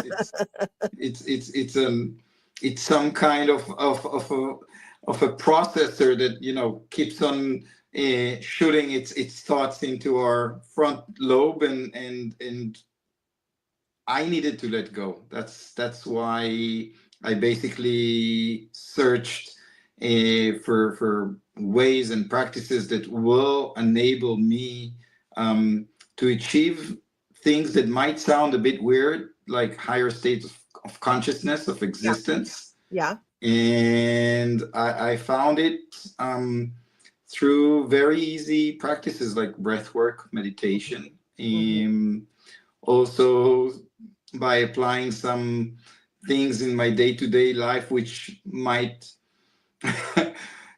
look like something very weird to others, but for me they're now a part of my day-to-day, and that's connecting to nature. And it's out there. You open the door and nature is here, especially if we don't live inside a center of town. But even in the center of town you can find these parks, and all you need to do is like take 10-15 minutes out of your day, take off your shoes. I know it sounds a bit not very clean to one, but ground, close the circle of the electricity that we produce with the electricity of our planet. Yes. And find a tree and hug it. Oh my God. Okay, we're like twins, because I go hike with a very skeptic friend of mine. And I'm like, let's hug a tree, and you get their electromagnetic energy, because we are electromagnetic beings. And so hugging the tree, and I feel renewed, and I talk to the tree and I hug the tree. And then another thing that I do is I go to the beach and I take my shoes off and I plant my feet on the sand, to get that electromagnetic energy from the earth. So grounding is literally grounding yourself when you do those Yes. things. So I think that's fantastic. And what are common signs do you think that indicate that someone is overthinking? Well, you know, there are some warning signs like obsessive behaviors Yeah. that can be translated through the fact that we get ourselves tired by overthinking. We can find what I call a rest for the soul, or Yes. that can also be translated through obsessive behaviors. Like Mhm. you have a tendency to do the same thing multiple times, and you realize, well, maybe I'm overdoing something. Yes. And I also believe one knows himself, or she knows herself, to realize that we might be in some kind of a not very healthy loop. And more than that, I think that, you know, our minds can put us into what I call a cage, Yes. but also in the outer world. And I'll explain it in simple ways. You know, we live in a world where we're not alone, Yes. and our thoughts, I consider them as frequencies. Yes. And whenever we tap into a thought, it's like turning a channel on television, but there's also television and other multiple screens that we're engaged with on a daily basis. And you know, I've been realizing, especially in the last 5 years, that whenever you turn into a screen, and let's call it mainstream media, Yes. the frequencies that you're tuned into are not Mhm. very benefiting and beneficial for our existence, because Absolutely. the news, when you watch the news, you know, you want to you want to open a channel, and you want to see people hugging trees, and you want to see people Yes. smiling, while in fact we see a lot of things that are related to violence, Yes. wars, crisis is coming from every angle of the world, every corner of the world. Wars between, Yes. here I live in Israel, so it's the Israeli Palestinians, but you know, just go to not far. You have Russia, Ukraine, and you have North Korea and South Korea and Taiwan and China. And I don't think most of the people would want to live in a state of war, nor know that there is a pandemic that's about to abolish the entire world, or Yeah. climate crisis that's going to make the world and coastlines disappear very soon. And basically what it does to us, these frequencies that we're engaged with, Mhm. they bring us into a state of fight or flight. Yes. Absolutely. It's a Agree. surviving mechanism that was installed in our body, or we were designed like this. And you know, when you compare what's going on today, we're activated by the fight or flight, even when we get a WhatsApp message, without knowing it, without even knowing Yes. what it's going to carry. And that basically state of being gets us managed. It doesn't help us manage our life, it manages our life. And it keeps us in this, you know, a vicious loop, if I can say it. Absolutely. Yes. Absolutely. And that also increase other things that are not very good for us, like anxiety, And or cortisol or or levels. or anger. Absolutely. Or So fear. fear, that's the worst. Yes. And for me, you know, we experienced these very sad realities all around us, and I realized that I have to find a way to shut down some of these emotions that came. I call it my dense vibration. I feel like, you know, I'm getting squeezed more and more whenever I go into a fear state of existence, or even when I'm getting angry. And I understood that I don't want to continue my life. First of all, it's not good for our health. Absolutely it's not. very related to our immune system and illnesses. And I think we can live amazingly well here. And, I'm sure that there are ways that we can better with ourselves by applying these small practices, just like mentioned earlier, breath work, meditation, grounding, tree hugging. Yes. And I realized there is no cost tag attached to it. They're free. Absolutely. And the sun too. The sun gives you so much energy. And here in California, the sun is out all the time. So it's a lot of energy. But yeah, I love how you said, you get caught on a loop. As a matter of fact, I was caught on a loop yesterday where I was overthinking and I have to do all these things and da-da-da-da. And I was like, you know what? I'm going to take the day off. I'm going to put my solfeggio scales in my home. I'm going to do breath work and I'm just going to chill. I'm going to do me. And let me tell you, I slept well. And my neck was like super tight in the beginning. And then as I relaxed my neck and everything on my shoulders, it's almost like I carry the weight of the world on my shoulders, especially when you have empathy, right? It's just like, it feels like it's all on your shoulders. So yes, all those practices are amazing. And also like intrusive thoughts, you were talking about that basically, right?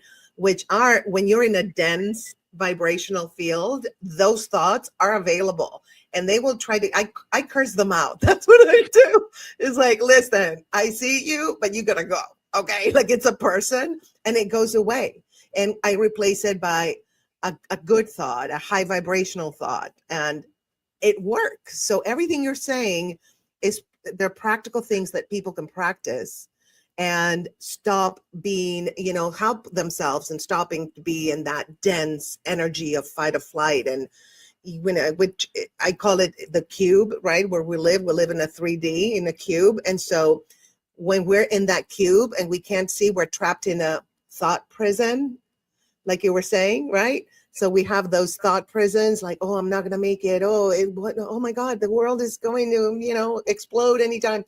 So we got to get out of that by doing everything that you told us, grounding, hug a tree, walk barefoot in the sand or on the grass, and tell those intrusive thoughts to bye-bye. So I want to touch a few things that you even mentioned that basically I can explain you and the audience maybe what you just said, and that's beautiful. So let's talk about the sun. Yes. As for myself, many years ago, I invested in an eyewear company, and I had like a big collection of sunglasses. While in fact, in the last 18 months, I no longer wear sunglasses. I took off the sunglasses. Just, when we were kids, we didn't wear sunglasses unless we wanted to be really, really cool. But, it's pretty awkward to see, an 8-year-old walking with sunglasses. So I've read recently in scientific researches that one of the number one causes for skin cancer is eyewear, is sunglasses. What? And it made a lot of sense to me, because basically what we do is when we cover our pupils, when we cover our eyes, we're cheating our brains. We're telling the brain now to think that outside is dark. So what does the brain do? It's supposed, to help our body manage into a state which is called the homeostasis, and it's not releasing melanin, if I'm not mistaken, to the skin. So we got less protection because the brain, now covered with sunglasses, thinks it's dark outside. So you don't need to increase this dosage of hormone, if I'm not mistaken, into one body. And also what you just said about you needed to take a day off because you were feeling not great. Well, that can be defined in a very simple way. There's a do mode, but there's also a be mode. So basically what you did what you did is you understood that you're now in a do mode. You're active with your day, and you're pursuing different activities, and then you got these thoughts coming. I got to accomplish this, and I got to go there, and then you start like again looping inside your head. While what you did is, okay, I'm gonna pause from my do. I'm gonna move to my be. There's Yes. some kind of decompression process that's taking place there. And when you're in a B, you can really turn the volume, with loud music, heavy metal, into, okay, a more Enya kind of music. Totally. Yes. For those who know who Enya is. So that's, you did very well. And sometimes I do that when I realize I'm inside of some kind of loop. I say to myself, okay, stop. Don't do, be, Yes. and try to find the ways to take these dance vibrations and go all the way up to, with your frequencies. Now, Yes. there are also other things that I've learned. I've pursued a very interesting spiritual journey in the last 18 years. And, not to go there, but I went to search for God. Of course. I know we all, right? Yes. And it took me to many places, from, esoteric studies to metaphysics, rabbit holes, many crazy places. But basically, if I can really summarize two things that would help other people have a more joyful journey in their life, is obviously there is almost a cliche on both things that I've learned. One is that we can manifest our reality. Just like you said, we live in this cube, in this 3D world, while when you really study physics, matter is mostly made out of empty space. Absolutely. It's all vibrational. It's all vibrating. vibration. It's energy. It's Yeah. energy. Yeah. And it's more energy, light, holographic.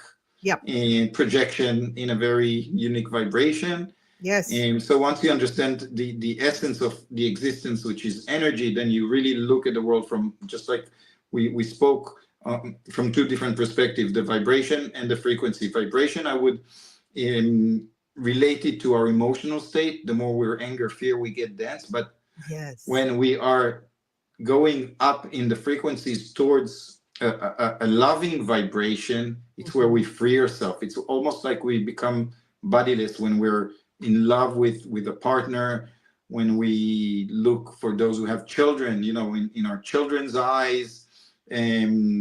Nature, it almost takes you from a very, caged, dense feeling into, oh, I can now fly. yes. So it's a Jacob's ladder, I call it. Oh, I love that.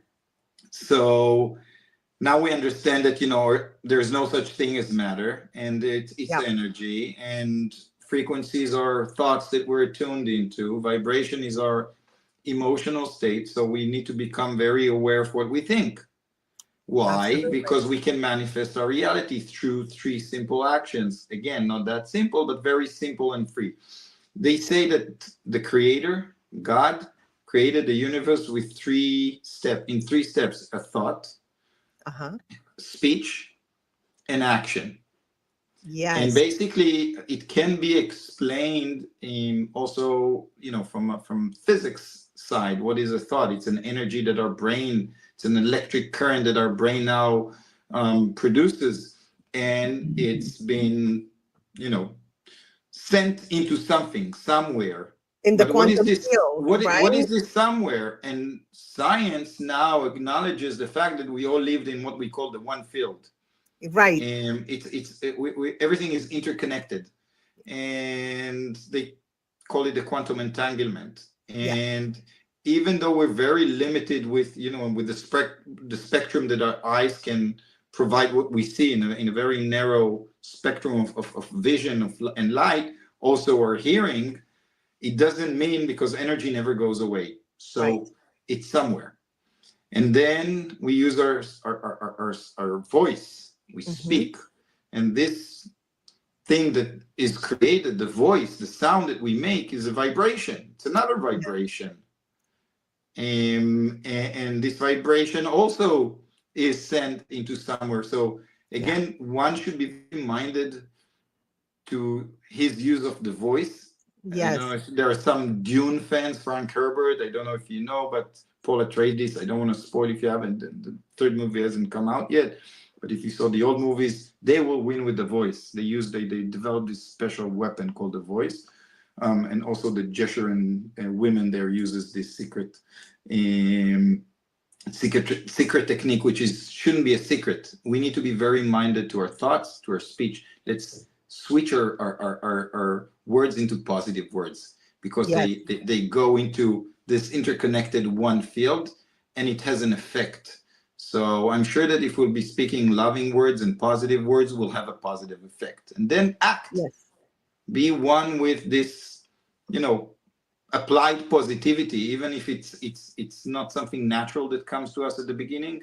Mm-hmm. Let's start practicing it. Just like we go to a gym, at the beginning it's going to be harder, but the more we practice, the better it gets. The more it becomes our first nature or second nature of being in this state of consciousness and existence. And so I'm really inviting people, look at the sun. It's okay. Sometimes when you understand that you're in this loop of doing and you feel that something is not just right, stop, breathe, Yes. think positive, speak positive, do acts of kindness. Yes. Because it's so rewarding when we help somebody else. It immediately comes back to us. 100%. We're here. I always say here that we're here to love and help others. And by doing that, we love and help ourselves, because we're all one, right? We're a mirror of each other. One. Yeah. And that's the second thing that I've learned when I search for God. So basically, I you don't know, but I grew up in a very atheist family, and and very pro peace in Israel. Both my parents passed away, but my father was a Holocaust survivor, and my mom was orphaned at a very young age, 20 years old, with no brother and sisters. So she didn't have anyone. They told me there's no God. How can be God if he was that cruel? Understandable. In their own experience of life. And when I realized there was something greater than my ego, yes, and I went looking for it, then I told myself, after a lot of searching and asking and learning, if now I would need to tell somebody who's not a believer, somebody like me, let's say 23 years ago, what is God? What is the creator? Doesn't really matter. And it immediately came to my mind that basically I can describe it in two words. The first word is one, just like you said. And the second word is love. Yes, I got goosebumps. Yes. And when it's an energy. I was just going to say, I saw like an experiment, like the electromagnetic field gets bigger when we're in our higher self, which I believe that's our God inside us, right? Which connects to the quantum field. The temple. We are a temple. Yes, we are. Well, yeah, absolutely. And just like you said, our hearts. Oh, I love this conversation because you take me to the places where I feel so comfortable and people get me.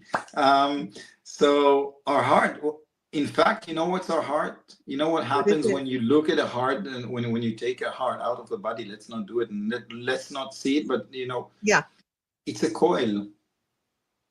It's a coil. It really looks like a spring.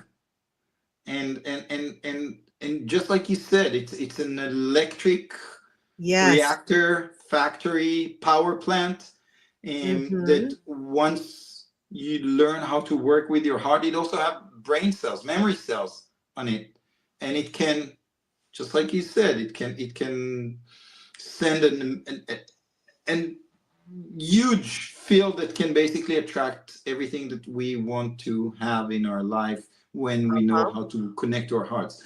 But this is going even, it can take our conversation into an even deeper levels of understanding basically the energetic centers that we have in our body. Chakras is the Hindus call them. Yes. And again, the Jacob's ladder or the tree of life. I mean, there's so many ways to to try and understand this, but it all basically, when you study different philosophies or different practices, you realize they all speak about the same things. Yes. In the Kabbalah, you have the tree of life, which is very similar to the chakra centers.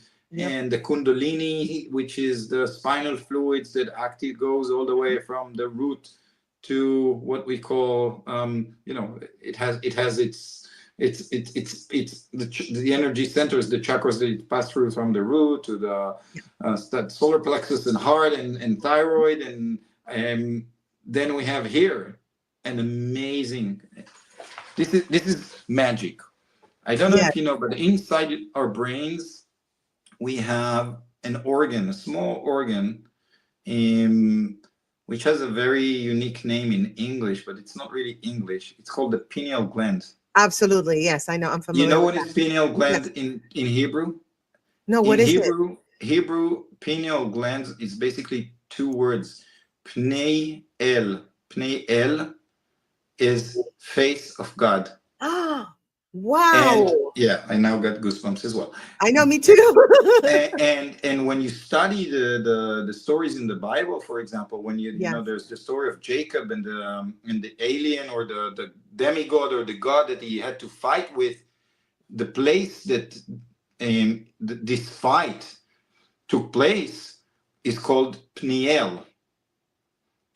It's the Yavok passage. This is where Jacob met this deity, this angelic being, had a fight with him, staying overnight and basically not losing to him. And this is where he was given the name Israel. So it all, this is my 18 years of like looking everywhere. It all connects into this beautiful story. And the pineal gland is basically, it's a gateway. According to Kabbalah, it's the entry point to the soul to enter the body while we're born or a bit before. And also when we die, this is the portal that is where we go out. And it's in charge of releasing a very unique molecule. Let's talk a little bit about molecules. Yes. In our body, we have a molecule called DMT. I heard about that. What is that? Dimethyltryptamine. Okay. If you go and try to have some kind of a shamanic ceremony, for example, in South America, and there's like these ceremonies called ayahuasca. Yes.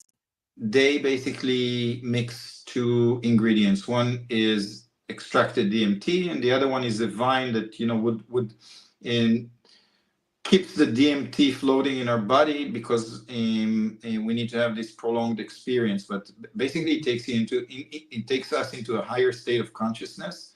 DMT is an exogenic molecule. Our body produces it in very small dosage, especially when we dream. Oh. So maybe are we drifting? Are we moving into different realities? I was just talking to ChatGPT about that because I feel like when I dream, I meet people that I know, and I think I meet in other dimensions in the quantum field, like my soul is traveling, and I am trying to astral projecting. Absolutely. I feel like I'm trying to resolve issues with some people. Some people are willing to do that, and some people are not willing to do that, even in the other dimension. But I know that I'm trying, and also people that have passed. I've had experiences where people pass away and I know exactly that they passed away. At that moment, they come to me, they communicate. That's not a dream, but in dreams, I've had my father appear to me and be concerned about something in my life. And I got really scared and I'm like, This was years ago. And I'm like, no, no, no, no. He was coming to hug me. I was like, no, no, no, don't come to hug me. You're dead. And then he never contacted me again. How can you be mean to a ghost or a spirit that's trying to communicate to you? But it scared me because it was so real, Nimrod. It was like my dad was there talking to me. And so that he cannot was be probably your mind. there. He was probably there. And He was there. let me close the loop. You know, we Yes. started this conversation when you asked me, what do I do in order to, you know, get out of an overthinking situation? Yes. And I told you I do breath work. But in fact, when you learn how to breathe, you improve your breathing techniques and you apply better skills on breathing and meditating. Mm-hmm. What you do is you increase the level of DMT in your body. Ah. And that activates the pineal gland. And the pineal gland is like these small crystals, small sandish crystals. It's the only organ in the brain that is not divided to the two hemispheres. Some call it the third eye. Yes. And when we activate it, basically, it's just like turning an antenna Absolutely. even more powerful on, and then it helps us connect to the field. Now, what is in the field? In the field, according to Hindus or Kabbalistic Jewish practitioners, there is, in Hinduism, they call it the Akashic records. Yes. Yes. And in Kabbalah, they call it Reshimu. Reshimu is a free translation in English to registry. Oh. So it's every thought that we think, again, remember we spoke about thinking, Yes. is sent into this one field and is getting it's indexed in these libraries, the Akashic records or the Reshimu. It's coming from, different philosophies talk about the same thing. How crazy is that? Just like you have these hieroglyphs or these cave paintings in two different places around the world where, flying was not there, I know. technology was not there, but you see the same paintings everywhere, and one would ask yourself, how did they manage to do this, communication between these very distant spaces? Absolutely. And I feel like sometimes we connect to the Akashic records, and that's how people get the same idea at the same time. Mm-hmm. Right? It's we connect through the field. Basically, Yes. It's basically when we're tuned into similar frequencies, we can really connect to to the same, even plane level, that basically, sometimes you don't need to speak, and maybe, they say that the more we're going to be evolved, the less we're going to speak, because we're going to be applying telepathy. Absolutely. I was just talking to someone about that. I was like, I think No in a few years, coincidence. it's going to be just telepathy. We're not, and I am already in that. Like I think about something or someone, they text me immediately, like as the moment I'm thinking, or just somebody comes to my brain. I'm like, oh, I emailed them that. And I wonder, email, it's just, I think some of us are already doing that because we have freed ourselves. We learned how to free ourselves of the cube, and we live in the cube. So we have to, know how to live here and pay our bills. But I feel like a lot of us have just found the key to the magic and the power that we humans have that has been suppressed by religions and governments and don't take me there, Grace. Don't. I know. I'm going to say it. Listen. I'm going to say it. I can talk about it because I grew up in a military dictatorship in Argentina, so I can say it. Yes, but that's another conversation. And I woke up during the pandemic, and I'm not going to go there because for me it was like a really, a school for fast learning. That everything that's going on right now in the world is pretty crazy, and my mind can compromise with logic for many things. But I call it the rabbit holes, and I managed to escape them. Absolutely. And the cube that you call, I call it the matrix. It's it's the same thing. Yeah. But one of the things that I've learned when I spent reading about reptilians and other crazy things that people call conspiracies or not, but they're very present when you read the Bible. Who was the serpent, Yes. and who were the Nephilim, and some in other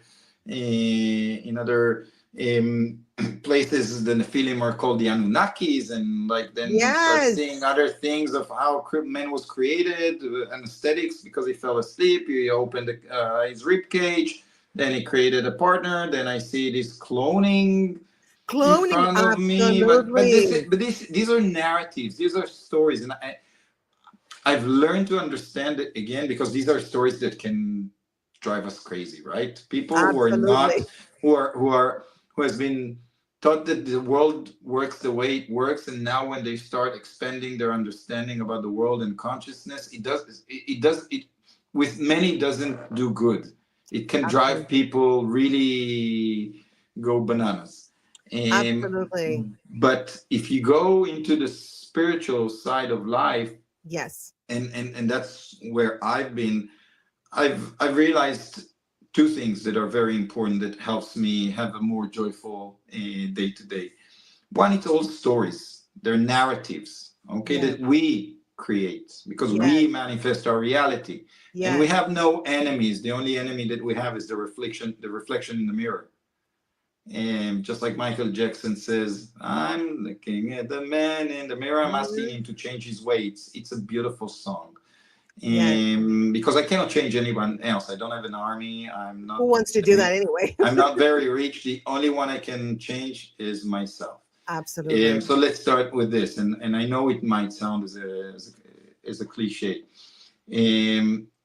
And second thing that I've realized is that when you really go into spiritual studies, one of the things that you understand is what is dualism.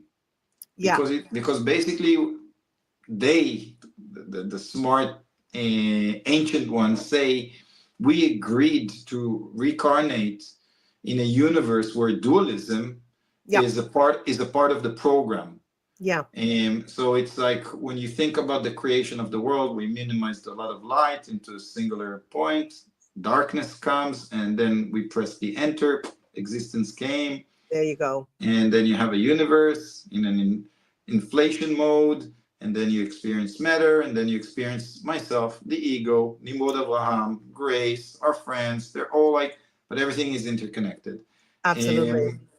And in this journey, in this experience, what does dualism mean? And this is, it's hard to understand that there is no light without darkness, that there is no love without hate, that there is no truth without lies. And the positive and the negative, and basically for the source, the creator, to expand in an infinite exponential way, we need a dualism to find the light through the darkness, to have this process of ascension, of bettering with ourselves, of applying a more happy life to us. And we find it through darkness. We agreed on it. And I understand the logic, because if everything was great, what would we learn? It's going to be boring. So we agreed to be caught up in a temple, very dense, experiencing these, fear vibrations and frequencies that are not bettering with ourselves, just to try and find these different remedies and practices that will help us have an amazing, great day. And here we are having this conversation, which is not a coincidence, because I guess you and I, we have the same shared purpose on helping others to have a better experience. So thank you for having me here. Thank you so much. Your insights really illuminated the path to mental freedom and releasing ourselves from the confines of overthinking, which is the ego, right? So as we conclude on it, we went over a little bit, the 30 minutes, but I want to have you back on another conversation, because I feel like we're twins at this point. We're totally twinning. And we are one. We are one, exactly. But it's finding, I was saying that to a friend the other day, after my cancer healing journey from 2021 to 2022, I'm cancer free. I was stage 3, blah, blah, blah, all that. People know, my subscribers know. I feel like I have freed myself and fully learned to lead a joyful life. And like you said, it's through the darkness that we find the light. And so I would love to have you back and talk about how did you. Yeah, that would be amazing. You are fascinating. We're on the same page. I love it. I've done some research. You added more to my knowledge and to the audience's knowledge and to their joy. So I appreciate that so much. And thank you for being here. And definitely we'll see you soon. Thank you so much. And always remember, love is the solution. Yes. And we need more and more kindness and compassion now applied in our lives. And so I'm inviting any viewer of your amazing show to start really thinking on where he can or she can apply more of these very needed values on a day-to-day basis. Absolutely. Thank you so much. And I'll have you back. Thank you so much. All right. Namaste.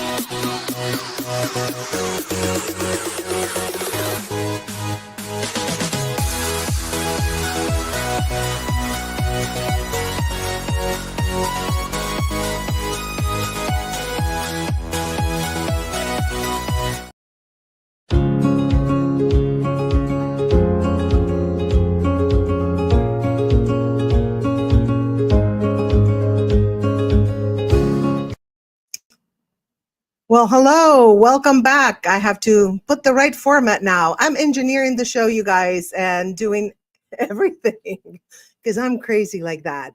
And now apparently my Wi-Fi is a little low, so I'm sorry. I don't know if it's streaming well. Let me know in the comments. We had a lot of tech issues today, but that's okay. We'll plow through this. I am really excited because we are now going to dive into a topic that touches all of us, how to create a joyful career journey. And who better to guide us than the brilliant Marcia Wall? With over 20 years of experience coaching individuals to live their best professional lives, Marcia blends strategy with soul. She's a global career development facilitator. That's a lot of words. Certified career services provider. Girl, with my Latin tongue, you give me all these titles, and holds a master's in rhetoric and the teaching of writing. Okay, I'm exhausted now. Her approach is not only holistic and strategic, but deeply rooted in diversity, equity, and inclusion. Whether you're in a career transition, feeling unfulfilled at work, or just curious about how to align your profession with your purpose, this conversation is for you. So let's bring up Marcia Wall to the virtual stage. Hi, Marcia. Hi, how are you, Grace? I am good. I'm good. I can't believe I'm still talking. I have a voice. It's good to see you. Good to see you too. And of course, now we have a little bit of a low internet. So guys, let me know in the comments if it's streaming okay or not. I would appreciate that. So let's start with just the basics. What does a joyful career mean to you personally? Well, I will start off by saying that I think joy is our birthright. And when I'm coaching clients, I really encourage them to think about the lives that they want to lead and then find a career that fits into that rather than choosing a career because they think it's the right thing to do. Yes. Somebody's telling me we're frozen. I don't know. I'm getting text messages and stuff. It's so exhausting. I don't know. I think my connection is unstable. I'm sorry, Marcia, but how about now, Carlos? Am I okay? Or can you check for me? Yeah, let's check before we continue because I want to make sure we have good connection. Thank you. And I do have an Ethernet cable and everything. So I don't know. Today it's been, I don't know, Mercury, it's still frozen. You know, it's not frozen on my phone for some reason. It's so weird. Oh, I see. Yeah, it's frozen now. Yep. So, okay. So it's frozen, Marcia. I don't know what to do. Well, we can, I think we have wonderful things to say. We can still speak. That's fine. But it's not going to stream and it's not going to tape. That's the only problem. Oh. Yeah. We're frozen. I'm back. Okay, we're back. Jeez. Okay. Are we back okay, Carlos? Or like kind of icky? Like it's still a little bit. Yeah, the connection's unstable on my end. Pixelated. Yeah, lovely. I love being pixelated. That's good. It can hide my lines. But how about the okay, we can hear you fine, Pat. I know, but on the stream, it's different. Okay. Okay, I see that we're moving now. Okay, we'll continue. All right, so let me ask you the question again for those who saw me frozen. What is this? If you put her as the main, it could work. I don't know what that means. My co-host is also a tech guy, so he's like guiding me through it, but I don't know what he means. I'm good. All right, so what does a joyful career mean to you personally? Well, I will start off by saying that I think joy is our birthright. And so when I'm working with clients, I really encourage them to think first and foremost about the lives that they want to lead, and then figure out how to make their careers be in service of that life rather than living to work, right? I think that we should work to live and not live to work. Exactly. Absolutely. But we're kind of conditioned to, work and not take care of ourselves, right? And self-care is so important, and having fun in life in general. So another thing that's important is aligning with your goals, aligning your career with your personal life goals, right? How can people do that, and why is it important to do that? I think first you need to do a self-inventory, and that could be spiritual, that could be professional, that could be mental, emotional. Find out, what do you value? What are you good at? What brings you joy? Where do you feel like you're in alignment and in your zone of genius? And take that and then find out, where in the marketplace then can I be of service? What I tell people is, don't necessarily strive for success, right? Going for job titles, going for promotions. I think if you understand your own higher purpose and then use that in service of others, you're going to be able to carve a career that is really meaningful to you. And, like your last guest was saying, we're all one, right? And so in our careers, if we can be of service to others, then we're really contributing, con meaning with, and tribute meaning like a tributary. We're contributing to the greater good. Yes, absolutely. So I'm sorry, I'm still like going back and forth because still I'm pixelated, which again is a blessing. Thank you, universe. Pixelate away. So how can someone start imagining the life they want if they feel stuck? If they feel stuck, I want to tell you the story of a gentleman who was 102. I went to his funeral. Wow. And I knew him. He was 102 when he passed away, and I went to his funeral, and I knew him from church, and I always knew him as this really sweet old man, looked really dapper in his usher uniform. He'd worked at the post office, and I just thought, he had a nice life. And I may even cry about this, because I cry every time I think about this story. When I heard his obituary, I realized that his postal job was his job, but his real career was his life's work as a civil rights activist in the Jim Crow South. So what that really drove home for me, Grace, is that our career is our path, and our Mhm. job is what we make money at. And sometimes those will overlap. Sometimes they don't overlap at all.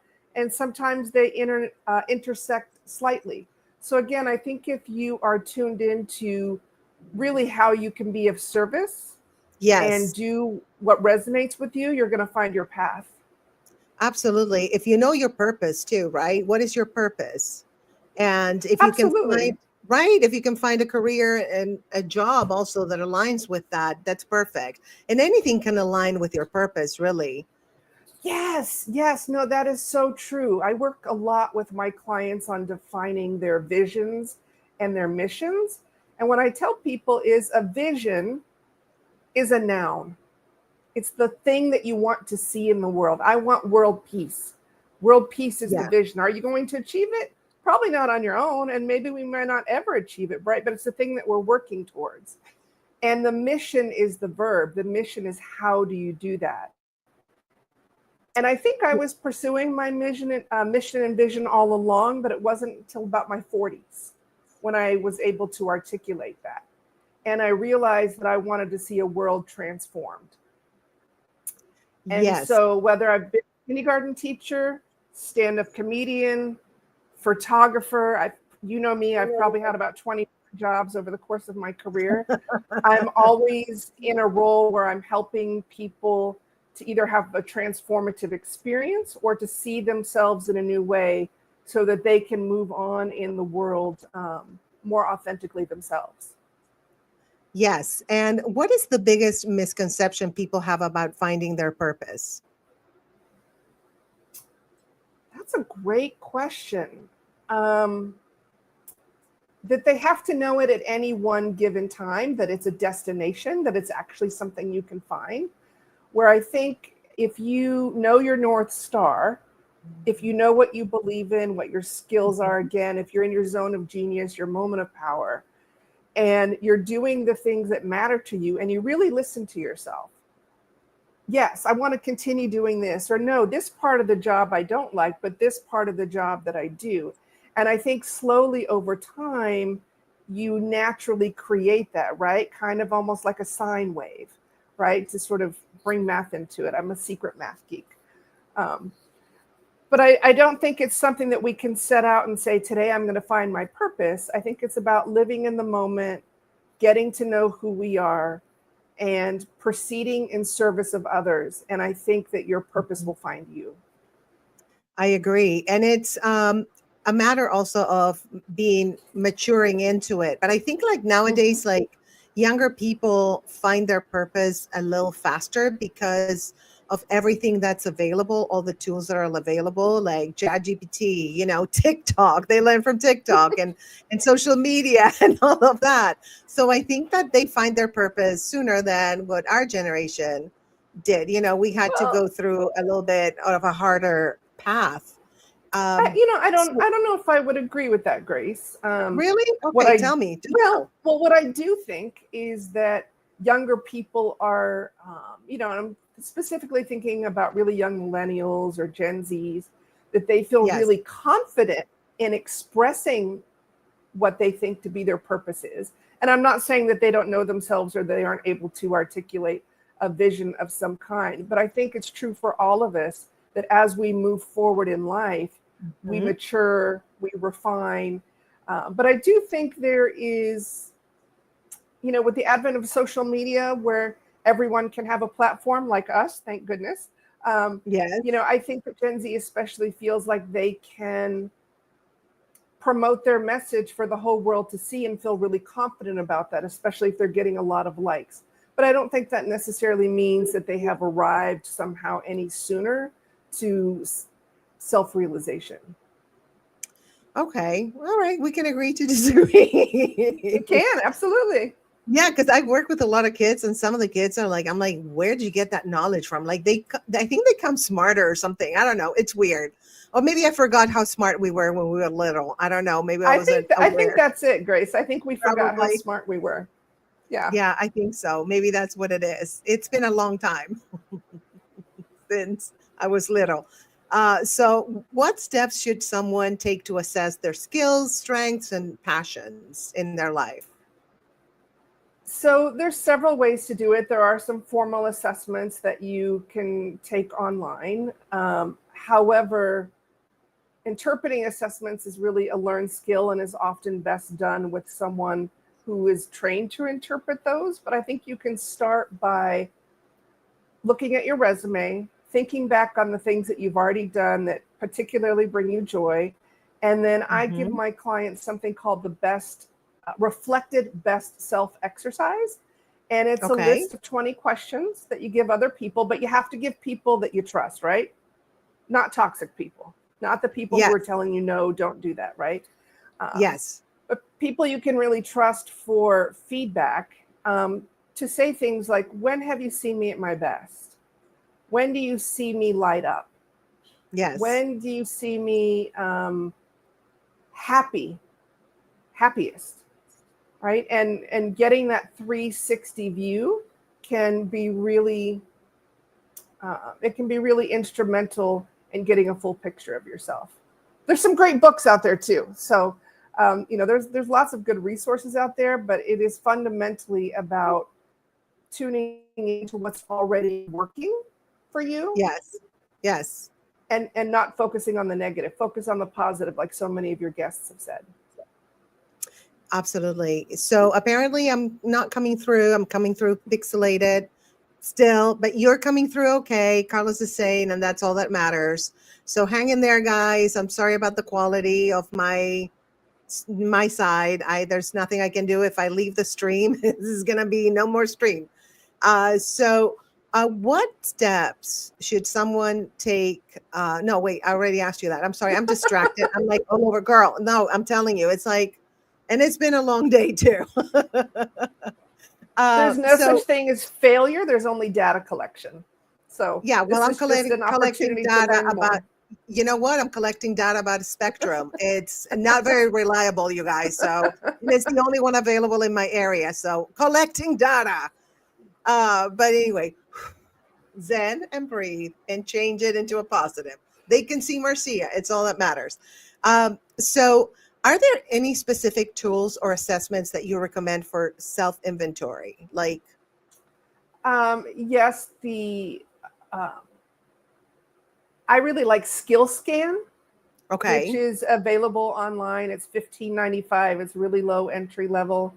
ONET, which is funded by the government, at least for now. Just ONET. I don't know if it's .gov or .com, but if you type in ONET careers, it'll pop up. They have a lot of good free assessments on there. My Next Move is another one. And you can also just, go into any web browser. Actually, ChatGPT, I call it the G. You can go onto the G and say, please give me the top 5 assessments for personality quizzes, or please give me the top 5 assessments for values.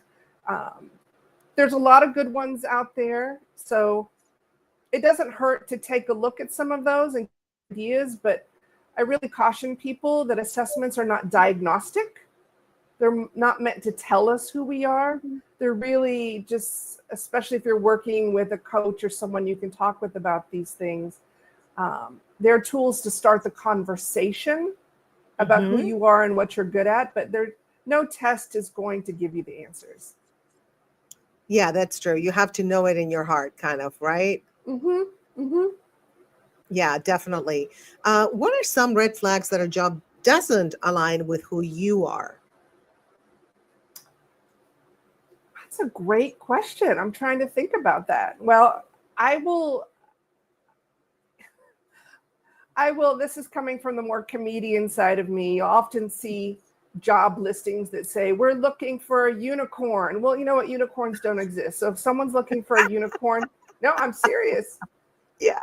I'm dead serious. Or they say, we want a rock star. And I'm thinking, you're probably not offering rock star pay and benefits. So don't ask me to be a rock star, right? That's true.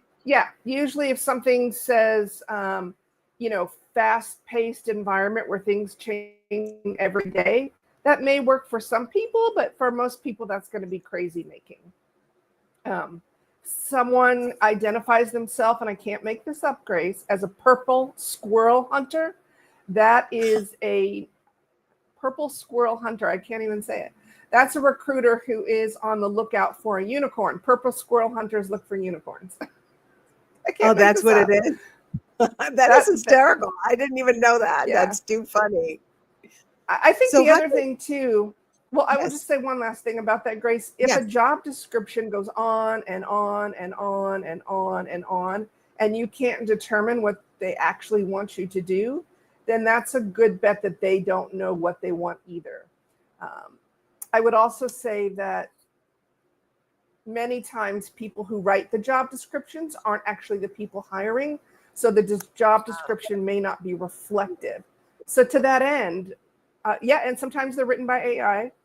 To that end, if you really have your sights set on a company or organization, if you're networking like your life depends on it, and if you're really clear on what it is that you want, then you're going to find the right opportunities are going to come to you instead of you having to chase the right opportunities. It's all about the law of attraction.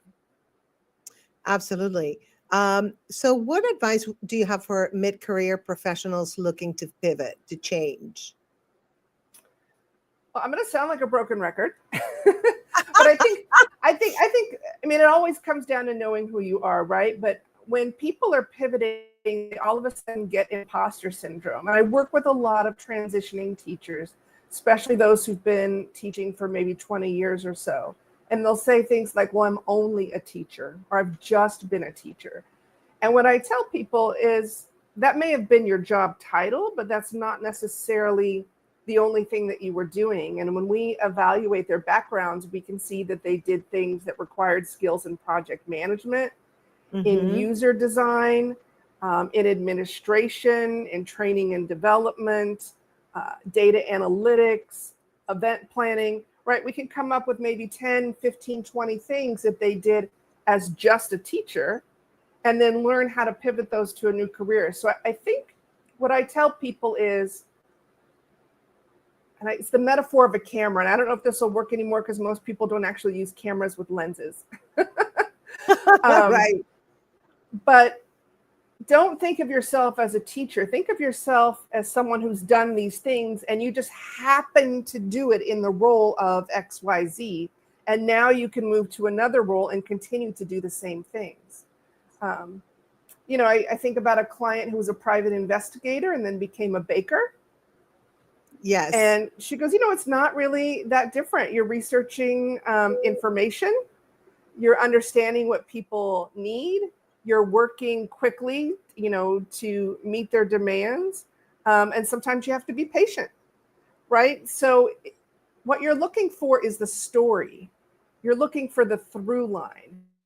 And if you know your own personal story and your professional story, then you can sell that story to anyone that you want to hear it. Yes. And also networking. Let's talk about networking and building community. What's your take on building a tribe professionally? I think that, first of all, you have to lead as your authentic self in every situation, because if you're not authentic in your interactions with people, you're going to attract the wrong people.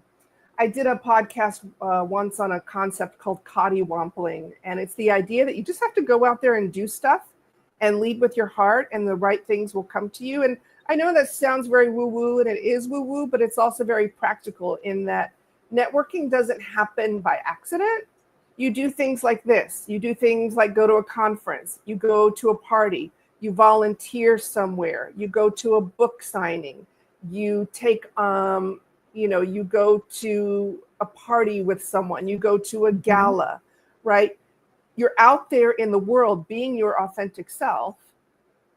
And when you do, you're going to attract the right kinds of people to you. I'll give you a quick, can I share a quick story about that? I just had a... Please do, absolutely.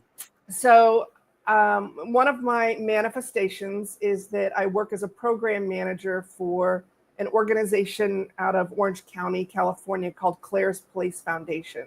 And we serve people with cystic fibrosis. who are looking for careers. We also provide other services, but my role is in our work program. And so I already had several people that I thought I could bring on as volunteers, but I did put out into the LinkedIn universe looking for a volunteer. And this man approached me and we decided to have a meeting. And as soon as he came on the screen, I knew he was my kind of people. And I could just tell that he was going to be the right kind of person. And then I found out, Grace, when I was telling him my story, how I had survived Hurricane Katrina, he said, me too. And I said, what? You lived in New Orleans? And he goes, yes, I went to such and such university. And I said, oh, well, the church that I go to is affiliated with that. And he said, do you know so-and-so? And I said, of course I know that guy. And it turns out that we had several people in common. So just by putting it out there, what I was really looking for, I'm not only attracting the right people, right? Yes. I'm attracting the people that are already in my tribe and I didn't even know. 100%. Your vibe attracts your tribe, period, right? Absolutely. And, but there's people that are introverts and like they like to stay home. So how can introverts or those with social anxiety build a strong network? That is a great question. So one of the things that I would say, and we'll get to online networking in a minute, which can really work for introverts. If you are an introvert, and like I was at a event at the Biltmore in Los Angeles recently, and there was a young woman there, and I could kind of tell she was an introvert. And so I started talking to her, and we had a great time. And at the end of it, I said, you know what, when you're going to an event, find one person that can be your wingman, your wing woman, your wing person, and then go with them to get introduced to other people. Let them do the heavy lifting for you, right? Yes. Or if you're unsure about what you're supposed to do at a networking event, go in with 1 or 2 goals. You know what, my goal today is to get 2 business cards. Or you know what, my goal today is to talk to 2 people. Or my goal is to visit 3 tables at this career fair. So if you have a small goal, right, it feels like you can accomplish that. And then once you accomplish that, you're emboldened to do even more. Absolutely. In other segments, we were talking about celebrate the small wins and go step by step. Don't expect to do, to reach the goal in like an hour.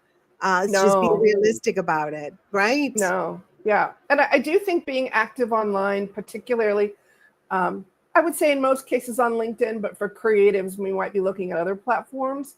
But being active online, posting things that you care about, reposting, commenting, joining groups, attending classes online and meeting new people. Those are really great ways for introverts. And look, we all have introverted days, right? One of your guests was talking about being masculine and feminine. We all have our introverted days and our extroverted days, some just more than others, right? But networking online can really be to the benefit of introverts. Yes, absolutely. And just a sidebar, I'm frozen right now. So I don't just smile like that. It's like, so just letting you know, guys, I'm having internet issues, Wi-Fi issues.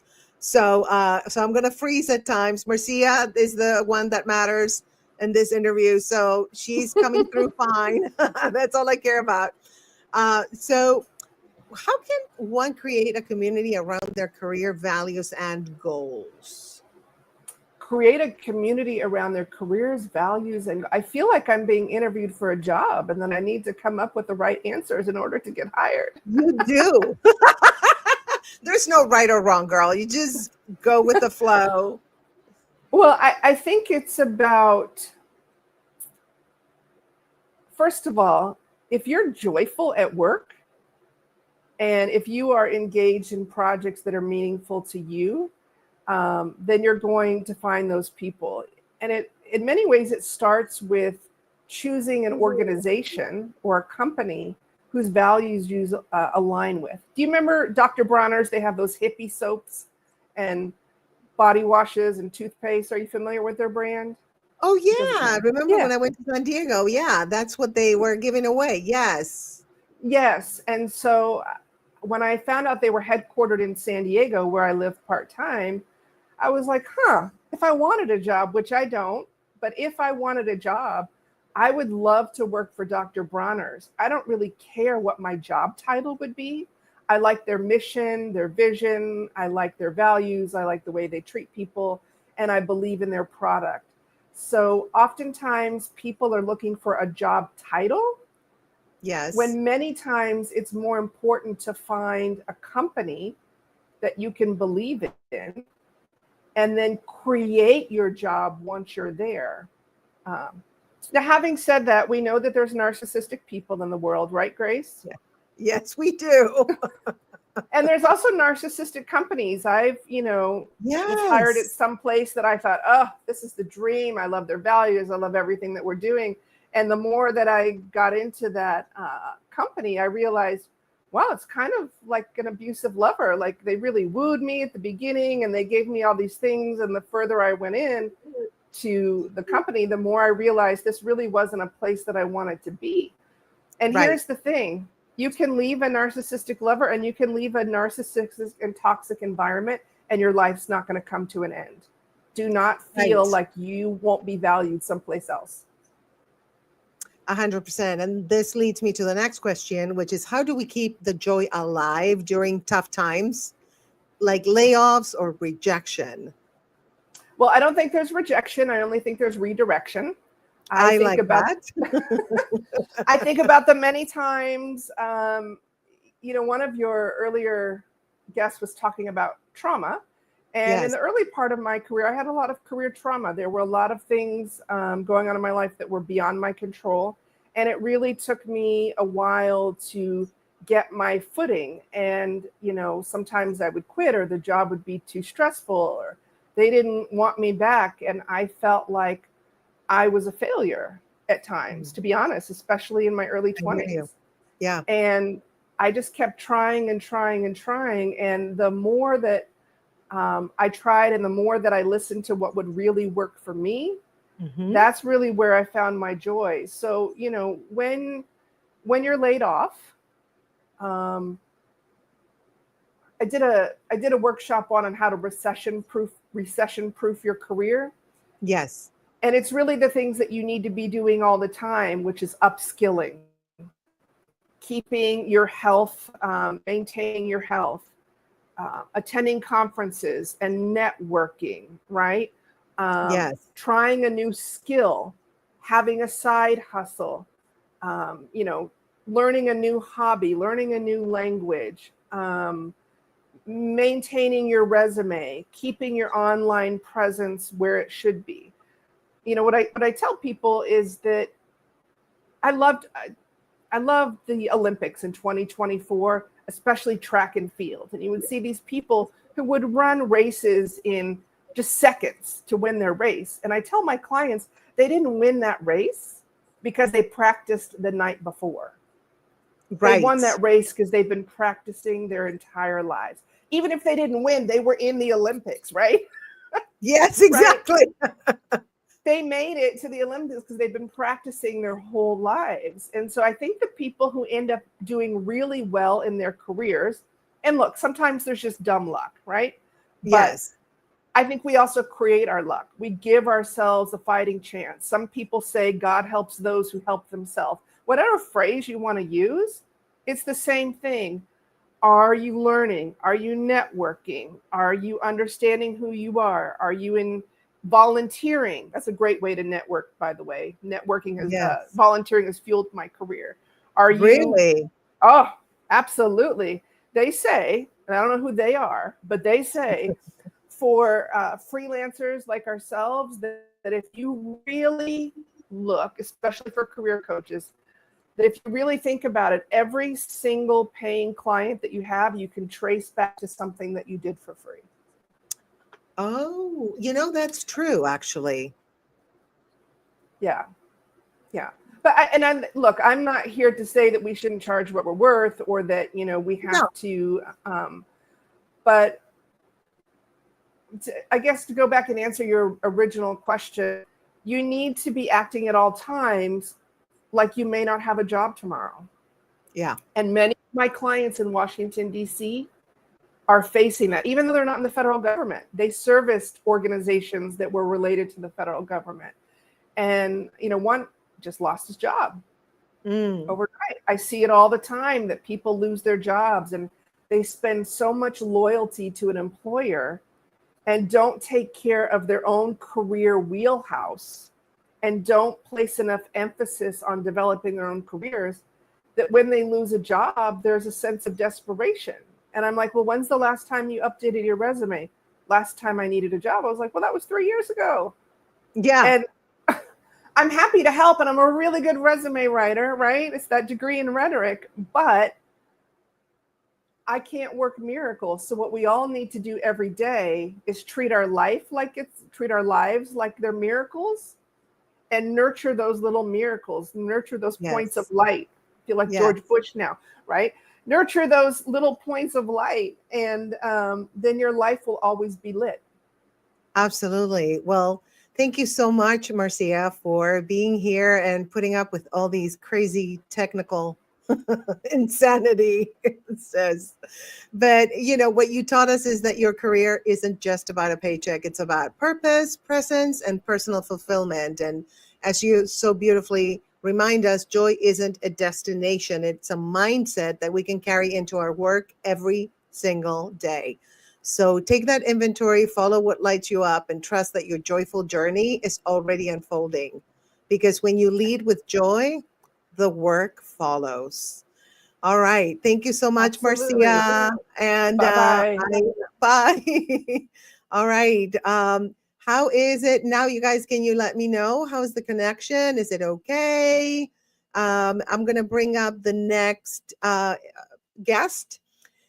And I wish I knew if I could leave that it's not going to stop the stream, but I'm going to just stay here. Hang in there. All right. Let me introduce the next guest after this video, and I'll be right back with you.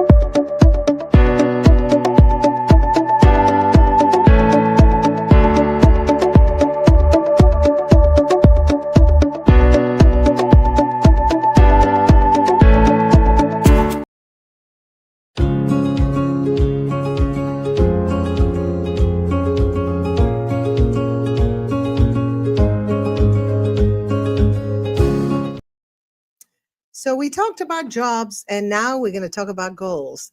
And I always wonder, why is it that some people seem to crush their goal they set, every single goal, while others stay stuck in a loop of starting over? Whether you're chasing a dream or building a business or just trying to keep a promise to yourself. Today's episode is about unlocking your personal Rubicon, your point of no return, so you can stop hesitating and start achieving. So let's break it down with the man who's made it his mission to help people go all in and win. So Pat Finn is the powerhouse behind Rubicon Results, a company dedicated to helping individuals and organizations turn aspirations into achievements. With a proven framework rooted in clarity, action, and accountability, Pat has coached hundreds towards real measurable success. Whether you're a CEO, a creative, or someone just getting unstuck, Pat knows how to get you from goal setting to goal getting. Please welcome to the virtual stage, Pat Finn. Hi, Pat. Hey, Grace. It is so great to see you. So excellent. Great to see you too. Excellent job today, by the way. Thank you. In spite of Spectrum. Yeah, well, nonstop. It's like you're the Cory Booker of streams here. So very cool. Kind of, not 24 hours. I might one day, I don't know. But with Spectrum, you never know. They might cut me out at 8 hours. But yeah, well, I was an athlete. I was a competitive swimmer. So I'm all about just keep going, and then crash. All Take right. it out. Yeah. Well, whatever you're doing is great, and you'll get a good night's sleep tonight, I'm sure. Oh, yes, I will. Trust. So I know that I did your workshop and I loved it. Thank you for allowing me to do it. And it was just great. It was life-changing, to be honest, because I was kind of, coming out of my cancer healing journey and trying to figure out, what I want to do. And, with your techniques, it's like now I don't even think about them. Like I apply them naturally, and it does help me just keep going and, just have your due date. When do you want to do this by? And Right. that's still with my ADHD and everything. It still works, and it works beautifully. So what is the first thing that someone should do when setting a goal in general? First thing is to start to see if you can distinguish between thoughts that are in your head and what's coming from your heart, your true purpose, what lights you up in life. Because often our head, our mind is designed to predict and protect, and it will predict based on what it knows about you from the past, and it'll protect you from taking a risk. So as a result, if you're making goals out of your mind, literally from the thoughts that you have, there's a certain limitation to the goals that you'll make, and it'll be based on those limiting beliefs you have about yourself, like thinking, wow, can I do that? When you can start to actually, whether you take time to be quiet, whether it's a walk in nature, and just start to see what lifts you up, like what is the essence of you really want in life. That's a great place to start to set goals, is to be able to distinguish between the two. Remember, our mind isn't designed for joy. Our mind is designed to limit us, to be comfortable. That's our mind is all wired to be comfortable. And another way for saying comfortable is, you might remember in Rubicon, we talk about is being familiar. So it's, if you keep doing what's familiar, you'll keep getting what you got. So it takes something to step outside of that and start to listen to your heart and what's really possible for you in life. So that's a starting point. And then, there's obviously other things that you can do. You start to look at, what would light me up? What would be the thing that would make the biggest difference for me? Where, am I thinking something that pops to mind, and then I immediately squash it based on your mind and step back and go for a moment. Wait, could another person do this? If you could imagine somebody else can do it, why not you? Other than you've got some limiting beliefs about yourself. So the first step is to set the goal and then work on what are the barriers to that goal along the way. Absolutely. I always say, I just came to the realization that we're powerful and magical beings. And based on that, whenever I'm limiting myself, because the mind is more like torture, right? It's like it tortures you sometimes. And I'm like, shh, you don't belong here. Go away. And then I remember I am a powerful, magical being. And I tell that to myself. We can even heal ourselves. So that's how magical and powerful we are.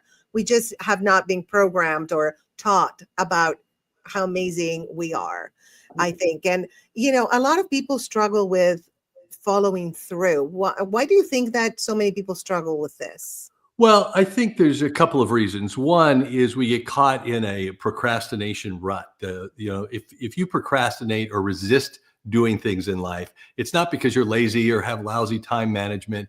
Odds are it's because your mind, at some point when you did procrastinate, when there was this moment of something that you thought was going to be difficult and you decided not to do it, your brain actually releases a feel-good dopamine, like, oh, it's a reward. This is great. Oh, we're not doing it. So now your brain is programmed to keep looking for what it makes it feel good. So the next time there's something that you're kind of resisting or don't want to do, or sit down and do the paperwork or clean up the clutter or do the taxes or, whatever it is, and your brain will kind of encourage you to not do it, it gets more of the feel-good chemical. So you got to break out of that cycle, first of all, by coming up with a goal that lights you up. The other reason people get stuck along the way is because there are certain limiting beliefs that many of us have, that I'm not good enough.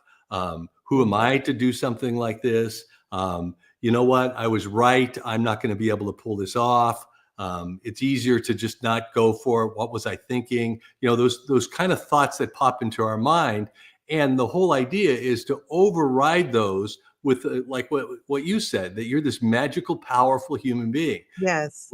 Our minds have a negative bias. It will go towards reminding us of, why we're not good enough in life. It's a survival mechanism that comes from evolution, because, millions of years ago, we would need to step out of a cave and be careful and look what's wrong here, and always be looking for what's missing and what's wrong in order to survive. We don't need to do that anymore, but our brain will keep feeding us those negative thoughts. In fact, if you just imagine that the thoughts that you think programs your brain has something to do, those thoughts you have something to do with what you believe, how you feel in life, and the actions you take. Well, you've spent, not you, but us in general as human beings, we spent a lifetime over and over again programming not good enough, not smart enough. Who am I to do this? I don't want to take that risk.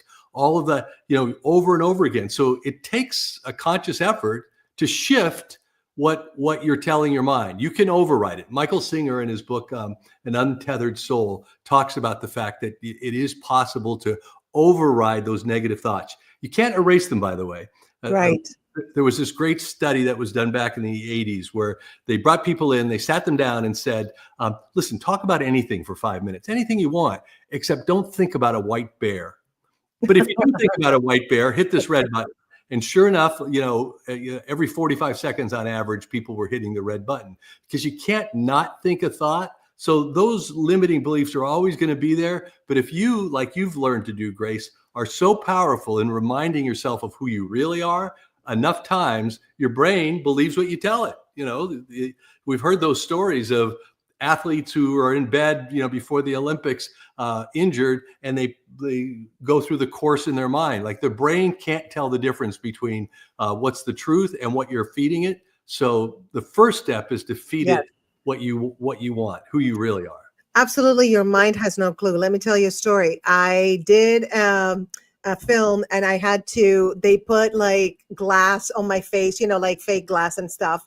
So when I looked in the mirror, I got sick, because I thought my brain couldn't tell that was not really me, with all these, fake glass thingies and blood. And so when I looked at myself, I got sick to my stomach. Like, my brain didn't understand. My brain was like, oh no, her face is ruined. Not the moneymaker, please. Oh my God.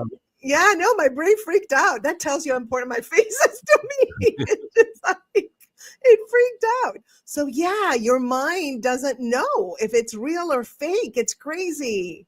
It's one of the reasons that, for example, people do dream boards, because you're feeding into your mind that this is the house I'm going to live in. This is the kind of relationship I'm going to have. These are the kind of travels that I'm going to do. Like, you're feeding it into your mind. It's one of the reasons we're talking about goals today, because if you come up with a goal that isn't just like this out in the future possibility, but rather it starts to become something you really believe, then that shifts your reality. So here's the way we operate in Rubicon. First of all, it's something that came from a Harvard Business Review, and it's called the Merlin Factor. We have you stand in the future. In other words, really imagine whatever the period of time is, whether it's 10 weeks or 5 years, like you picture actually being there in that moment.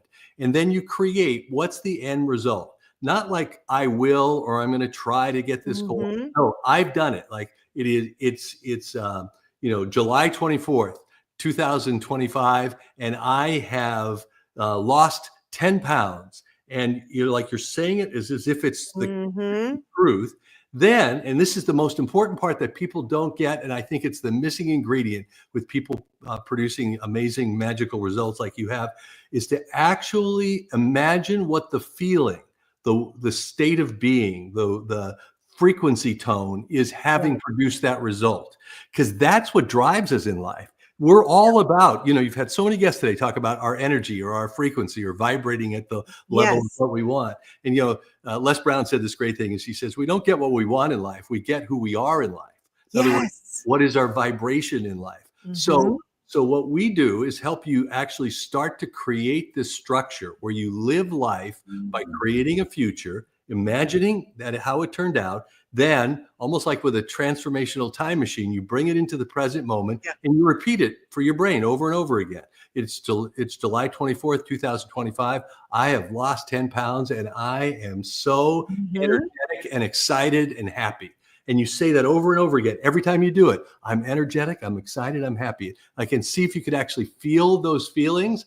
And then before it's even happened, it's happened in your mind. Your mind will then have your actions consistent with producing that result. 100%. Yeah. Your workshop has turned me into a goal setting machine and a goal achieving machine, which I always was, but not at this level. I think that something happened, like something clicked by taking your workshop. So if somebody wants to take your workshop, they can go to rubiconresults.com, right? Right. Yeah. And we do a free discovery call. You can go there and the discovery call isn't a sales call. It's really about you discovering something about yourself and then getting so excited about it. Maybe you'll want to do Rubicon to help you achieve that or not, but it's no obligation. No, it's free, it's complimentary. And we do that. RubiconResults.com will you'll see how to be able to do I highly recommend it because honestly, you really have helped me. And the people also that take your workshop are amazing. Again, your vibe attracts your tribe. So sure, maybe I can just let people know what the process is essentially when you sign up, you're we assign you to a mastermind team of 10 people. So you have 9 other people who have you back. You come to a Zoom call once a week where there's a whole curriculum about being the most effective you can be in life, but it's also about bonding with the team. And then there's a private coaching call with me each week. So that combination of the team peer pressure, the team connection and excitement of everybody raising up their vibe. We say all boats rise in a high tide. It's like it's lifting everybody up. And then the private coaching call between the two of them, it's amazing. People write books and find the love of their life or lose tons of weight or start a new business or get big investments in their business or really anything that's a dream that you're not quite sure how to get there. As somebody once said to me on a team, I hold their hand to guide them while I'm kicking them in the butt to keep them. Yeah.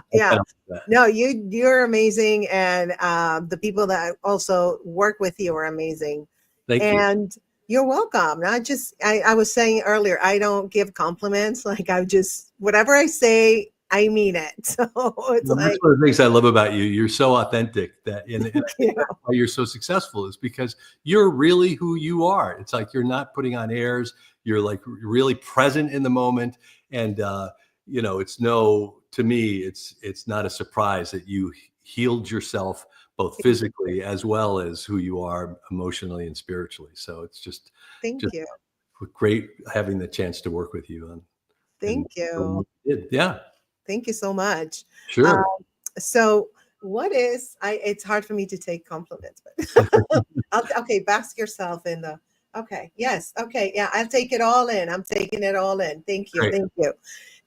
So what is a common mistake that people make when creating a goal plan? Because there's some science to that, because you can say, hey, I want to do this. And then, well, it's not achievable, or it's, like I want to go to Mars tomorrow or something. Just like. Yeah, no, that's a great question. When I was back in high school days, I used to listen to Casey Kasem on the radio, and he would end his American Top 40 radio show each week with "Keep your feet on the ground and keep reaching for the stars." Yeah. So that is the key, is to reach for the stars, but something that you see possible to get done. Now, you may not believe in the moment you can do it, but it lights you up like it is achievable. You could imagine, if things go well, if I stay in action, if I do whatever it takes, I can produce that end result. So saying I'm going to go to Mars, unless you're Elon Musk, that may not be the right goal, but having this sweet spot. And by the way, it is a sweet spot, because if you promise something too big, that it doesn't get you out of bed in the morning because you don't really believe it's even possible. That doesn't work. And you don't want to promise something too small, because that also will have you hit the snooze button one more time, because it's like, yeah, I can pull that off. No big deal.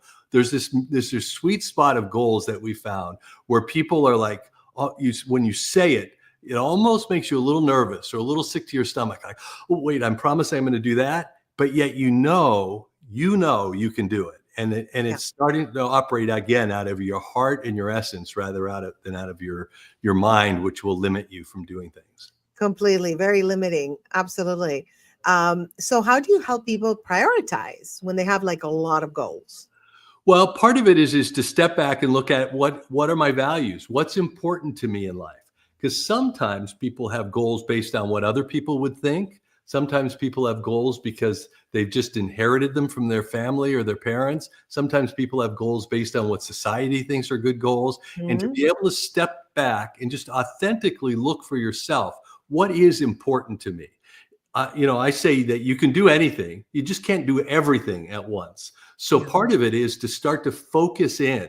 That whole thing of, rather than look at the entire forest, look at one tree at a time. Like, how do you focus in? We actually have techniques of how to shut off the rest of the world for a period of time and focus in on that one thing. So it starts with getting clear what's important to you, not having too many goals, because some people, like Grace, you're so talented in so many areas, you could spread your light everywhere and not get anything done. However, when you focus in, like if you take all the light in this room and focus it into a laser beam, I could cut a hole in the wall. And it's like that. It's that ability to not do everything, but to focus in. I saw an interview not too long ago with Warren Buffett and Bill Gates, and they were asked, what if they had to boil it down? What's the secret to their success? And they both answered separately, but they both answered the same thing: focus. And the ability to focus in on one thing at a time, and then focus on the next thing. In Rubicon, we talk about multitasking makes you stupid. The thought of that is in all the scientific studies they've done, they've discovered that if you're working on this, but also doing this, and then working on this and doing this, your brain capacity and power goes down by 45% at least. And so what we've trained people to do is just do this. Even if you're doing it for 20 minutes, then just do this. If you're doing it for 45 minutes, when you do that, you relieve the stress on your brain. You're that much more creative and that much more productive in being able to produce results. Absolutely. As a person with ADHD, focus is the F word for me. Yeah. But, the good thing is that we can hyper focus too. So we need someone to help us focus. What's interesting is I just had a conversation this week with somebody that is on one of our teams, and she's in London. We have, because it's on Zoom, we have people on our teams from around the world, and she is an ADHD coach. Oh. And she was talking about that, like we always think of like it's a negative that you have ADHD. No, it's not. So it's not. Yeah, that's what not at all. Yeah, there's so many positive aspects to it. So very creative. Like the creative mind is insane. Yeah. Like endless. Yeah. Yeah. Like ridiculous things. Like, did I tell you I finally did Maurice the French Ladies Man? If you want to check my Instagram, I have some clips there. Oh, you did? Cool. Very cool. Maurice the French Ladies Man. He's a perv. Fun. Yeah. So see, like those things pop in my head all of a sudden, and then I bring them to life.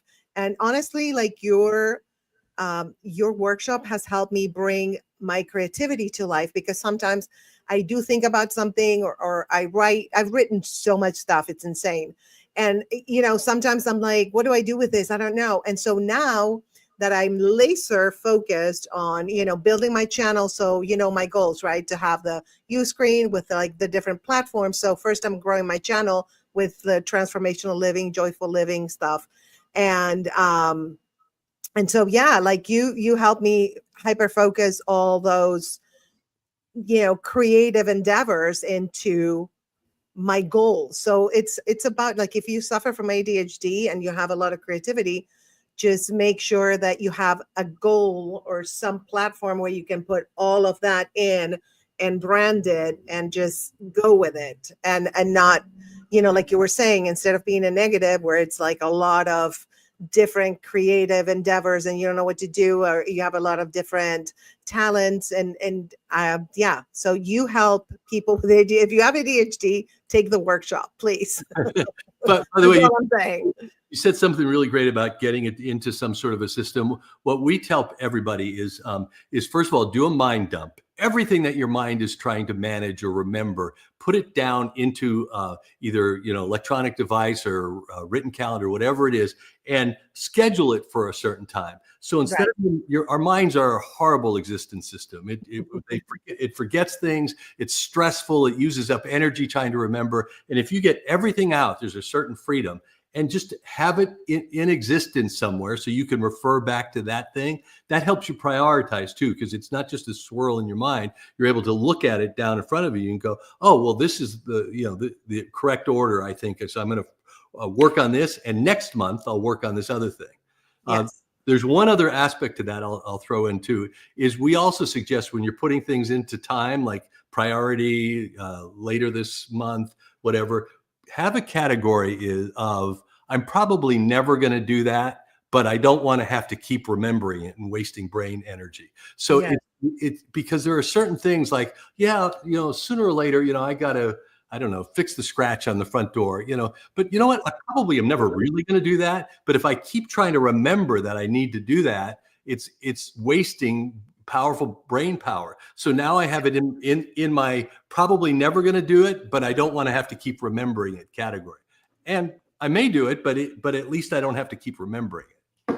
Yes. And also, accountability is a big issue.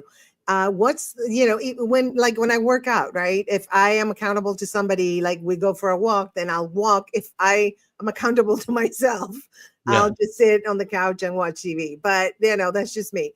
So what's the most effective way of accountability, a form of accountability that you've seen?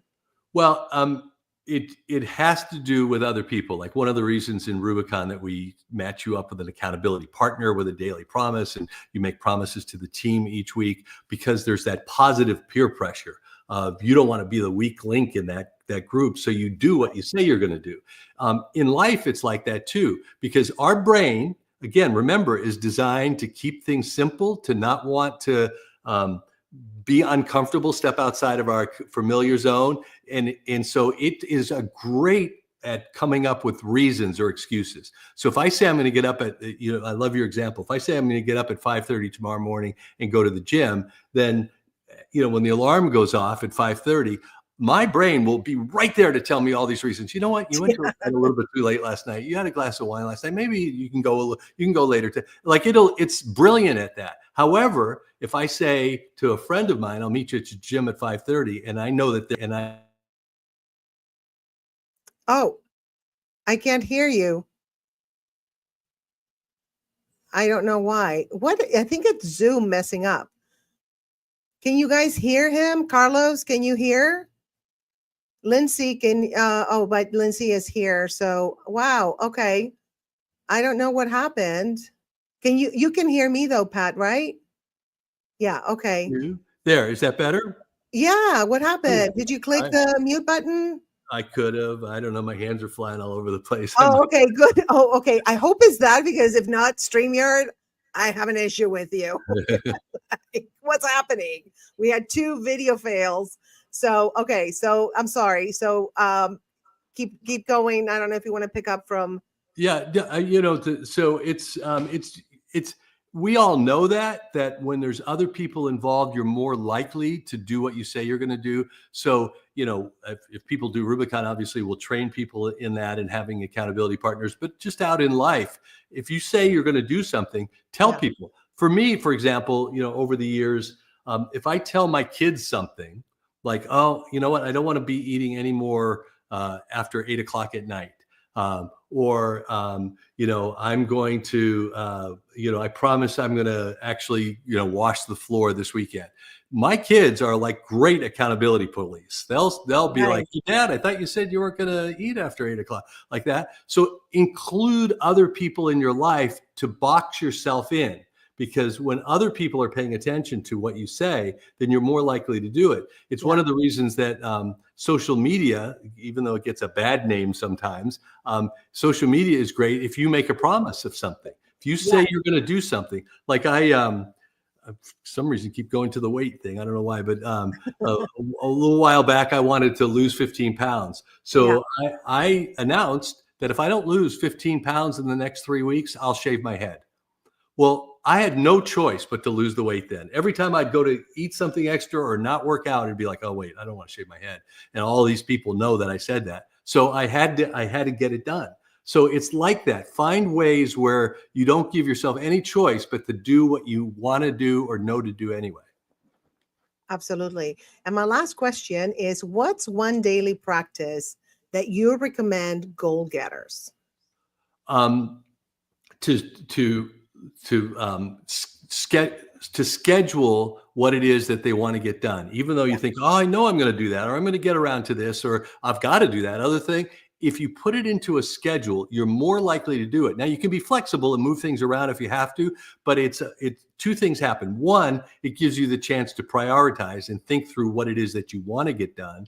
And then seeing it in schedule in real time, there's something about that then has you be responsible for it. Oh, like at 1 o'clock, I'm going to be writing this email that I need to write. Whatever it is that you need to do, put it into schedule. When we first started Rubicon, we studied over 50 different successful entrepreneurs and performing arts people and sports figures, and looked at what were the consistent habits among the people who had the most success across all aspects of life. And one of them was people would create a schedule, a to-do list, put in time for their day.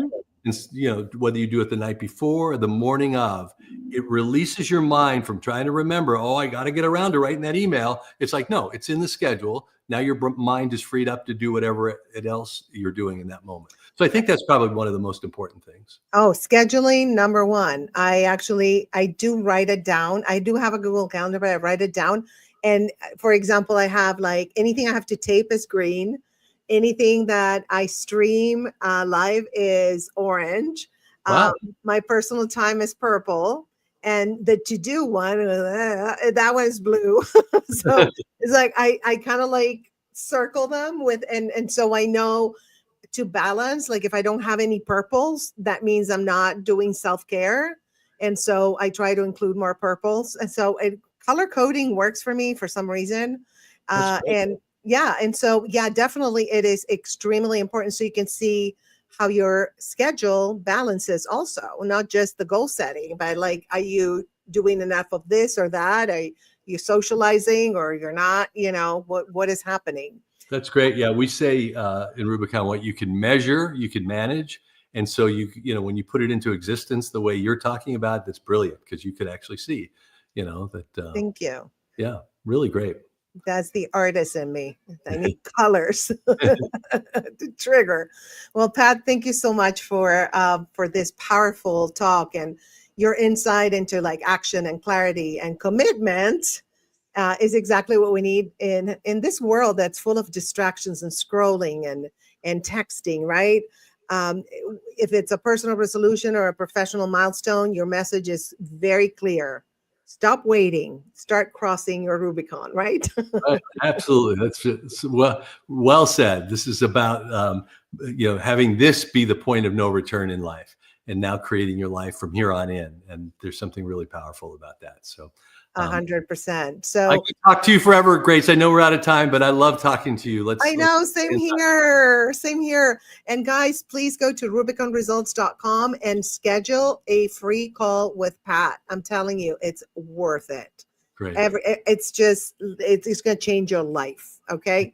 So if you're ready to turn potential into progress, that's if you're not, that's okay. But still do the call. It's going to help. All right, Pat, thank you so much. And I'll talk to you soon. All right. Thanks, Grace. Congratulations.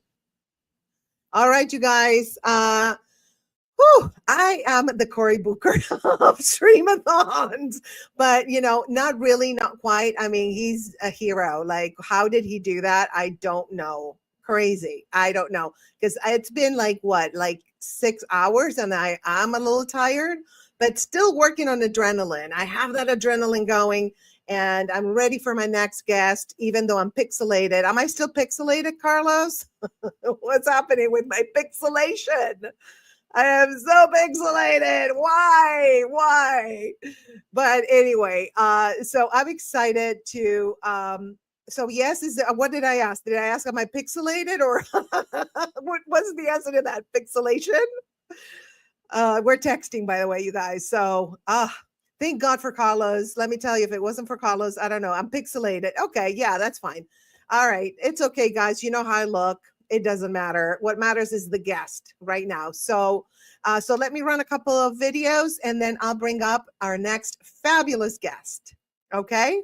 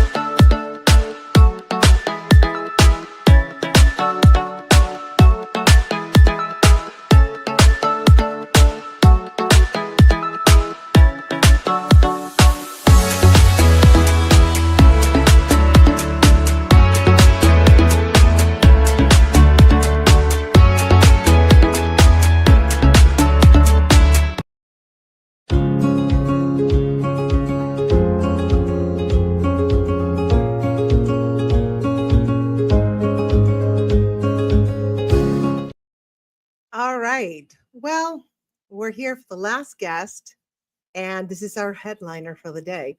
I've known this lady for a while, and let's ask this question first. What if joyful living wasn't reserved for the healed, the perfect, or the ones who have it all figured out? You know those guys, right? What if the real magic happens while you're still healing, hurting, or just holding it together with glitter, glue, and grace? Well, today we're diving deep in with someone who's walked through the storm. Believe me, like myself, she has done that. And she came out with a flashlight to guide the rest of us, because joyful living doesn't have to wait for someday. It starts now, honey, exactly where you are. Lindsay Glass. She's amazing. And she's the founder of Reach Out Recovery, a nonprofit powerhouse that provides tools. Why did I sound Canadian? Powerhouse. Okay, that's my Latin tongue. So let me start again. A nonprofit powerhouse that provides tools and resources for emotional health, mental wellness, and addiction recovery. She's also the co-author of the Mother-Daughter Relationship Makeover, a heartfelt guide to healing one of the most complex relationships. Do I know that? Lindsay's mission is to help people find light in the dark, rebuild from brokenness, and reclaim joy even when you're not okay. Her work empowers us to heal, reconnect, and live fully on our own terms. So please welcome the beautiful and amazing Lindsay Glass. Hi, Lindsay. Hi. I can't believe it. Hour 6 and 8 minutes. Are you doing okay, Grace? Girl, thank God I'm pixelated. I'm telling you, because I'm sure the dark circles are circling. Not at all. I'm just impressed with your vitality today. Thank you. Thank you. I got a little stuck with the technical issues, but just keep going. That's the thing, right? Just switch that on instead of which I was like, spectrum. I was like, okay, no, spectrum, no. Okay, let's just turn it into, I have a great guest next. I'm excited about them and what they're going to say. So it's all about choosing joy, right? I mean, that's exactly the moral of the story. Things are not going to go smoothly. So what are you going to do when they're not going smoothly, and how do you carry on? And I just want to say, what you were saying in the intro is so true. If you don't find some hope and some joy while you're healing, you're not going to heal. Like what's the point of healing?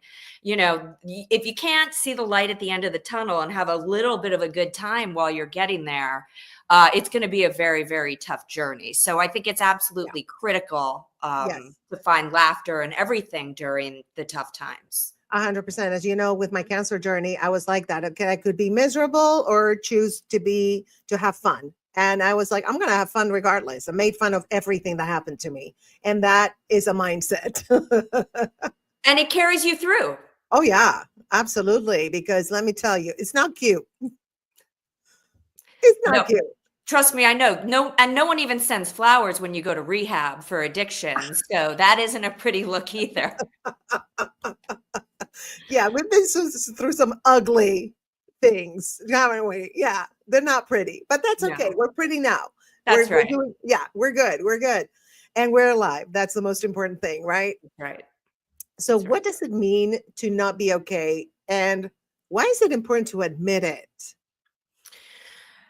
Not being okay can be different for different people. So I think the first thing we want to talk about is, when I'm not okay, it's generally anxiety, depression, the despair has set in, and it kind of goes into a global thing.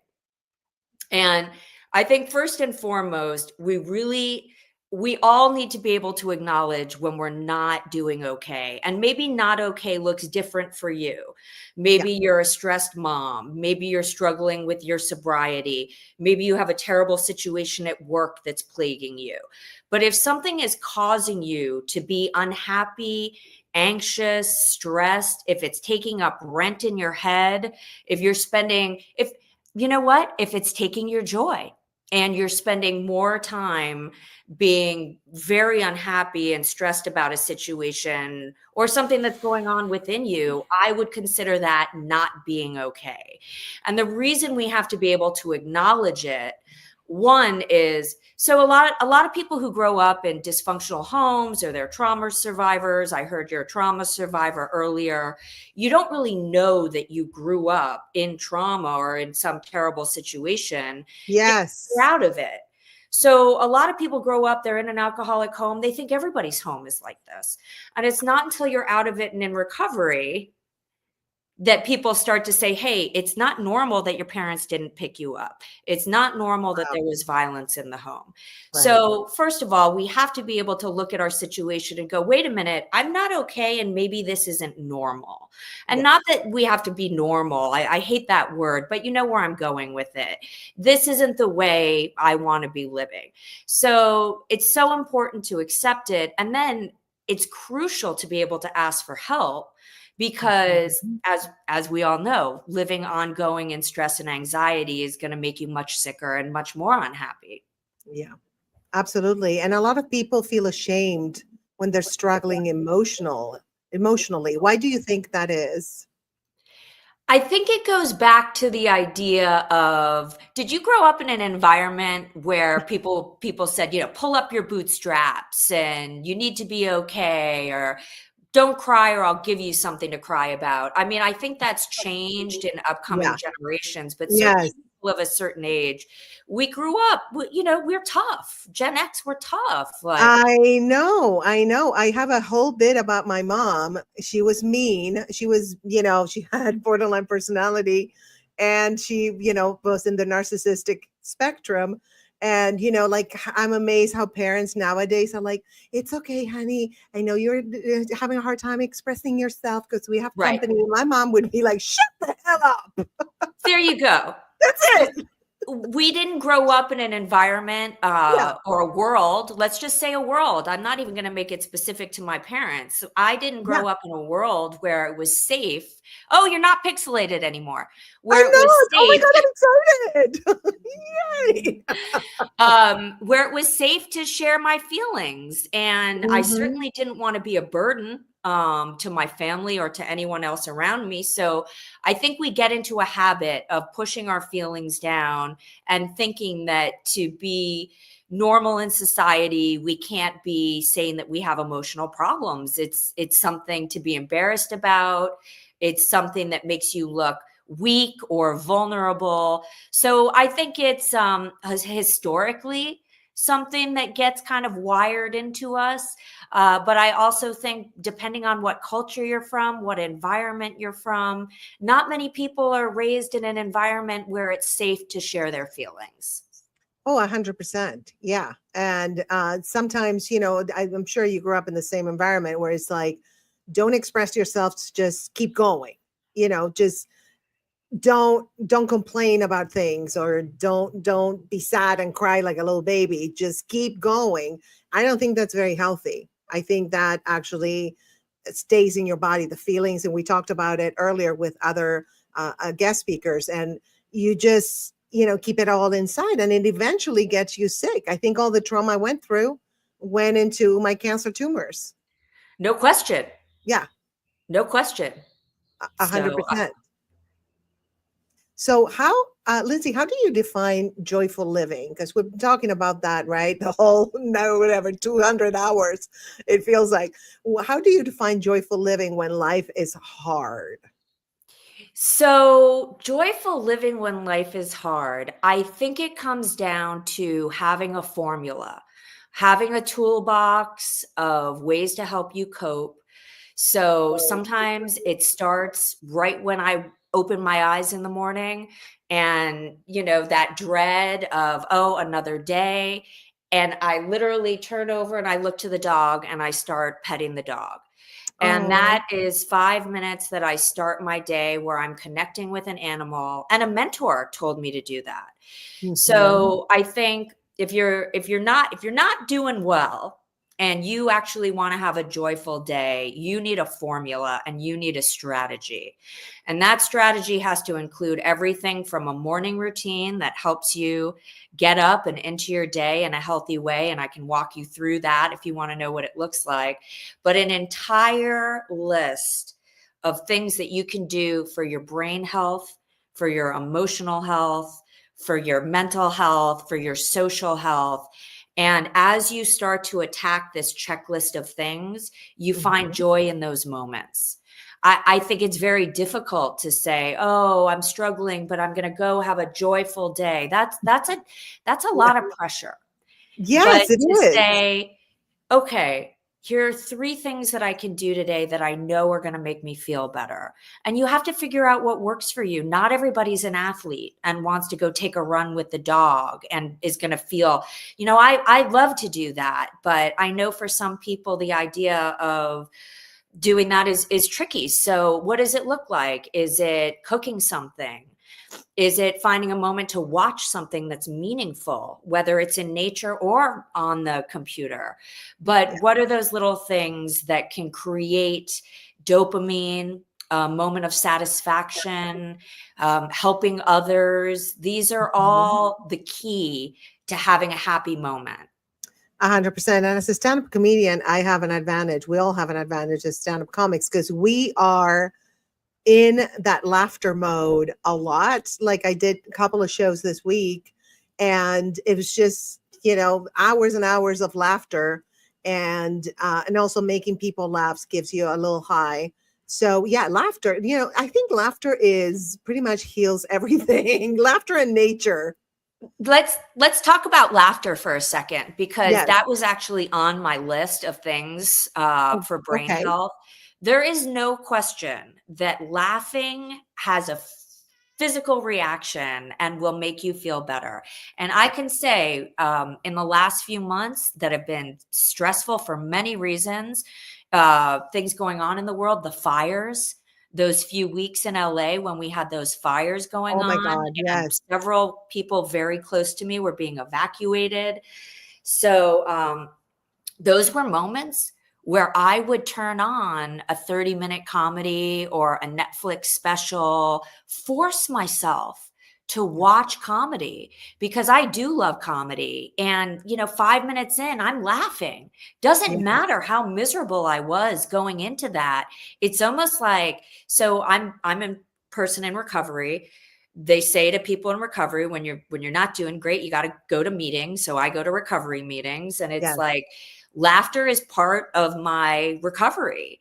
So whether it's social media, whether it's books, whether it's online, I think having a treasure trove of funny content is absolutely critical to joyful living.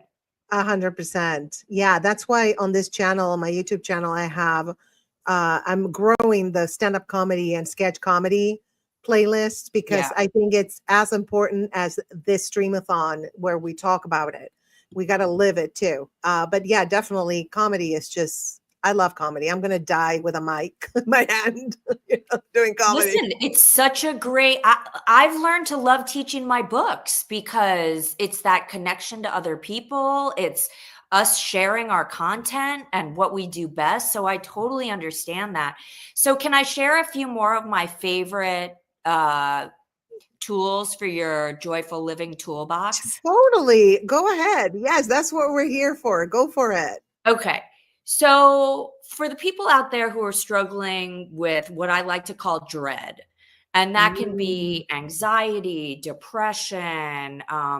You talk about ADD, I used to get paralyzed.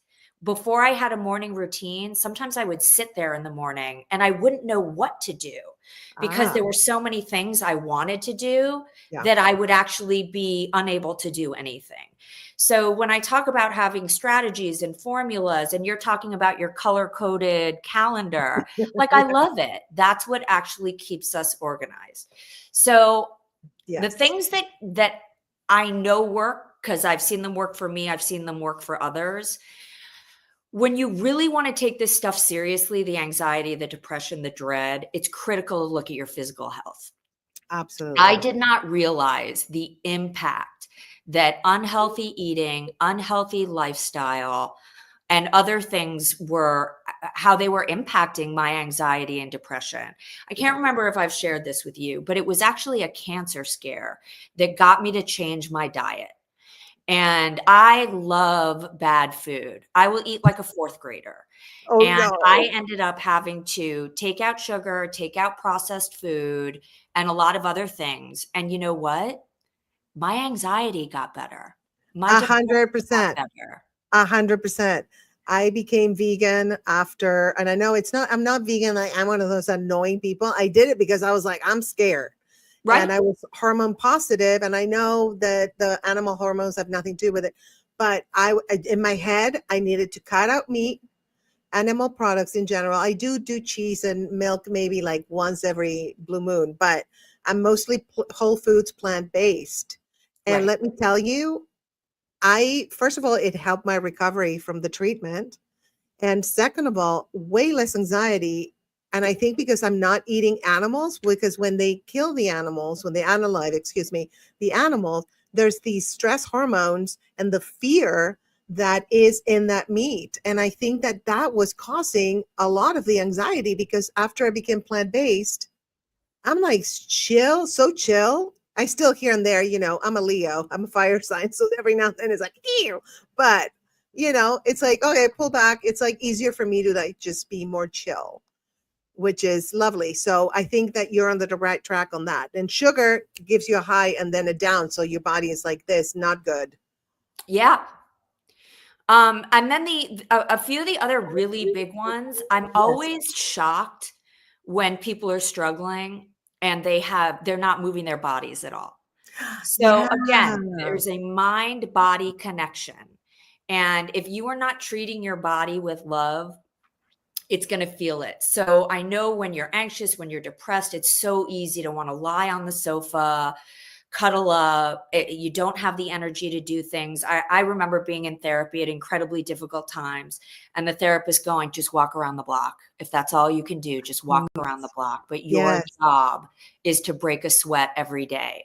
Because if you're not actually breaking a sweat every day when you're in this state of despair, you're not giving your body the different chemicals it needs to thrive, to get through this. So I think that, food, exercise, here's another one. It's so easy to isolate, to Yes, not isn't want to it? ask for help, to stay Mhm. home and want to binge watch things, binge eat, binge whatever it is. This is one of the worst things you can do for yourself, is to isolate when you are struggling with your emotional or mental health. So I really think that whether it's having one person you can talk to who you feel is really safe, or a community that you can stay in touch with, or even recovery meetings, staying Yes. socially connected. Are you there? Yeah, can you hear me? Yeah, I can hear you now. I lost you for a second. Oh, okay. Okay. So that's another really big one. And then, obviously I'm a sober person, but Yes. as much as you can reduce toxins, I know it's really easy to want to feel better, have a drink, have a smoke, do whatever it is. And I'm not saying don't do that, but do it in moderation. Yes. Because the things that, these are chemicals, they're toxic. They might make you feel better initially, but in the long run, they're going to make you feel worse. So trust me, I've been there. I know what it's like to be miserable and want to stay home and smoke and eat and watch TV. But these are the things that are only going to make us feel worse. Yeah, because we have the feel good chemicals inside of us. So That's if right. we stir them up and just start them, like Yeah. starting your car. Just Yeah. start those, and that's going to help a lot. And like you said, going for a walk around the block, that will actually change your mood. It can absolutely definitely, will. yeah, it totally does that. And you've been through some dark moments, and what helped you stay hopeful through the darkest moments? Whew. I always had a drive to be okay, to get better. I always really wanted to be all right. So I'm not sure why, but I really did always have that drive. I think it's critically important to have somebody you can talk to, even if it's one person who can always give you a reality check. So I did have a couple of people in my life. I still do.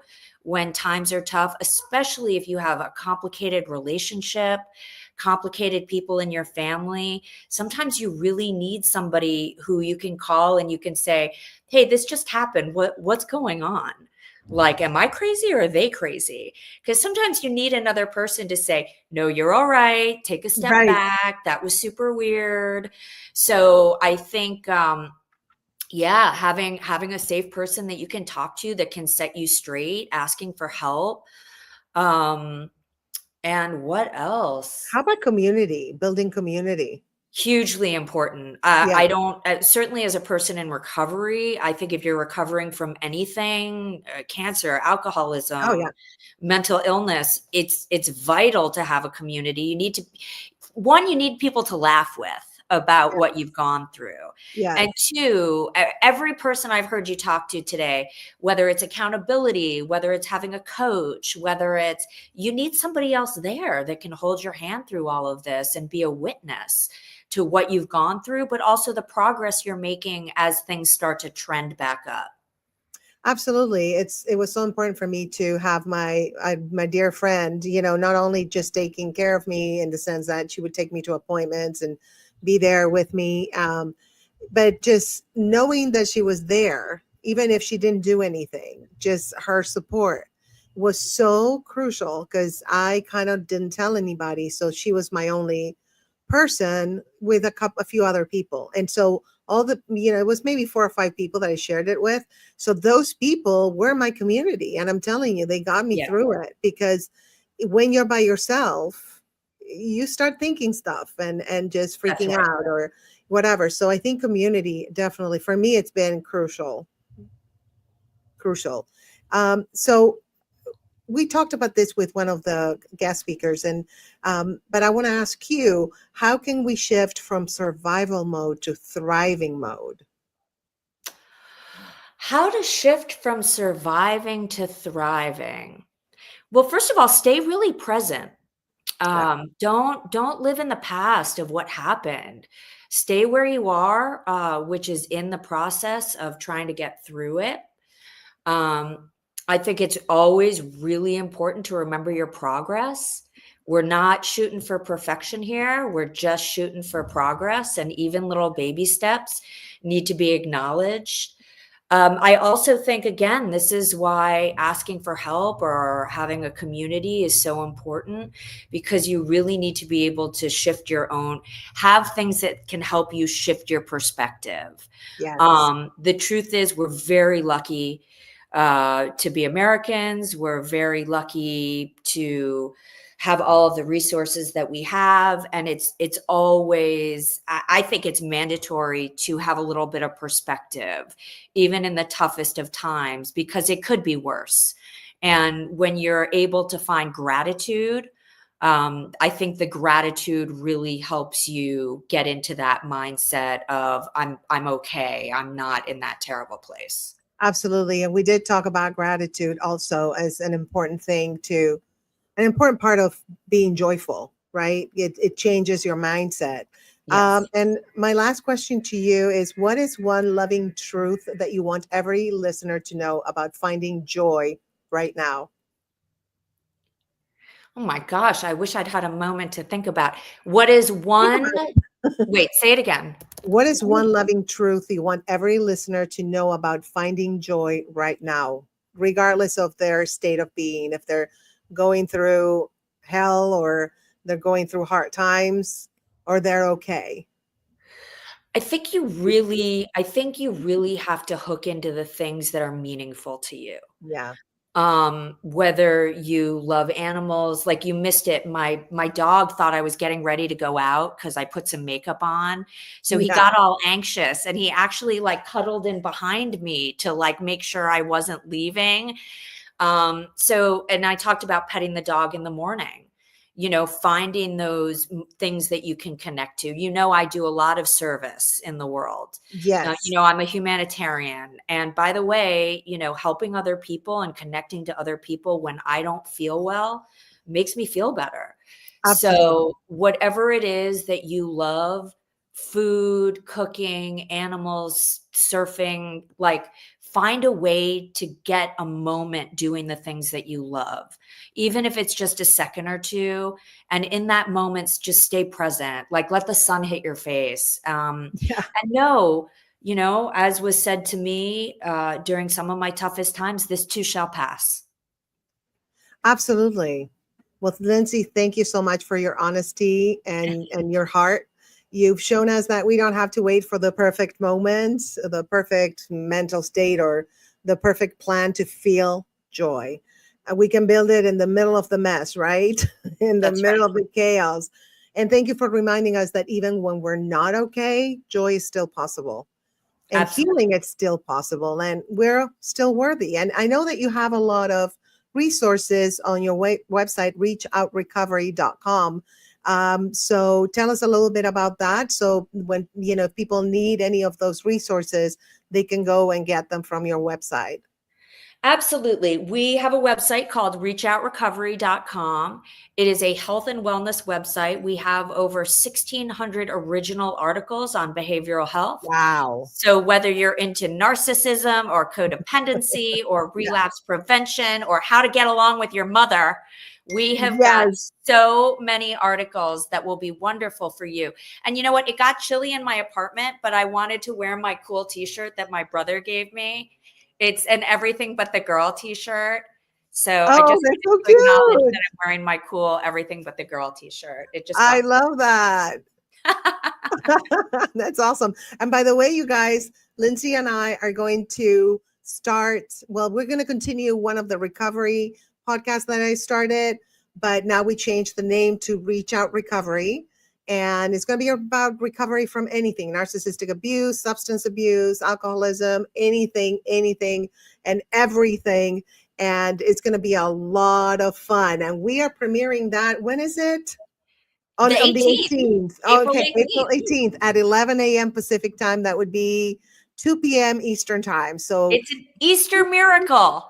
Yes, it is.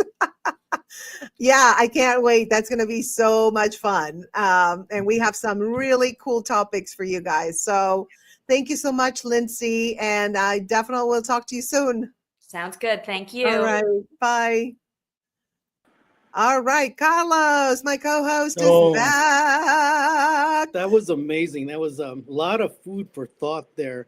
Well, first of all, I don't know if you guys know this, but I'm in beautiful Oklahoma City, which turns out it's the allergy capital of the world. I'd never had allergies till I moved here. And I was literally having like this coughing fit going, okay, Lindsay, keep talking because I can't be on here yet.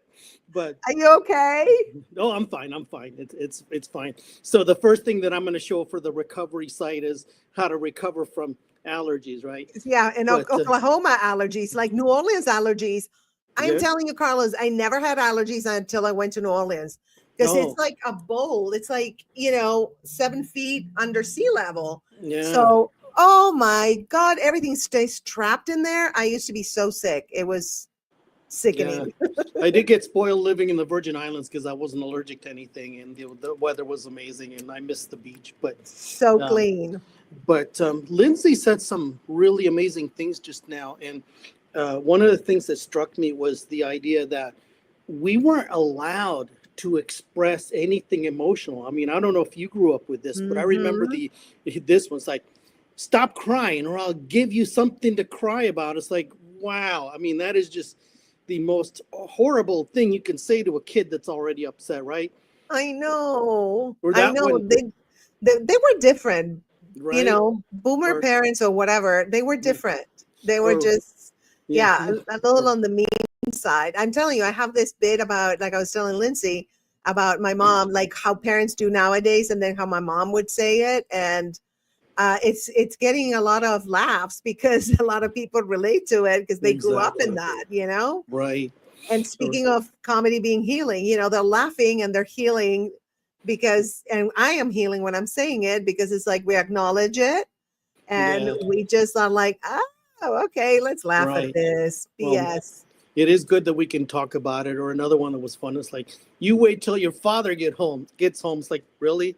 We're doing this, and then when he would show up and, they did this thing to us called spanking, and he would say, this is going to hurt you more than it's going to hurt me more than it's going to hurt you. It was like, no, my butt is going to hurt. My mom used to beat the crap out of me. Yeah. Like a lot, like really bad. And the thing with her and why it was abusive is because she would hit me about the stupidest stuff, like not about anything really with substance. So I was scared to speak. I was scared to do anything because I didn't know when she was going to blow up. It was a mess, but we're not silenced anymore, Carlos. Yeah, we've overcome all of this, but I figured something out though. Yes. The pixelation, I figured it out. There's two. What is it? Tell me. It's stupid spectrum. Well, yeah, we could do a whole thing on Spectrum, and I can tell you personally, because I used to work for them, but I figured it out. So this weekend, I guess, is the debut of the Minecraft movie. So maybe the Minecraft heebie-jeebie whatever's got into our podcast here. So somewhere in a theater in whatever, in Oklahoma or Omaha somewhere, they're going to see us, right? So they're going to see our images on there. That's what I think it is. I think so. I think you're right on. Yeah, it's kind of like they promoted the movie through us without us knowing. Right. I've never played Minecraft, so I mean, I see the things like, yeah, okay, all right, Me neither. I never. Oh wait, I did actually. I used to play it. It's the ones with the bombs, right? It's the one with the square things and cows. I used to play it all the time. Yeah. Okay, that's okay. It might be karma for me. I don't know. Yeah, there we go. Oh, okay. No, look. Here's the deal, right? Anytime that something goes wrong, just blame Carlos because I definitely. I can take a lot of punches to the face. So. I love it. No, I wouldn't do that to you ever. But thank you so much for being my co-host today. And by the way, we're talking about doing a podcast together, and people were reacting positively to that. So we'll come up with something and we'll stream it. Hopefully Spectrum is going to behave. But anyway, I'm not going to give them any more airtime. Why am I promoting them? No, right? So here's the thing. So about Spectrum, since it's been brought up, Spectrum literally means range. It's not even a cool name. It's like a range. And the company that is the parent company is called Charter, which means to rent. No, they're renting a wide range of nothing. It's nothing. They need to have people that actually pick really good names for companies, right? But then that should be our gig. They should just come to us and say, okay, you two, we have this company that actually has a viable product but crappy name. What do you got? What? Yeah, right. I think that we could do that. Yeah.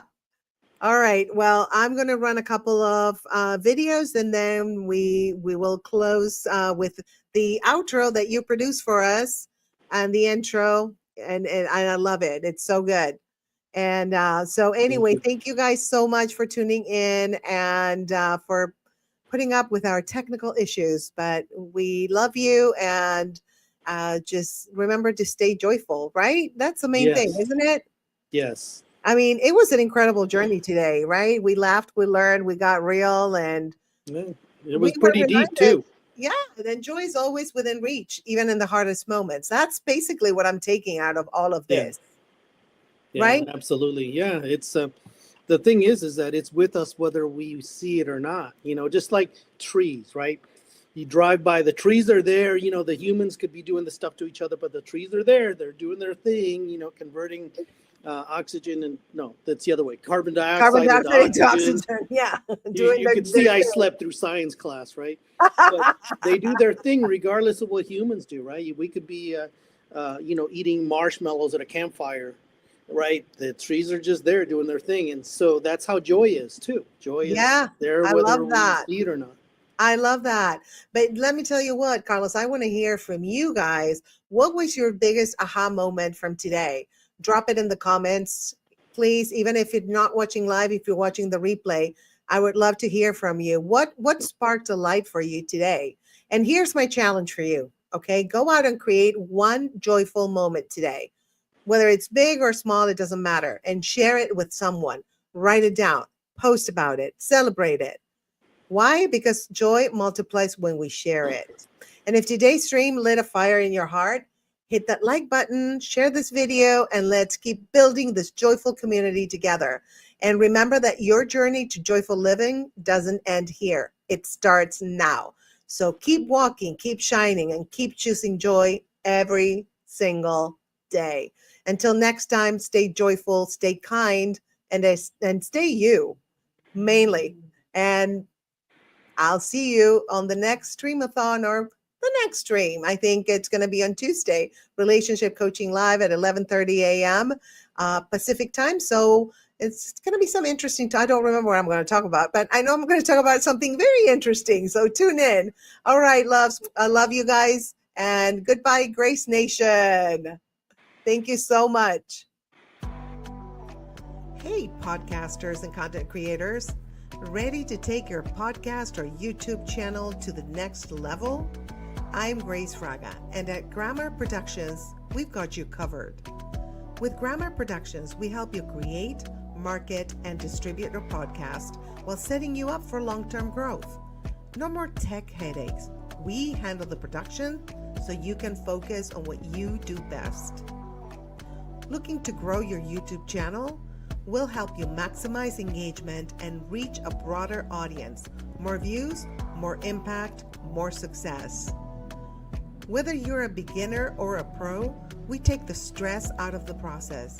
And with tools like StreamYard, your podcast will always sound and look professional. Grammar Productions, podcasting and YouTube, engineered to succeed. Let's make your vision a reality. Contact us today and let's get started.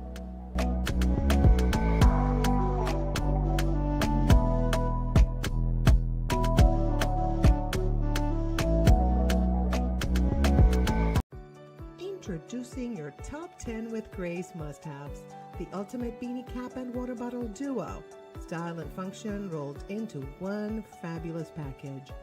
Whether you're chasing the sunrise or winding down at your favorite cafe, this duo is here to keep you going. Made for your on-the-go lifestyle, this water bottle keeps drinks perfectly hot or cold, while the beanie adds a touch of cozy chic to your look. From the gym to the great outdoors, these essentials are so you. Get yours today at www.thestateofgraceshop.com and use code GRACE10OFF for 10% off your order. Your new favorites are just a click away.